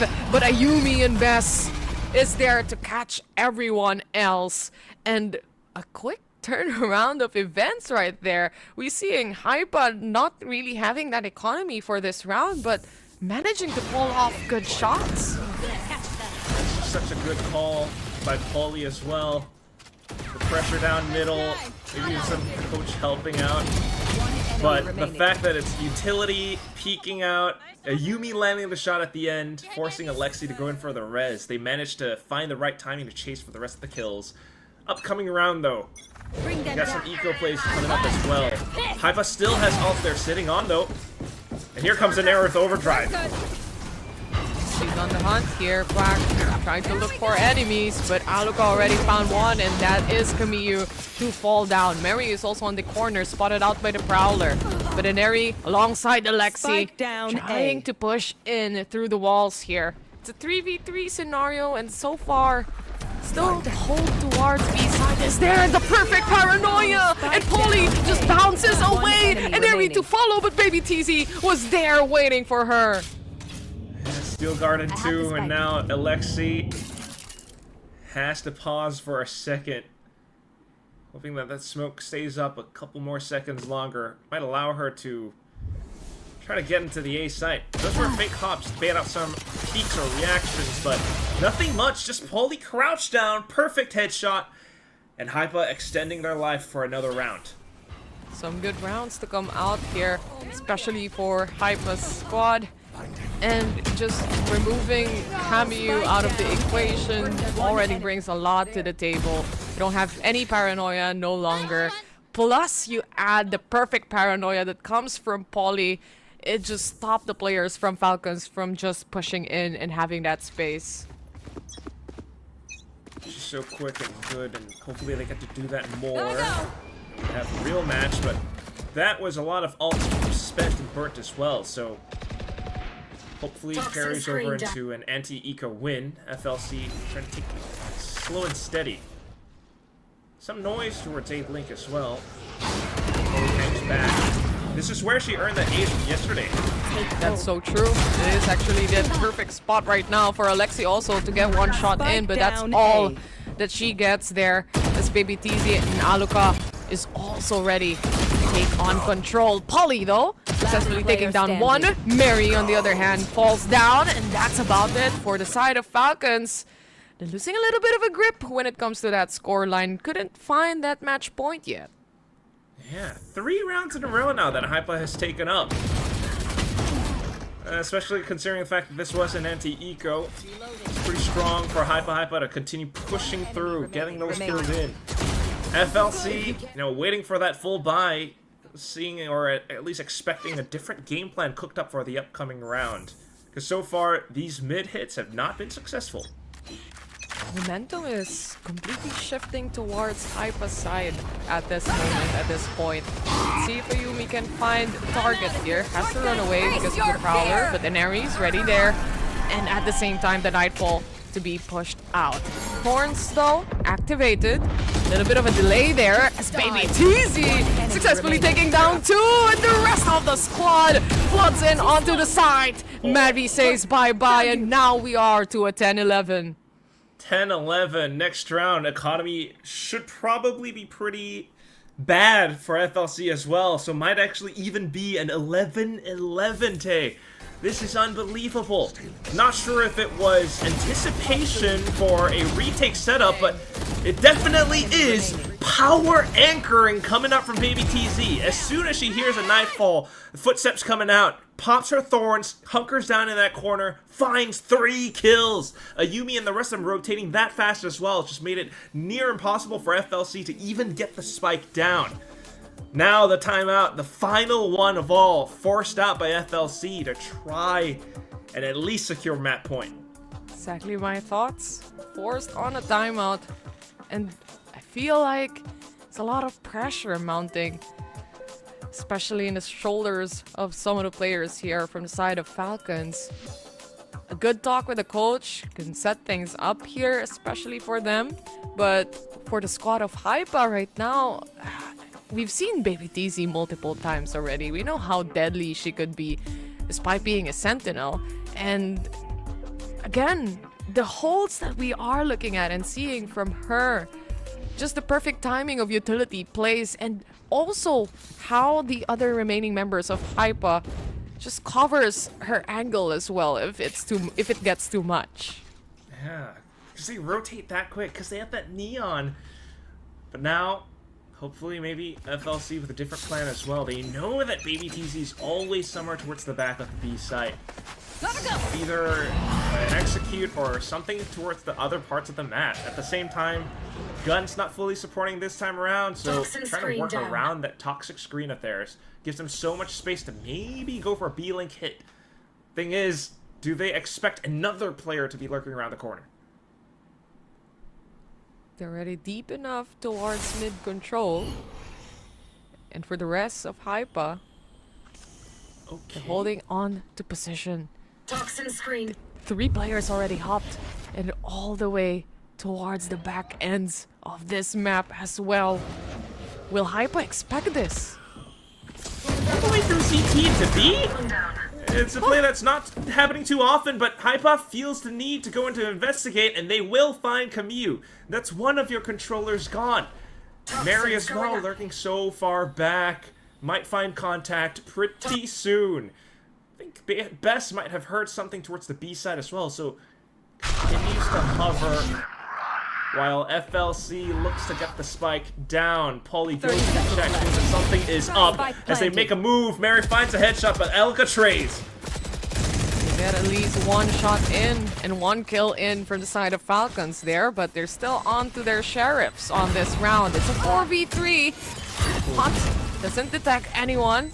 Chip damage towards Mad V right there, but of course the wall cannot really see anything. There's still 1 panel there. There's 1 up and there's 1 down. For Ayumi though, that's not a problem. She can flick, and that's what she does. 11 to 11, Quack. We're in for a game. Push a button. An upwards flick as well. Oh, this game is definitely shaping up to be something that is just neck and neck. And at the same time though, with the full bike upcoming for FLC, they made this one so close. Can they actually reach map point first? Because if they don't, their economy's gonna be even worse, actually. This means so much for HYPA now to actually reach up to this point. The retake was just that strong, despite Inari sharpshooting towards the end. So, Op now coming in for Inari. What could very well be the last one. A Yumi with her own as well. Had to hold on to that fist bump. Time to defuse the spike first, the team said, but here we are. Like you mentioned, operator in play, but it misses the first shot, and Neri tries to hop out to get it, but Mad B successfully takes her down. A couple of re-peeks coming up, just check. The smoke's coming up to bloom, and FLC has to possibly rotate somewhere else, or at least cut noise. Bess is thinking about checking, but still so darn risky. Shadows traveling. So the best bet is to just keep 3 players at least that close towards the A site. They have the Torrents here, up and prepped. With the Prowler setting out, of course, the perfect paranoia sets in. It's Polly yet again, but she misses the shot. She misses the second kill. Inari to be revived, and now again back to a 5v2 scenario with the Viper's Pit being used. This is a pulse plant that's being set up by the Falcons. Remaining. Oh, and the shot's still good. And Neri just completely blocking off this B-Link area. Baby TC, it's so tough for her if she wants to re-peek or even get out of this corner. Tough luck. Has to slice it up, Quack. There's 3 players watching this angle take. Okay, and Neri peels off. But either way, the round clearly headed over to FLC. Yeah, not really a choice here. And of course, for Falcons, they're standing their ground, they're holding their positions. With that amount of players still alive, it's gonna be very, very difficult to even make something happen. But looking at this round, Quack, just coming in from Falcon's side, especially that revive as well, just help glue back the squad together. That's a scream from Mary if I've ever seen one. Right? You had the res, you had Camus TPing into sight, and you also had the Viper's Pit, which was so pivotal at continuing to block on more angles. Now HYPA feeling the heat. They still have that off the buys from before, but getting spotted out by some angles. Trying to play it safe now. Ayumi calls that at least A main is clear. Missed that shot on that operator, but only means that it's a warning shot at this point, right? Maggie has Nightfall. Could change a lot. Baby Teasy is also 1 orb or 1 kill away for at least a steal guarded. So we start off with a Nightfall here in the hands of Falcons. It's their match point. Will they close it off? Neri electrifying Baby Teasy here, but she only takes 1 down, and it's now a 4v3 scenario. with the spike planted. Ayumi, an op in this retake. Unless she really lands her shots, this is gonna be so tough. Oh, she just wants a rifle. Start off with a haunt, but look at this slight crossfire. Alexi has just this angle, and it all lands perfectly. Camille with the swing. Down to the final round. FLC close out the map 13-11. Such good trades to come in, especially for the Falcons side right here, Quack. They were able to really maximize how good the players are here, taking in shots. And Neri might have missed some operator shots right there, but if push comes to shove, for the side of Falcons, they're just really there to take on the trade, especially on that final round where Camus just suddenly hops out and surprises everyone. Yeah, just see. So wait, what? Yes, we are. From the coach's notebook. I believe that's the 6th player for HYPA as well. And yeah, I guess we are, but at the same time, you know, apart from this being limits tested for teams like FLC, you know, Titans of Game Changers, this was HYPA's map pick. And unfortunately, they weren't able to push it into OT. Yeah, they had also a lot of rounds that they were able to pick up on. Multiple, I think, 4 rounds in a row after especially that tech pause. Oh, yeah. That they were really bringing it back, honestly. But of course, with Falcons, after the timeout that they did, they were able to really clean up the map, the rounds that we are looking at. They're more careful, they're more playing around each other as well, and it just worked out in the favor in the end. Precisely, and that truly is the FLC that we've all come to know and love. I mean, it's the FLC that we kind of saw from, you know, years before or even throughout this year. It's that coordination that they have in pushing together, the utility stacking on top. But that said, I mean, this was just so close. Almost a slight battle between the Sentinels as well, right? Alexi as the Sage with her walls, sticking spikes, and, you know, planting spikes even. But off for the other end, you know, you see so much coming up from players like Baby TZ or Polly as well. But at the end of it, you know, she wasn't quite able to find that one kill to give her the Steel Garden in that last round. If that had happened, you know, I don't know. We actually might have seen an OT. That's true. I also do want to highlight Ayumi, especially on this round that we are looking at right now. The high-low position didn't really matter. The flicks just connects perfectly. She was also good in the operator at some point, though. Of course, for Falcons, once you clean that up, you have positions like this, like a cross, a good cross that Camus was setting up for the team. It's gonna be over and done with, but nonetheless, we do have the panel to break things down, so Mika and Zach, take it away. Thank you very much, casters. And Zach, that was quite a match. It almost feels like I should be saying that was quite a series just because of how back and forth it was. I think that, you know, HYPA and Falcons, they do need to take a timeout after this one. This was incredibly close, I would think. Too close for comfort on both sides. And HYPA, I'm pretty sure they will be, you know, this was a tough one to lose. They'll be kicking themselves for sure because they did have the momentum early on, especially in the first few rounds. They could have taken that and ran away with it, but Falcons, they were just able to make a comeback. 100%. I think in the beginning they were up 6-2, and yeah, Falcons took that timeout. Brought the half to an even footing, and I think after that, on the opposite side, after that, I think that in the beginning, what I really liked on the Falcons attacking side was their Falcons defensive side was their retake setups, like we saw our casters highlighting Alexi's walls, but also, you know, they just have so much utility to kind of go for those flood retakes, whether it's Inari's fast lane, you know, the fade prowlers and the haunts and everything. And of course, Mary had some really good walls just for that very purpose. So I did like that adaptation after the tech timeout that we had, where HYPA were able to go for those initial aggressive fights. You saw them pushing down mid multiple times where they found a lot of value. And I think that, you know, if Falcons were just quick to adapt, they decided, okay, fine, these guys have started playing mid, let's go for the sites instead. And it worked out for them. And like you said, it was an incredibly close game. I think HYPA just weren't able to adapt enough in the last round, and of course having that op and being one short of the Steel Garden really sucked in that kind of situation. I would say. So, I mean, MVP here gonna be Inari, 22 kills on the Neon. I think she got at least like a couple of 3Ks there. And yeah, she was just popping off, especially on that attacking side. You know, the after Falcons recovered, she got so many incredible things, so much consistent pressure, keeping things up. Just the unpredictability of the Neon. Where exactly could she be? Yeah, sure, she killed one of your teammates, but 5 seconds later, she could be in your spawn. She could be back towards mid lane. She could be watching flank. You never know with her. And also because she's that initial, she's the initial part of the attack, right? She got 5 first kills over on that first map, and you sent her in, and then suddenly it's like you're 2 down. How can the rest recover? Your plans are all spoiled, and before you know it, the rest of the team is coming at them. We're gonna see if that's gonna be the exact same thing that's gonna happen as we head on over to our next map, which is gonna be Haven. So we're gonna see the continuation of this series right after this very quick break.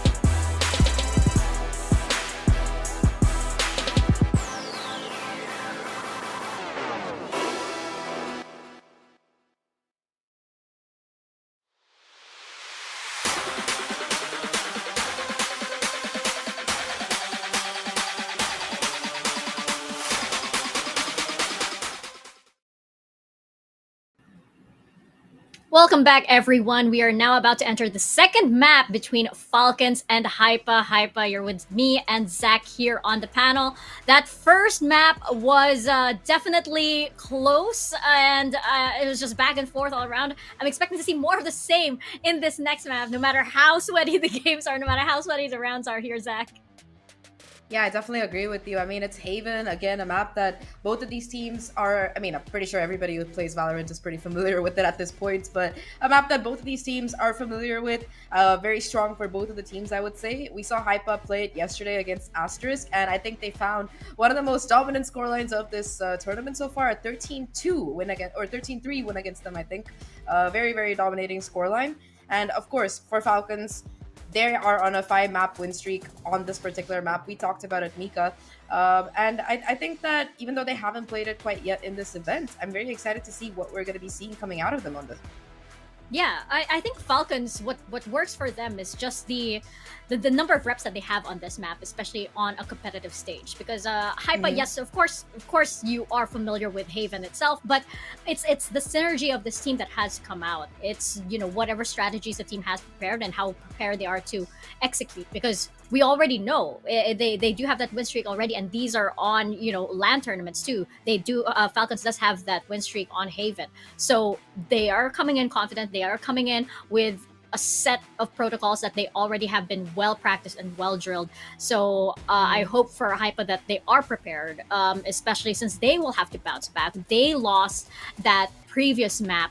11-13 was the scoreline, and it's really, really close. And all Valorant players know that, you know, the loss hurts even more when it's that close, because you know that was just like tiny mistakes, just a few more seconds, just, you know, one more shot, and you could have taken that map, but it didn't happen. So yeah, that's gonna be a heavy one to come back from for sure. 100%. I think everything you said is perfectly accurate there, Mika. There's also like one more thing. Because think about it, we talked about the dominant performance coming out of HYPA on Haven yesterday, and we mentioned this in the pre-show as well. That means that Falcons kind of know what they're gonna do here. They know what their agent comp is probably gonna be, what their play style looks like, how their retake setups go. So there's a lot of information out there. But for Falcons, even though they are on a win streak, the last time they played it was a couple months ago. So it's not exactly recent information. And I mean, we've talked about like the meta on this map and how it's shifting, and you know. Both of these teams used to run like Americom. Both of them used to run the the ISO as one of their duelists along with the Yoru. And I think that we already saw Asterisk kind of deviate from that in some ways, you know, replacing the ISO. I think that that's something that a lot of teams are tending to do on Haven. So I think Falcons might possibly do that as well. So even if HYPA had gone through the previous times they played it, it might not be the same comp or the same footage at all. Yeah, that's true, because you have Falcons with the Jet ISO, I believe, on their previous times on Haven. But as you mentioned, this was a couple of months ago. There's lots of time to be able to rework that, and rework it they will. They are going with the Neon on Inari, and they are switching into a little bit more of a familiar comp for a lot. Not too many experimentations here on this side, and HYPA, we're seeing what came out of them yesterday. Exactly. HYPA, I mean, it makes sense, right? 13-3 win, you're going to be feeling very happy with it. And the comp, they were really piloting it well as well. That double controller, really letting them find some space on mid if they wanted, or just, you know, denying. The Viper walls were so nice from Best in that last map that they played. But I think that, you know, Falcons, they have switched their comp around. They've gone for a little bit more of a meta comp, a bit more of a defensive comp with Neon as their sole duelist. And I mean, this is something that we've seen teams excel at. Either way, though, you know, we can speculate all we like, Mika, but let's throw it to the actual game. I'd love to hear more from Quack and Tay. Thank you very much, Mika and Zach. Almost said Tash. I know she's watch partying somewhere. It's a shout out to her. She was hosting before. So yeah, she's doing a watch party, so shout outs to Tash also. But yeah, this could be the final map of the series. We're seeing a new comp. We're also seeing the same thing from HYPA. That's so true, especially after that first map where it's actually pretty close. As for coming in from these two teams that we have from Southeast Asia, now playing here in Pacific. And remember, to everyone who's watching right now, they're playing for their tournament lives. The last chance for HYPA to bring back the game into their hands and still make it here in Pacific. And there's just a lot on the line if you think about it that way too. Tournament life, you worked the whole year for this moment, and now it's some spams past this toxic screen. You don't really hear too much, but you want to check with the Prowler, and you find low HP FLC players trying to make their way out of A short. HYPA backs all the way to heads, right? Surely. The headshot wouldn't be a problem if you have low HP, but can they do that in this round? Mary successfully takes down one. It's a 3v3, but like you mentioned, two players here for the side of Falcons, very low. Also a drone just to check in case anyone pushed down an orb. What they might not expect, though, is a Yumi all the way up from behind. And there she goes. Takes down the first. Mary doesn't even really have time to turn around. But Alexi has done a pretty good job at dealing with the players from the front until a Yumi once again pops out. HYPA with the pistol picked up. Clear shots to come in, and HYPA successfully taking the pistol round away from the side of Falcons. Before the post plan even started, before the round even started, the tag towards the players already dealt a lot of damage. And especially in situations like this where it's a pistol round, you kind of want to have that higher HP. Unfortunately for Falcons, that's really not the case. So good sign here coming in from HYPA as they take round 1. Incredibly fired up one at that. But wait, hold up. Are we not buying? Or is the timer paused? Okay, the timer's paused. Oh my god. So many things happening today, Quack. I know. I think not this saying was, the right words. Yeah, this is Dak's fault, you know? For real! Yeah, jinxing everything, right? Backstage chat talking. Yeah, he's somewhere casting hexes and curses at us. So it's probably in case anyone in chat is like, why is the game, you know, frozen again? It's all Dax's fault. Go look at him on the socials. It's at Daxcast somewhere. For real. At the same time, follow Taylor because she's posting cool champions content. Whoa. Also follow my guy Quack who shaved his head just to prove a point. What was it for again? What was it for? It was for a dumb bet that I made. It was about T1 not making top 4. Yeah. T1 especially. Well. And now you're basically a Gecko, cosplaying Gecko. I could cosplay Vil as well. At the moment. Yeah, you can cosplay Vil as well. You know what to put. Just so can be there. But we're back to the game. Here on the second round, of course, HYPA has the advantage when it comes to the guns. Once again, still trying to make it around the toxic screen though, FLC. Prowlers checked.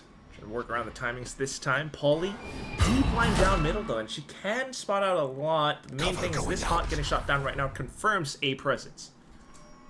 But how many players? That's the question, right? They do have the Torn set up here, and it's also destroyed.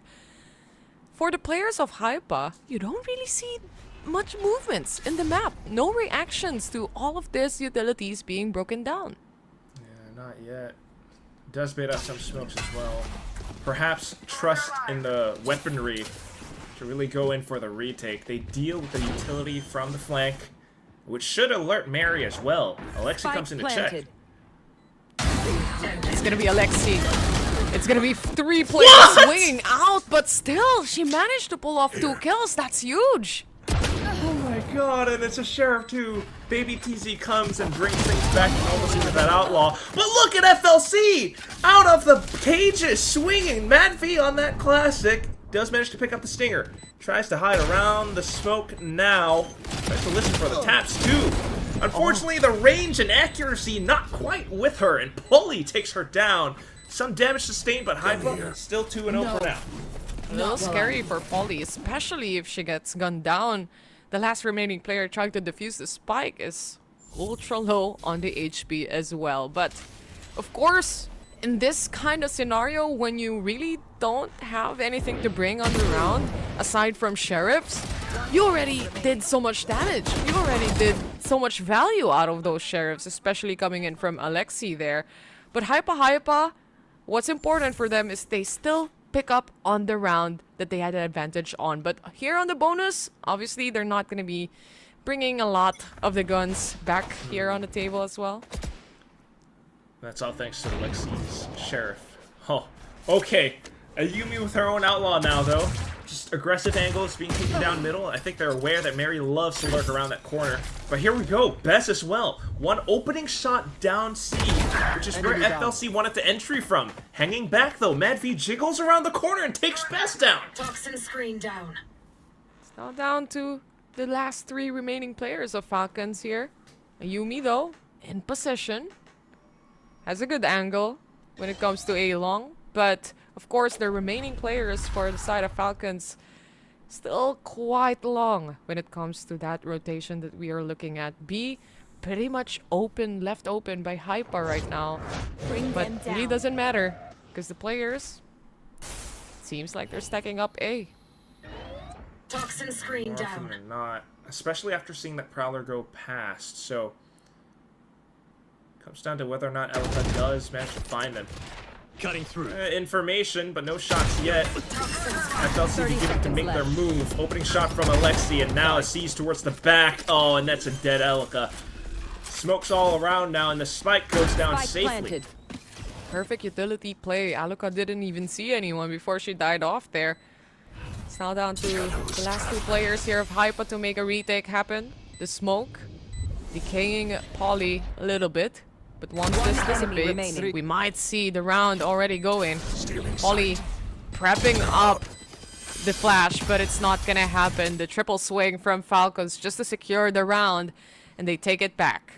Yeah, I think she would have really wanted Baby TZ to get into position, but unfortunately that angle was checked. And this is just FLC truly activating right on this map. Their own map pick as well, so a lot of this is reps on top of reps, and they're so familiar with it all.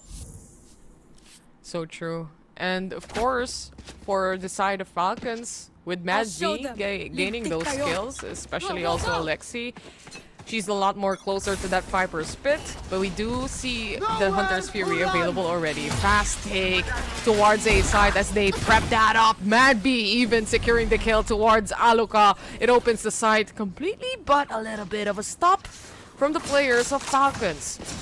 Yeah, paused on the edge of that poison cloud, and at the same time, Mary lurking around. See this whole area, this whole duration, calling out for the rotations to come back through. And it's an over-rotation, in fact, from HYPA. I mean, surely you rotate seeing an ult, but, well, the spike's on the other end of the map. We'll see if a Yumi can do anything with this outlaw, but at the same time, she's also smoked off. We take C though, and Cameo already planting the spike here. The rest of the players trying to go back and revert back towards C long. Two players from HYPA though, trying to flank. That's gonna be Baby TZ and Bess. They want to clear spawn area first, but it's a long travel time here, Quack. And Polly, she still has two smokes to play and help out with. Ooh, spotted out. Spike's taken away as well. And in all this time, FLC also retaining control over Garage is so useful. Mary around C Covey just peeks around the corners. 2 kills found. Pop flashed out from the clouds, but Alexi has a Nary's back. It's a flawless win for FLC to tie things up 2-2. Quick rounds here that we're looking at in Valorant Game Changers specific. A flawless one to come in, especially the start of the round with that Hunter's Fury connecting perfectly towards Aluka. There's not a chance that they could stop at least the next remaining players to come in on site, but the thing was, it's them rotating all the way to C, not aware at all that it's gonna be that C side take, and with that, obviously, the rotations would be much later on. That's always like one of the toughest feelings that you would ever have, like in the middle of the game. You find yourself walking into your opponent's game plan, hence the timeout necessary in this moment to really try to recorrect a lot of this. I mean, you have the shear wall and everything set up as traps, but it's currently not really providing too much value just yet. HYPA timeout here, guys. Have to talk some stuff over, some cleaning up from the remaining members here. And I do like that both teams, not just, you know, not just HYPA, but we've also seen it from Falcons, that they have this early timeouts. As much as possible, you don't want to have that score rack up before you even try to adjust, right? Definitely not. Stop the momentum wherever you can and try to, you know, even out the score for yourself. But right now also, the buy's not too great for HYPA. They have some else to work with, but gotta see what FLC pulls out this time. We've seen some thrifty rounds as well. So let's see what will happen, especially with how they at least have a good read against the players of Falcon here. But obviously, for Falcon, they have the upper hand. They're waiting patiently until players hop out. But look at this aggressiveness. Will it pay off for the side of HYPA? They already take Mary down, but Alexi still holding down all the way from spawn as the spike is already planted. If they can surround Alexi and take her Phantom away, that could be good. And there they go. A Yuumi. Stinger kill found. Spike quickly planted in C as well, though. And with all this time, FLC can set up different positions around this post plant, with the paranoia still being kept by Camille. Here. We have a Yuumi with the dimensional drift. Good spot out some of the players. Didn't even realize that they all moved all the way to CT spawn. A Yuumi, as soon as she hops out, Camille spots her out, but Inari hits the shot still in the end. Falcons will rise. It's a 3-2 Quack, and it's so intense. Truly is. It's even on the stage right now still. Every single shout after a round, it's just so loud and full of energy. And that's just, again, how much this final, well, possibly final map could mean. 2 rounds so far for FLC, and you're just hoping for HYPA to pull something out of the bag. They've got this full buy now, and it's a Yuumi with an op as well. Revealing area. Could change things, right? Especially if you get the pick-offs early on to the game. A Yuumi in good position and doesn't hit the first shot. Has to go all the way back. A slight tag, but thankfully still healthy enough. Otherwise, there's some good info for HYPA that there is a presence in this round, and also most likely Mary probably lurking somewhere. So you constantly see Best trying to jiggle around for info. Baby TZ trying to control, between C and B and Garage as much as possible. But FLC, they've got different ideas now. B is relatively open. Relatively open on the other side of the map. Yuumi just getting kills there, but here we go. Viper's Pit already popped. They don't have a smoker here. Doesn't matter. The whole round is smoked anyway because of the Viper's Pit, but this is gonna be a big nightfall in case it actually takes some of the players down. Inari, though, has to hold on to the shorty. Cannot hear anything and goes down without knowing. Have no clue at all. Alexi, on the other hand, also dies off inside the smoke. Everything is going down here for the side of Falcons. It's a 3v1. Madby very low on the HP, and HYPA securing another round. Fantastic retake coming out from HYPA. You see that with how they layer 2 ultimates for this retake. The Nightfall, so that they can't hear anything from FLC's side, but also that Steel Garden of Baby TZ. Just gives them a bit more urgency to stepping into that Viper's Pit. Because Inari wasn't around the edge of it, HYPA got a bit more space to then spam into the more common spots, and that's how they took down so many of these FLC players. And I believe we do have a score that's a little bit more even now. Tight game that we have right here, ladies and gents. But of course, HYPA, this is their lifeline. This is the last chance to at least move forward and make it to game number 3. All in when it comes to these players, but Alucard spotting some FLC members here towards Sewer side. They go for that Killjoy lockdown. Cover. But also a smoke from Polly to kind of control A-Long a little bit. Sends out a preemptive flash. Spots out Camille, hearing the footsteps, takes her down. So even though the lockdown goes all the way through, it's not safe enough for FLC to get into sight. But kills coming out now from Mary and Alexi, preventing more HYPA players from setting foot. Polly, fake TPs, tries to look around, doesn't want to let them get the spike in safely. TP's back around, but Inari's a little bit quicker. Goes overdrive now and sets up the fast lane, preventing any more players from going for the retake. But Ayumi tries anyway. First battle is gonna be Timmy the Turret. The next is gonna be the smoke. When are you gonna go in? That's the question. Heaven control from Ayumi's side here. What are the plans here? They do have that flash. They take the first kill. A big chance right now as Baby TC tries to hop out. Every one of the members of Falcons playing around the time, playing around the smoke. And at this point, you realize there's nothing much that you can do. Time is already down. Oh, but not too bad. She dipped back in for at least that one more kill, Baby TZ. Lovely stuff, but at the end, still is going to be FLC successfully taking that site. It's a lovely op shot from Mayumi as well, but man, just look at this take. A little scary there on the end, especially after the Yumi kill. But unfortunately, of course, time is of the essence, and it's not favoring much to the hands or in the hands of HYPA there. Good execution from FLC, especially on their post-plan scenarios here. Seems like the rounds that we are looking at where FLC has troubles with is also rounds that they are trying to utilize the Viper's Pit. Unfortunately, obviously, you have, for example, B site that was very much heavily contested, very constricted spaces that you could pre-fire to. So these are some of the parts that, you know, they have to look out for. For sure. The alts, and now that you mention it with the Viper as well, I mean, apart from the pit, it's the toxic screens from both sides as well. There's so much mind gaming in the early phases of the round that sometimes HYPA also gets surprised if FLC just throws in a quick game plan, like a quick execute. In that round, especially as well, I think Polly, really tried so much, like trying to play around A long, taking down Camille, but unfortunately it still didn't amount to enough.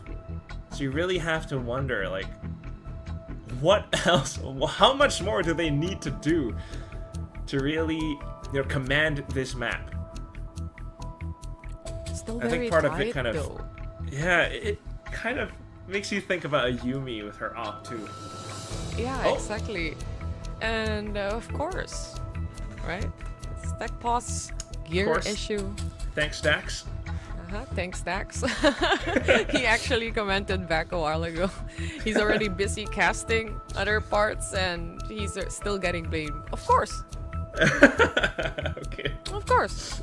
Right. Of course. Anyway, chat, who are you rooting for? That's the question. Do you have any... I forgot the term already. Predictions? Like bias? Predictions? For me? Yeah. You know what?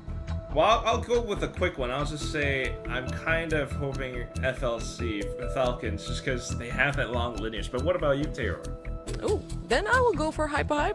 Okay, 1-1, right? Fair game. Any reasons why? Well, just HYPA. I like the name. Okay, cool.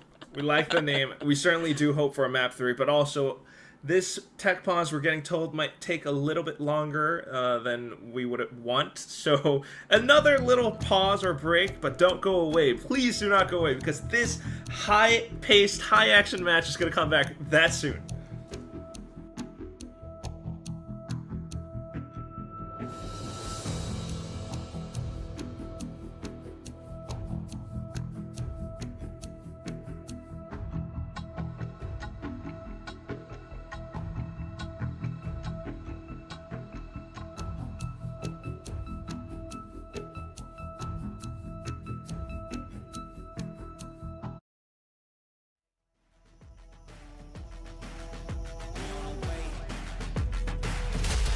Time, yeah, we on the way. Whole team know the mission. Gotta focus all senses.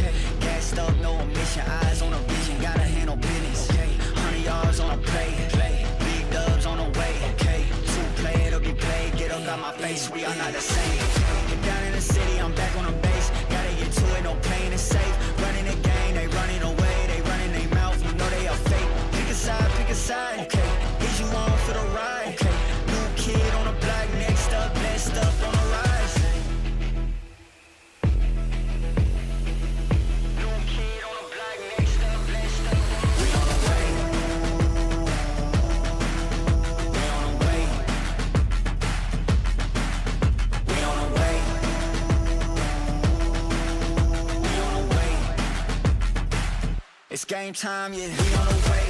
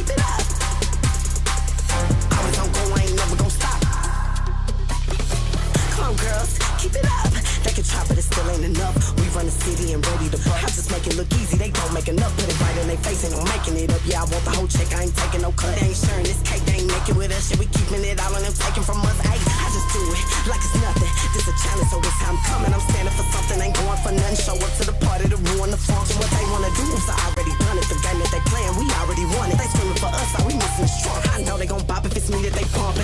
Where you headed? It's straight to the top. Always on go, I ain't never gon' stop.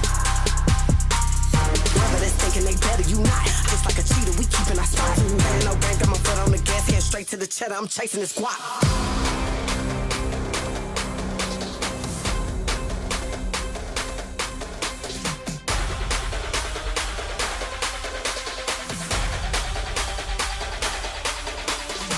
Where you headed? It's straight to the top. Always on go, I ain't never gon' stop. Playing no game, got my foot on the gas, head straight to the cheddar. I'm chasing this guap. Come on, girls, keep it up. Where you headed? It's straight to the top. Come on, girls, keep it up. Always on go, I ain't never gon' stop.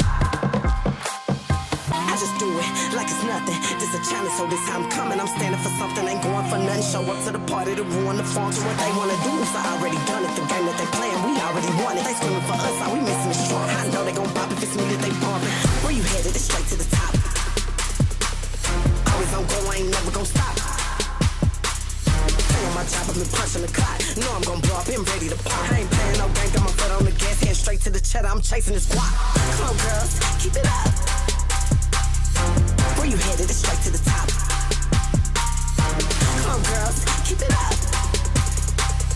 Always on go, I ain't never gon' stop.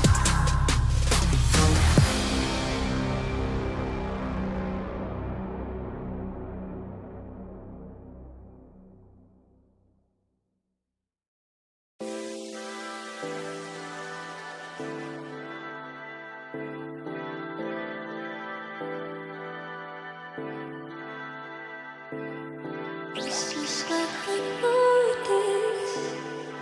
Something could be out there. Haunted.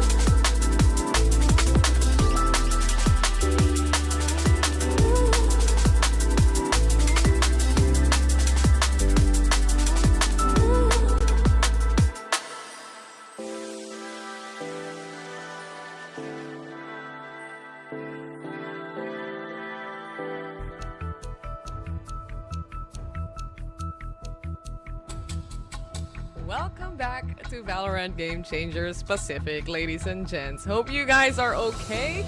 Hope you guys got some snacks, some drinks, put on some rice already, all your food, whatever it is, you know, because crack, we're in for a match. Hold on, you're assuming we all eat rice? Oh, sorry. Rice, bread, noodles, whatever it is, as long as it's food, you know? Good food is already like equating to good, you know, viewing experience. True that. Right? Get some snacks in. Also, yeah, sorry, stay I cooked hydrated. Rice. That's why. Either way. Some rice and egg, and now I'm backcasting. Perfect. Yeah. Go, go, go. Also, with the game back running, and hopefully the players are fueled up as well before the match started. But anyway, 4-3, and Falcons. Uh-oh. Wait, is this a? I think it's a tech issue. Is this a fever dream? Oh no! It is a fever dream, Quack. Oh, went from okay. one tech issue into another, it seems like. Well, hang in there. You still have your food. You still have your snacks. Tay's food is still cooking? Yeah, exactly. I still have time to do laundry. So, I'll see you later, Quack, right? Oh, wait, no, no, don't I'm ditch just me. kidding. I won't leave you. I won't leave you. I won't leave you. It's okay. It's okay. But already I can see that in the comments they agree. Rise is life. Okay. I agree. So we definitely do have more Asian people in the chat. Yeah, it's Southeast Asian teams playing right now. Makes sense True. also. But of course, Time zone. to everyone who likes bread, noodles, or whatever, yeah, you're also included, guys. Yes, as long as it's food. If you're eating... What would you be eating that's not food? Where am I going with this? I This want is terrible. popcorn. I want some popcorn, right? So, Actually, yes. Popcorn Yeah. while casting would be pretty and then- noisy. yeah, it would be pretty noisy. But let's see what's up there. But you know what? The look on Polly's face, like, damn, I just want this to be done and over and finished. Yeah, none of us enjoy the tech pauses, but nonetheless, there are some possible goblins haunting the game servers or the gears and whatnot. And the admins, I'm sure, are definitely trying to sort and iron all that out. But nonetheless, we thank everyone for sticking it through this entire ordeal with us. I'm pretty sure... Oh, is it coming back soon? Every time it goes back to logo, I think it comes back soon. But I also might be bamboozled. Wide shot, and cut. You know, we just want to show the stage, how it looks like in the arena right now. And they're playing in Thailand, right? So everyone's seeing each other there. And at the same time, how about you, Quack? When was the last time that you visited? I'm actually there right now. Really? Yeah, I'm not kidding. No, really? Yeah. You're there right now? I am in Thailand, not casting from my own home, but okay. I'm not near where the players are, I think. I think they're see. located somewhere else. I am not entirely sure where that is. But we did definitely see, that pre-game arrival video of them hugging each other. So you just know that apart from this being like an SEA or rivalry, they're also like very friendly with each other. You know what I wished? Like, maybe they could have used the tuk-tuk to send the players in and take a video of it for us, right? That would be nice. That would be cool. Similar to Masters BKK. Yeah, exactly. Just player entrance with a tuk-tuk would be nice. And Would you know be what? fun. Chat is right. They give us tech pause to give us more fan cams. For Polly or whoever the player is. Yeah. Ultimate fan cam moment for all of us right here. Okay, we're getting some word the game could be coming back in a couple more minutes, which is lovely. But yeah, in the meantime, we can enjoy even more fan cams, because I think throughout this entire event, and that's the thing that we always get with Game Changers, or even just Game Changer specific, is the players and their personalities. Yeah, I mean, you already see some of the teams with their player entrances, right? They make their own. They have their own emotes as well. So it's kind of nice to see the players here live in action and finally playing together, because obviously some of them comes from different parts of Southeast Asia or maybe like Pacific that they don't really see each other much aside from the server. But we are finally back into the game. It's real, chat. It's real.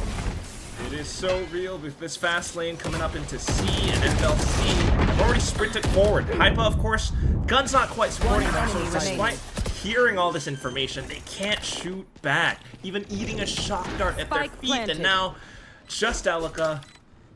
And we're gonna look at some cool animations. She has a shorty in this round as well, so could already assume that as soon as she hops out of the brush, She survives! Not for long though, not for long, but still managed to pull off a kill towards an Eri. Which is dope. Now 2 points away from her ult, hopefully able to use that in one of the upcoming rounds, but otherwise, still, it's another round lead, extending, coming forth from FLC. And that's kind of the main story that has been going out throughout Haven somewhat. And of course, with a 5-3 scoreline like this, it's not too far. We're still in the first half to consider. And to say the least, for Ayumi as well, especially having that operator, we've seen the value it brought to the table from the previous rounds. She's also just one orb away for the dimensional rift to be up. And for Falcons, this mid take can mean a lot. Go, go, go! A site which they haven't been hitting too often, so unfortunately something that's unexpected, and HYPA has to relinquish control, trying to set up for a retake setup instead. Smoke's still there, waiting for it to out. Best spots Camus, but it's gonna be Camus winning that duel instead. The paranoia will delay the enemy lines further.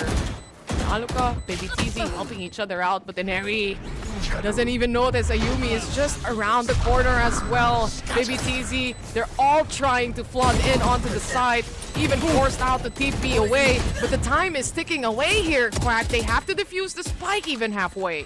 The Nanostorm will just continue to burn. Spike's not halved yet. Hunter's Fury now out as well, and this post-plant is just gonna work out. Aluka finally sticking onto it, but the spike will go off. Thank you. Smart play from the Falcons to really play it on time instead, especially with the Camus exit from the shadows all the way from Gong and going back to at least window, just to make sure that, you know, at least you have that angle when it comes to the post plant, which is much, much more important than it. It's a timeout coming in from the players, and it's from HYPA. Yeah, one that is going to be quite necessary.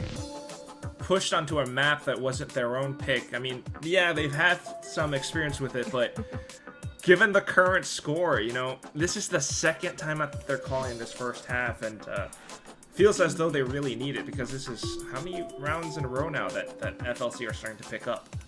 Yeah, that's so true. And I also like how everyone has like a little bit of a trauma when they see the logo coming out. Don't worry, it's a timeout. It's a timeout. It's okay. Everything's okay. Everything's fine. And like you mentioned, HYPA, they have to stop this kind of momentum as early as possible, and at this point as well, especially how aggressive, honestly, both of the teams are. And it just takes a while before you can have a good read of what kind of positioning some of the players want to play. And we've seen it time and time again, and HYPA is looking to adjust. It really does. They were quicker to go into that retake setup mode towards B in the previous round, but still one of the main issues is the pacing of which Falcons Vega are hitting so many of these sites. It's tough to guess which site's going to go towards, but Ayumi this time, quick steps forward and 2 kills found. While walking as well. Okay. Whenever I play Valorant, it's not like this, that's for sure. But this hero buy coming in from Ayumi obviously works out greatly in their favor right now. Still, some of the players lack the bigger guns here and holding on to sheriffs. But for Falcons, they're full in that squad. 3 players trying to find a way how to take a side control here. They do have the Viper Spit set up already towards sewers. And they also have the Torrents here coming in from Baby T. Elka might have caught a pixel as well. Backs off into the pit. Thorns activated. And now you've got a Stinger plus a Classic hiding inside of this Viper Spit. Strong CQB weapons that could be effective. Nightfall sent out by Aluka just to confuse Falcons Vega, or at least to flush them into this corner where 30 they would be decayed, but only for the time being. Poison Cloud and HYPA are listening for the spike plant. It does go down, and everyone is now hovering close by. Falcons still trying though, and it's nanoswarms and such to keep distance between them and their opponents. But look at this utility getting dumped in. A seize. The poison cloud still up. A recon and a haunt, and HYPA begins to spray blindly. It reveals their position. Best in for the reload, swaps to the Classic, and she gets the kills. It's finally a round for HYPA as they manage to stick the defuse to the end on a Thrifty. I'm literally staring on my screen, wide eyes open, because what just happened in there? There's just a random Viper spit towards sewers while everyone else is doing already a pulse plant. The defense is there the entire time. The kills coming in from Ayumi randomly just getting those 2 shots in. And then you have the players of Falcons just storming into the site. They flood in with the utilities, but nothing happens. There's so much things to cover when it comes to this game, but what's more important is, of course, for HYPA, it's a round needed in a round that they won. I couldn't agree more. 4-6. I mean, you would, even if you lose the last 2 rounds, it's at least a 4-8, which is not the worst thing for the second half. And hopefully they do get more, of course. Apart from that, also W Prod, that was a lovely replay. But now we go into a slight gear issue. Shouldn't take too long, so bear with us once again. I'm not sure what it is about the goblins haunting everyone's tech today, but I still think, you know, with the way that the rounds are going back and forth, it is pretty, you know, I still have hope for HYPA Tate. Oh yeah, for sure. You don't want to see it be on a one-sided match, right? As much as possible, have some good games, at least, to close off some matches here. Plus, again, for people who just tuned in, this is the last chance for both teams right now in this series to at least stay here in Game Changer specific and have a chance at the trophy. But at this point, right now, I honestly just feel for the players, you know, with the tech pause, obviously, kind of messes with your momentum coming into the match, coming into the game. But nonetheless, what's important is we get that fixed up quickly. And for Game Changer specific, we are back. See how quick that was? Nice. Thank you, Tay. Nice. No problem. It's like I fixed it. But you're absolutely right. It could certainly mess with the momentum. So hopefully everyone is still locked in. HYPA, just as quick. Polly with her game serious face now, making a stroll down middle just to check. But of course, this toxic screen just makes things so confusing. Now you're hearing footsteps if you're on the other side of Vapor PC. Pop the Thorn so quick. They go for a re-smoke as well. And for the time being, a little bit delay on the take, and Polly gets her prize. Baby Easy ready for the action though, gets double kill before she gets punished by Kamyu. A complete reset, a quick reset here, coming in from the squad of HYPA as they try to get the side back. It's gonna be that retake positions that we're looking at, but they're all storming from the same angle. I'm trying to go for heaven a little bit as well, but it's smoked off thanks to Kamyu. Got some pop flashes that could help though. There's also this crossfire around Graffiti that's so tough to break out of. They just waterfall down, but unfortunately to their deaths, Aneri and Kamyu slay them all.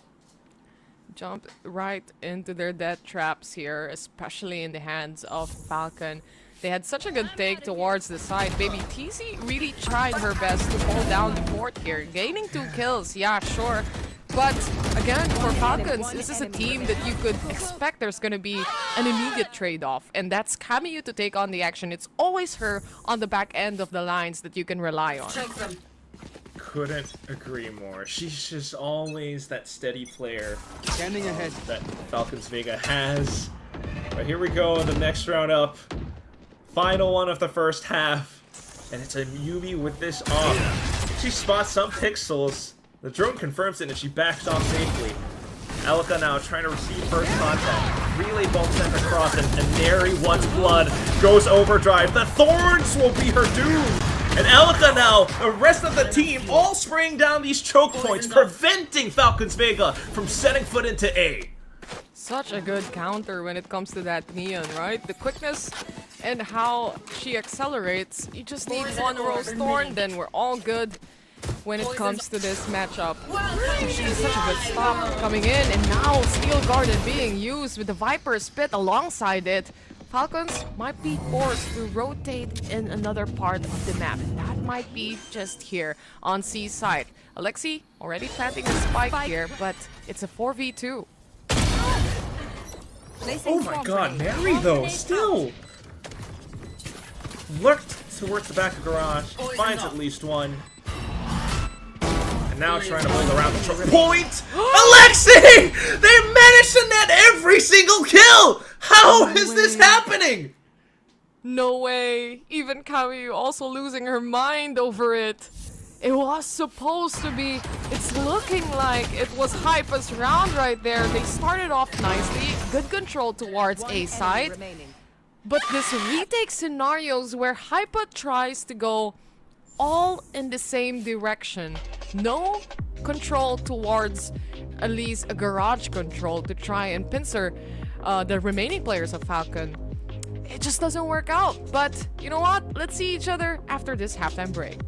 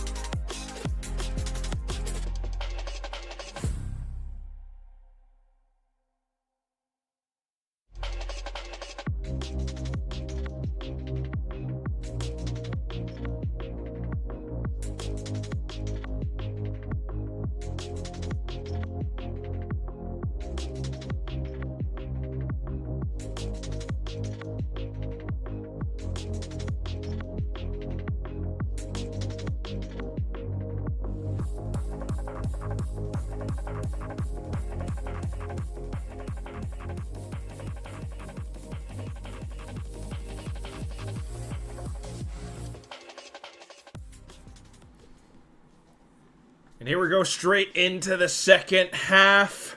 HYPA needs this pistol because if not, Falcons Vega might just be the first team to reach double digits.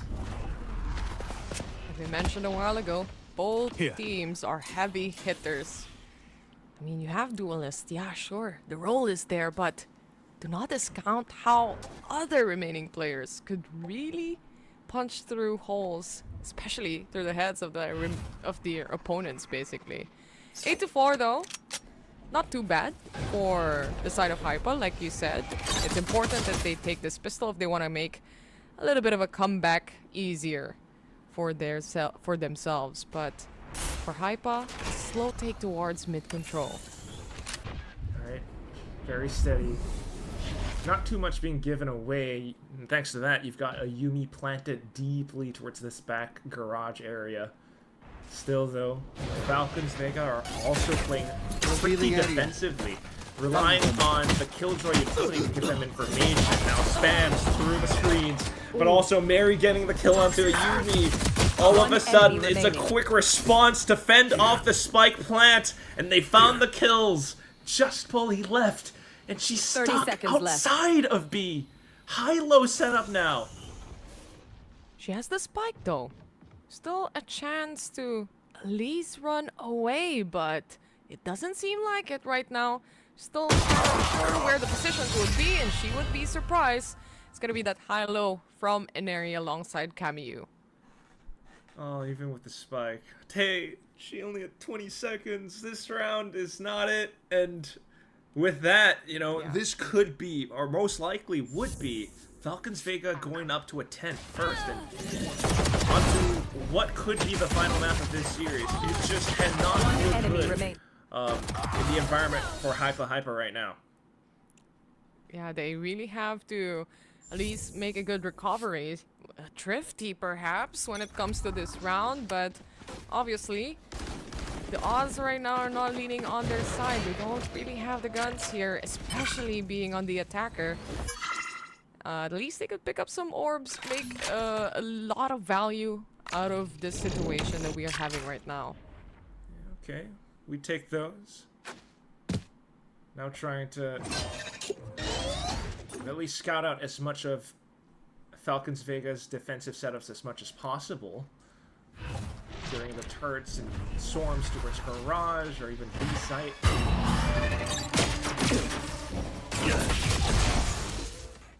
Okay. Lisa Dart out. Shock Dart being used up here from the side of Falcons. But it's hold outside Garage still for the rest of the players of HYPA.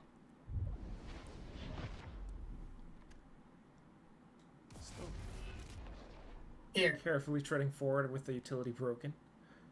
But look at the angles that Falcons Vega have. Flash dodged across, burst fire coming through from Alexi, nets her a double. Then you've got the rest of the squad hiding behind sight. Nappy with the first, a slight progression smoke, but still with shotguns and everything galore, everyone from HYPA will go down. Just one Bulldog lost from Alexi, but I believe it was also retrieved. A good try also for the side of HYPA to consider. They wanted to play inside the smokes, but obviously for Falcons, they're heavily aware of that scenario. Alexi was already primed to take the angle and get those 2 shots in. Even if they get to answer back, there's going to be a lot of Falcons player flooding into the side trying to fight it off as well. So 10-4 now, the double-digit scoreline is here, and the Falcons, they're playing this bonus round with also some big guns as well. Still gives them a fighting chance if anything, but Bess, aggressive take. Now able to work alongside A Long because of it. Don't worry about the toxic screen for the time being. Rondo gets info, to say the least, some of the players towards A Long. Not quite sure how many though, so stack for the players of FLC still here towards A side. While HYPA is trying to prep up, just waiting for the exact timing, exact moment, but they're already getting pushed out here. Camu and Madvi getting their kills here, and as well as moving away, a hit and run. Running off to the other side, though. Ooh, Baby TZ spots out her opponent, goes in for the spray, and she manages to get those 2! With that, now the spike and the sight open up. Mary on the Bulldog in a retake attempt. 30 seconds left. On this retake, though, it's 1 against 3 players. And Torns out. Mary still has a third, but honestly, at this point, you have to play a lot more slower. Viper snakebite right in front of her, but she managed to get the double kill, and now a chance to survive, a chance for that clutch, and she exactly does that. Falcons takes the win. 1v3 clutch! Oh my god, hey! Not angle like per this! Angle, Quack. Clutch! Oh, you just have to watch the replay of how she nails that again. Angle and by angle, like you said, she even crouches down at some of the right moments too. Flicks over perfectly. The timing of this push after the initial presence that was made known by Bess and the rest of the team. Camille with the judge, everyone peeking together into this. Even the coaches are impressed. Yeah. 11-4 now, and I What just can I can't say? imagine. Mary is her name, Valorant is her game. Wow, what a clutch. 11-4, and almost as if you think that HYPA is finally gonna get this round away and maybe get that momentum back. Mary is just there to stop them on their toes. Time to jump. Really need to stop back though if you're a HYPA fan. Just all stingers, 1 sheriff. Trying to hold off and push back, but it's this crossfire that worked out great for Alexi and Madvi. Ayumi breaks past, picks up a weapon, starts to work alongside the Prowler, maybe go B to A. And that would be the right call. Can Baby TC hold long enough to find a couple more kills as well? That's some path to take. B to main, and now all the way to A side. But like you mentioned, Baby TZ's positioning here, very essential for them, especially if she can cut off some rotations. But rotations itself, from Falcon's side, Not ready yet. all the way back to A long. But they might spot Ineri. Baby TZ has position, yes. What? Oh my goodness! You can see the head! Oh my, by the little antenna of Vi's player model. Now making a move. Sold away her position there, Clark. All the way up long. Elka with some shots. Ayumi from the top. A thrifty round picked up by HYPA. What is happening? What is happening in this match? Just unexpected turnaround of events here. Over here. You have a good shot towards B side. They were able to clear it out, yes, but then the rotations to come in. They go all the way to A. Ayumi just making sure she makes use of the utility play coming in and the hunt to tag some of the players out. Yeah, that was good for nonetheless. Mary really said zoom in and enhance, but you've got HYPA players still fighting for their lives right here. Back in the A lobby, dimensional drift out this time, trying to take down the side as quickly as possible, but you've got an incoming flank. I'm back. Here. Inside already the side. Smoke's already being thrown as well and being prepped up, but HYPA, they have to be careful, especially on this flank area. Best in position as well, but Ineri is faster, quicker on the shot, takes the kill, and Madby even across the map takes another. Maybe TC here though, on the hunt to get that revenge that truly she wants and miss, but Mary doesn't miss the shot. Polly, good for 2, and now down to the last player for 3 points, for 3 kills. HYPA still alive in this game. Comes incredibly close, a true nail-biting moment, but thankfully with Polly's 3 kills alongside Baby TZ eliminating that flank, they managed to sneak this round in together. Falcons Vega though, oh my god. Flashes, still, you know, a sheriff shot from Mary that lands. This is not over yet. I like how they play with their utilities, but at the same time, you rely heavily on how quick can you take the shot, how quick can you take the kills and make the headshot happen. We've seen it time and time again in Ineri at one point, right? Against some of the players here of HYPA. Nonetheless though, HYPA, they're getting some good rounds and slowly but surely destroying a little bit of that economy that Falcons have gathered up. That's right, a little bit. Just one more round might do the trick. This time into C, because the past 2 they hit A. Falcons quickly catching on though, so now already hovering around towards the back of C link. Maybe thinking to take Garage as well. They'll deploy Hunters here to deny the spike plant to buy some further time, but Viper's Pit comes in to block off these entryways. Ayumi holding out from Garage, Angle not quite supporting, Camille gets the shot, and it's Baby TZ who pops off the Steel Garden just to buy even more time. They need this round so desperately, Tay. Only secondaries though for the time being, especially for Falcons, but now they finally put down the lockdown. They have to move away, they have to give the space. Camille from behind though, unfortunate for her, but now time for the Viper's Pit to be also popped in the hands of Falcon. They're already going for the defuse, nothing's gonna stop them any longer. What? And even that Seize connects, it's already a little too late. No way. Even Mary can't believe that just happened. They stuck the defuse to the end. Spike planted. A lockdown from the shadows. TP from Camille towards the back of C. And every player just fanning out. Viper's Pit aids so much as well. Even though HYPA had the right position, the right utility to throw onto top of that spike, the round did not come out. 12-6 now, and it is series point for Falcons Vega to take this team down. Mary is here to do the work for the rest of the team. It's now the match point for Falcons Vega. If they win this match, if they win this round, they're gonna make it live in the middle bracket. Face your fear! Camille spotted on top, of course, but this nightmare doesn't stop her. She's still in position, but Ayumi from behind, Gong securing 2 kills here for the side of HYPA. A successful take towards B side, but it's not yet cleared out here. Yeah, Falcons Vega still have some damaging utilities that we can toss to clear out some corners, but Best is on top of it. Goes out from the flank. Polly up from the top. And it's just Mary jumping wildly. Elka will quickly trade to keep HYPA alive. This quick take towards B side though for HYPA look really good, especially with the help of obviously, but nonetheless, if he didn't notice Hamiyu, could have been deadly. With Ayumi TPing all the way to the end of the backside, then it's all good. But that didn't happen. It could have been a completely different story here. True.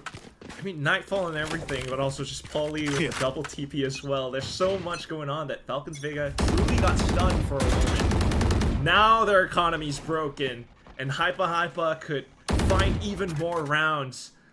Playing it careful though, very cautious, because it's these unorthodox angles or positions where they could lose a few rifles. So just watching out. Bring them Falcons down. Vega somewhat stacked closer towards C. Pulling out the Prowler to just see, just check. There's someone or anyone from the Falcon squad trying to push mid control, but here, to no avail. It's gonna be no one right now. Like you said, it's gonna be this slow take from HYPA. They don't really want to give away those guns right now, but look at the mini-map. The three players from Falcon slowly wrapping around. Oh, uh-oh. She's all alone. That's it for her. Be it for her teammates too. Flashes are good, and here come the kills. Trying to hunt down Camille. TP'd all the way towards the back, but the shorty is 30 strong. seconds left. At the same time, Falcons Vega also pushed down middle. The spike is not with HYPA, but Paulie does have the TP to get it back. 20 seconds on the clock. I got nervous. But here comes Baby TZ on the off angle. Elka from the top. And it's another round, a clean one for HYPA. Can't believe they had to use the From the Shadows for this, man. Forgot the spike, not a problem. You have a From the Shadows, but at the same time, unfortunate for Mary, especially this wall wouldn't help her at all. Plus, the remaining two players just couldn't find a way how to go out of the situation, and HYPA took advantage of that. Yeah, and with that, I mean, I guess they get to keep that ball rolling, you know, not really losing any guns, getting to buy up on the utility even further. But oh, and here we go. Oh, no. Now you've got the timeouts that Falcons Vega have yet to spend. That could really put a dampener on the momentum that HYPA was just trying to build up to. Exactly, and at the same time, Falcons, this is the round that you kind of want to win and close it off already, right? Redundant. Having that timeout just makes you think that, okay, they have some final plans here. They have something in store. They're planning and making something and cooking something up at this point just to try and close this off. Truly. And that's just extra pressure for HYPA. I mean, so much of it comes down to, you know, are they going to come in with a sudden aggressive push on the defensive side? And HYPA might take time to clear out these corners or play safe because of it. So, truly working against all odds here, but HYPA trying to look for these last 4 rounds to push us into an OT. Falcons Vega buys back up. Mary alongside MadV down this A area. Silence to come from the side of Falcons right now. No reactions, no utility plays, making HYPA guessing where they might be, where are they stacking. But Camille has upper hand position here. The upper angle might actually have her stop Ollie on the side. She takes the kill, but quickly traded by Aluka. Oh, might hurt HYPA a little bit though. You lose your smokes. The only one you have left is Bess, and she's already got a toxic screen down the common spot down towards A. Thinking to possibly rotate back, but goes in towards C. And Mary is alone. Spotted out by the mini-map. Mary repositioned and tries to get out. It's a switch towards a retake setup. She kind of knows it's going to be that C. Seeing that Prowler and also the TP being set up towards C, but look at the rotations HYPA doing right now.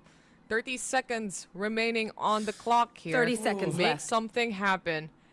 It's a do or die. You put it all, your cards all on the table, or you get nothing. And they are already hyper-rotating as well for Falcons.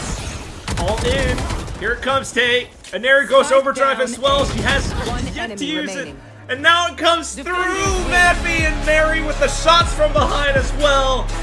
And Falcons Vega will close out the map in series. It's 2-0. Wow, such a good hold from the rest of the team. Not only that, a good reaction to at least divert back, pivot back towards the side and control the side, especially with how the time is looking.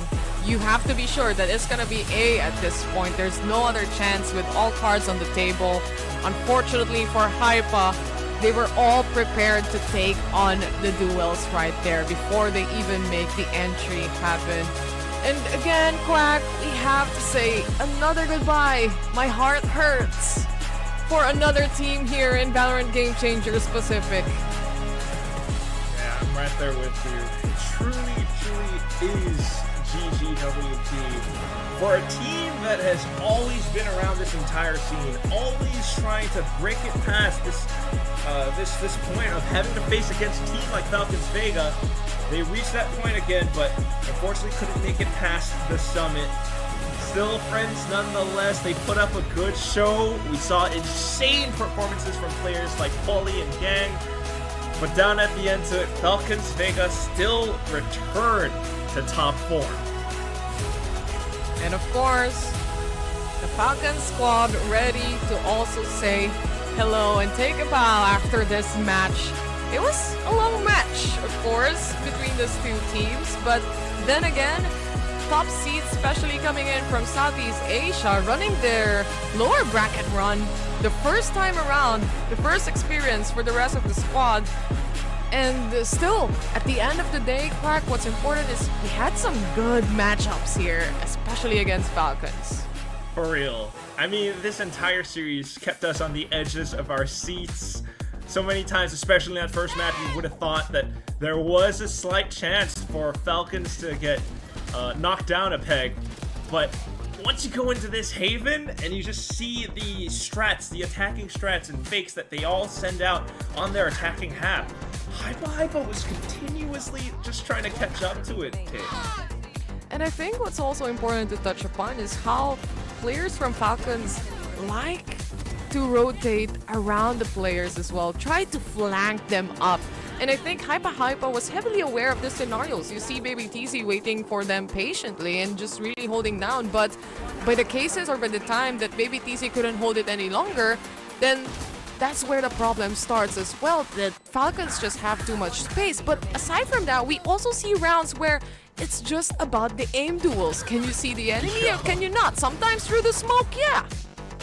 Sometimes, yeah. Especially when Spam, you know, thinking about it tactically. And it's always Alexi and Aneri as well. But down to the playmakers of the team. I mean, Mary and Madby also. Mary especially came up with insane clutches on this entire map. Not to mention agent compositions. Yeah. Just the KJ, the Viper. Viper's Pit in insane moments. Rounds which she didn't think that she would win either. But she got them all. The defuse as well, just to stick it in and let HYPA, yeah, sure, duel yourselves out, guys. I'm just working here. I'm just defusing the spike. And of course, thanks to the smokes, they couldn't really see it. They couldn't see through the Viper's Pit. There's just so many heroics coming in from FLC's side. And same goes towards HYPA, you know, they still had some pretty good rounds here. But nonetheless, to break things down, of course, we do have the panel. So Mika and Zach, how do you feel about this game? I feel like it was really, really sweaty because it was, if there is any team, you know, HYPA Esports is one of those few teams that can actually take a fight this close to Falcons Vega. Thank you very much, by the way, to Quack and Tay for those series, so for casting those series. Good job, everybody. And you know what, for Falcons, I have to say, there were so many moments here, Zach, where I was thinking, oh boy, I'm not too sure if they can actually pull through.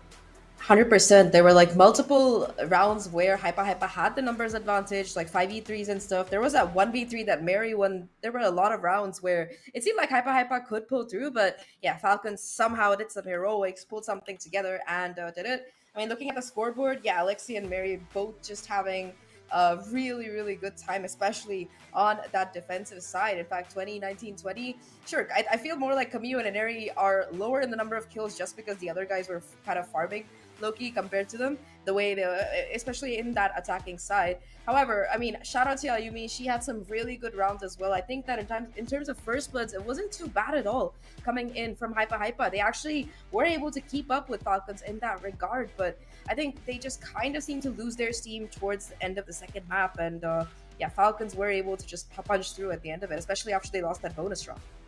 Yeah, you're absolutely right. There were so many rounds that were just too close for anybody's comfort, and sometimes it just came down to individual heroics to be able to pull out the round. It just came down to Mary just really sticking the defuse, no matter what was going on around her, because that was pure chaos almost. It came down to a lot of 1v3 clutches, or like a lot of high lows as well that later hard stop. So this is really the beauty of watching game changer teams such as these, especially when they know each other so well. They've been playing against each other for so many years also, and you have players that are able to, like, because they've been competing for so long, their skill is just unmatched at this point. Unfortunately, this means the end of the road for HYPA esports, and we have to say goodbye to so many veterans that we know and love here in the game changer scene, like Ayumi, Baby TZ, Aluka, Polly, and Bess. They really did play their absolute best. They really did give it their all. Unfortunately, it was just that the better team came out at the end of the day. My heart breaks though. I hate saying goodbye to these teams so early, but yes, one of them has to go. Yeah, I mean, it's what it is. At the end of the day, it's a competition, and there has to be a winner, which means, unfortunately, there also have to be losers. And either way, today's game, even though it was a 2-0, by could really see moments of brilliance coming in from the side of HYPA. That said, though, Falcons were absolutely amazing today, Mika, especially, being able to keep their mental and stuff from that map one. And I mean, what better to do than hear it from a member of Falcons themselves? I do believe we have Princess Alexi with us on the line here. Alexi, hello! Hi. Hello, congratulations! Hello po. Hi! That was Thank you. very, very sweaty game. Ano ba? Why? But yes, Why? that was a really, really intense game. I wanted to know first about Corrode, and what was the struggle? Why was the team having trouble with getting the momentum from HYPA esports? I think what's making us losing rounds, I think because we rotate so fast and they're using Yoru, so we're gonna fix our fast rotation maybe. Yeah. And we kept getting picks. That's our problem right now. Yeah. I think that, yeah, that was one of the adaptations you made on Corrode as well when you were 6. You started fighting mid more and stuff. So my question would be about, I think you guys took a timeout, or what exactly did you guys say to each other at that point to just be like, let's go fight? What was it? What was the timeout At about? Corrode? Yeah. At Corrode, right? I don't know. We time out. Then Kobat just said he's just gonna give us 10 seconds to breathe. Then we had a tech pause for so long, and I don't know what happened, but we didn't get affected on the tech pause, so we just continue our game. And yeah, Kobat just said just do our thing and just continue what we dry run or practice before. And because we changed a little bit on our place. That's right. I think that there was a lot happening on that map as well, just very, very close to. I wanted to know also, Zach, I think you had a question about the recovery from yesterday, right? Yeah, I mean, this is the first time for you guys in the lower bracket this year. Not exactly something I think your team is used to. So after your loss yesterday, how did you guys recover? What did you do yesterday? I'm just curious. I mean, yesterday we just scrim and maybe VOD review what happened on the Sipto match. And honestly, this lower bracket run is quite painful to me because I don't expect that we're gonna go lowers. And I think on the first game also we just played because of ourselves. We're always against ourselves, you know, like we didn't play like together as a team. So that's what we fixed yesterday, and we changed something like on the certain maps that we lost. Yeah. Yeah, that's really On that, nice. Alexi, you mentioned that it is the first time in the lowers, right? It is the first time that here on out it's going to be elimination match after elimination match for you guys. Did you notice a change in the team with how they approach every match because this is the first time that the team is in this position? I mean, there's no change to be honest, but we are quite cautious on what we're gonna do right now, since like every mistakes are like very important, so we need to like we need to decide properly on what we're gonna do next. So but there's nothing changed in terms of like team vibes. Yeah. And I think last question for you before we let you go celebrate with your team. Tomorrow you're going to go up against Fennel. Both of you so far have been undefeated this year until this tournament, and now you're going to be meeting in the lower bracket. Of course, I think you would know the players as well because a couple of them went last year with you to that championship. How are you feeling about this game?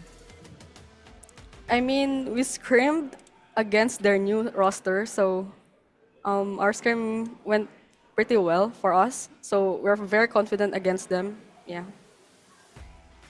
That's awesome to hear. Thank you, Alexi, and good luck for tomorrow, Principessa. Thank you. Anything else, Mika?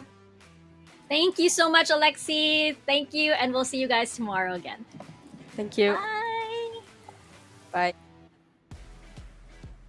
Well, there you have it from the princess herself. Yes, absolutely. I think it was interesting for her to share that, you know, them in the lower bracket, it is a little painful. I was wondering if it indeed did feel like a hit to the ego of sorts, because they do have to be playing as if, you know, because their backs are against the wall from here on out. So it's interesting to, you know, hear that the vibes are still okay within the team, but they're being a lot more careful with every decision that they have to make. So they're probably not going to be taking as many risks as they probably would be, and everything will be guarded. Or, you know, maybe because they're feeling so confident, they might play extra risky, and that might reward them. I don't know, to be honest. True. It always feels like a wild card sometimes with these kind of like extremely aggressive, talented players who, you know, just see a pixel. I'm still not over Inari seeing the Vice cat ears and just getting a headshot, man. Like that's insane. But yeah, looking at the bracket tomorrow, we've got some banger games coming up, guys. The first one is gonna be the upper bracket final. Whoever wins this is guaranteed to go to Seoul this year for that Game Changer championship. So really, really high stakes online for both of these teams. SCA second seed versus so far undefeated Korean champions Ninetales on the line. And of course, match number 2, we talked about it, Mika. It is Fennel versus Falcons. Also, 2 first seeds undefeated until this tournament, facing off in an elimination best of 3.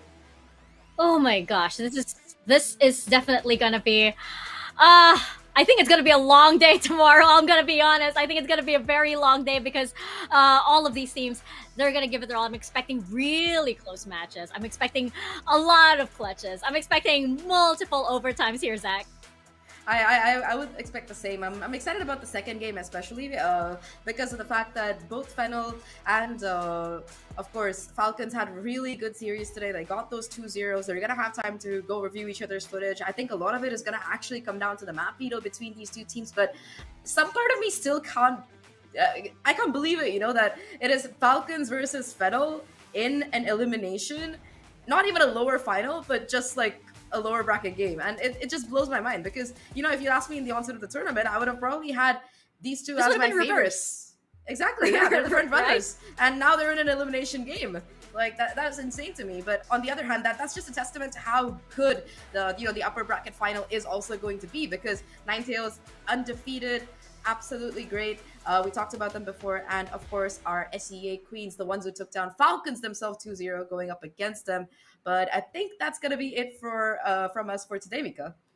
Yeah, that's right. That is going to be it from us. So thank you so much to all of our sponsors. Thank you so much to Predator, to Intel, to Zowie, to Imperial World, to TT Racing, and to Syndom for making this all possible, for giving us what is likely to be a very interesting, a very, very tight, and a very, very closely matched Game Changers Pacific circuit at the moment. You have 4 teams, and at the moment, I would have said at the onset of the tournament, like you said, there's probably clear winners here. Now, I'm not so sure. It only took a few days to change my mind. Now I'm like, hang on. I think we're gonna have to wait until tomorrow before we say anything else. So that is gonna be it from me and Zach here, and from Quack and Tay as well. Thank you so much for tuning in. We're gonna have even more banger matches for you guys here at Game Changers Pacific tomorrow. See ya.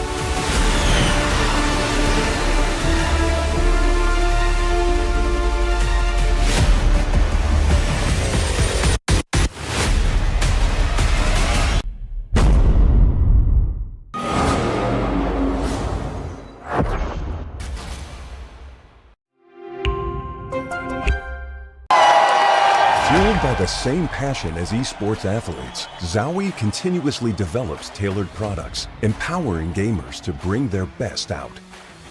Today, we are launching the all-new XL2566X Plus, which uses the newly developed Fast TN panel and upgraded DIAC2 technology. The new monitor series continue to evolve, refining details to ensure players can perform their best consistently in games.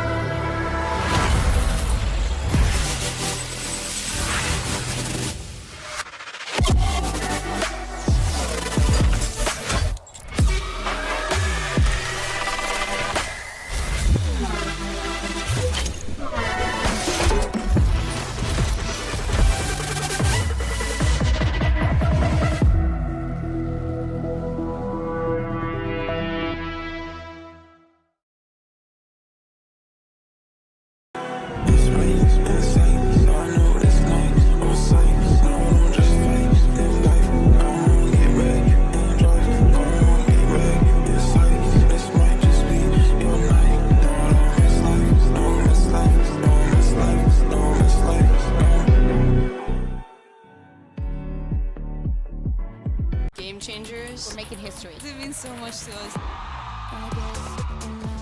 The beauty of gaming is it doesn't matter who you are. As long as I'm good enough, I can go as far as I want. 全世界都会知道我们的厉害。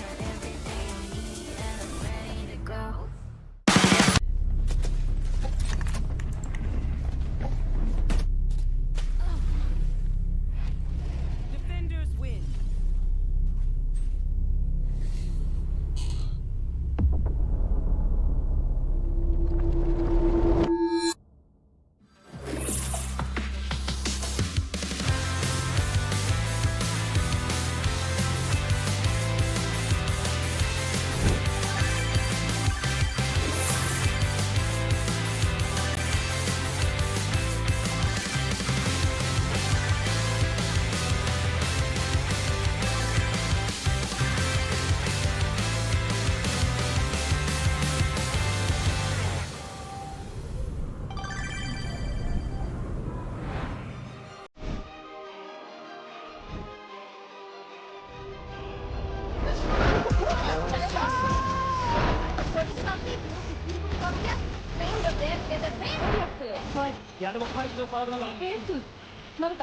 Taking her all time. Before anything looking. Listen, I got a sight still. Wanting a lot of chaos. Projectile. Oh, yeah. Right.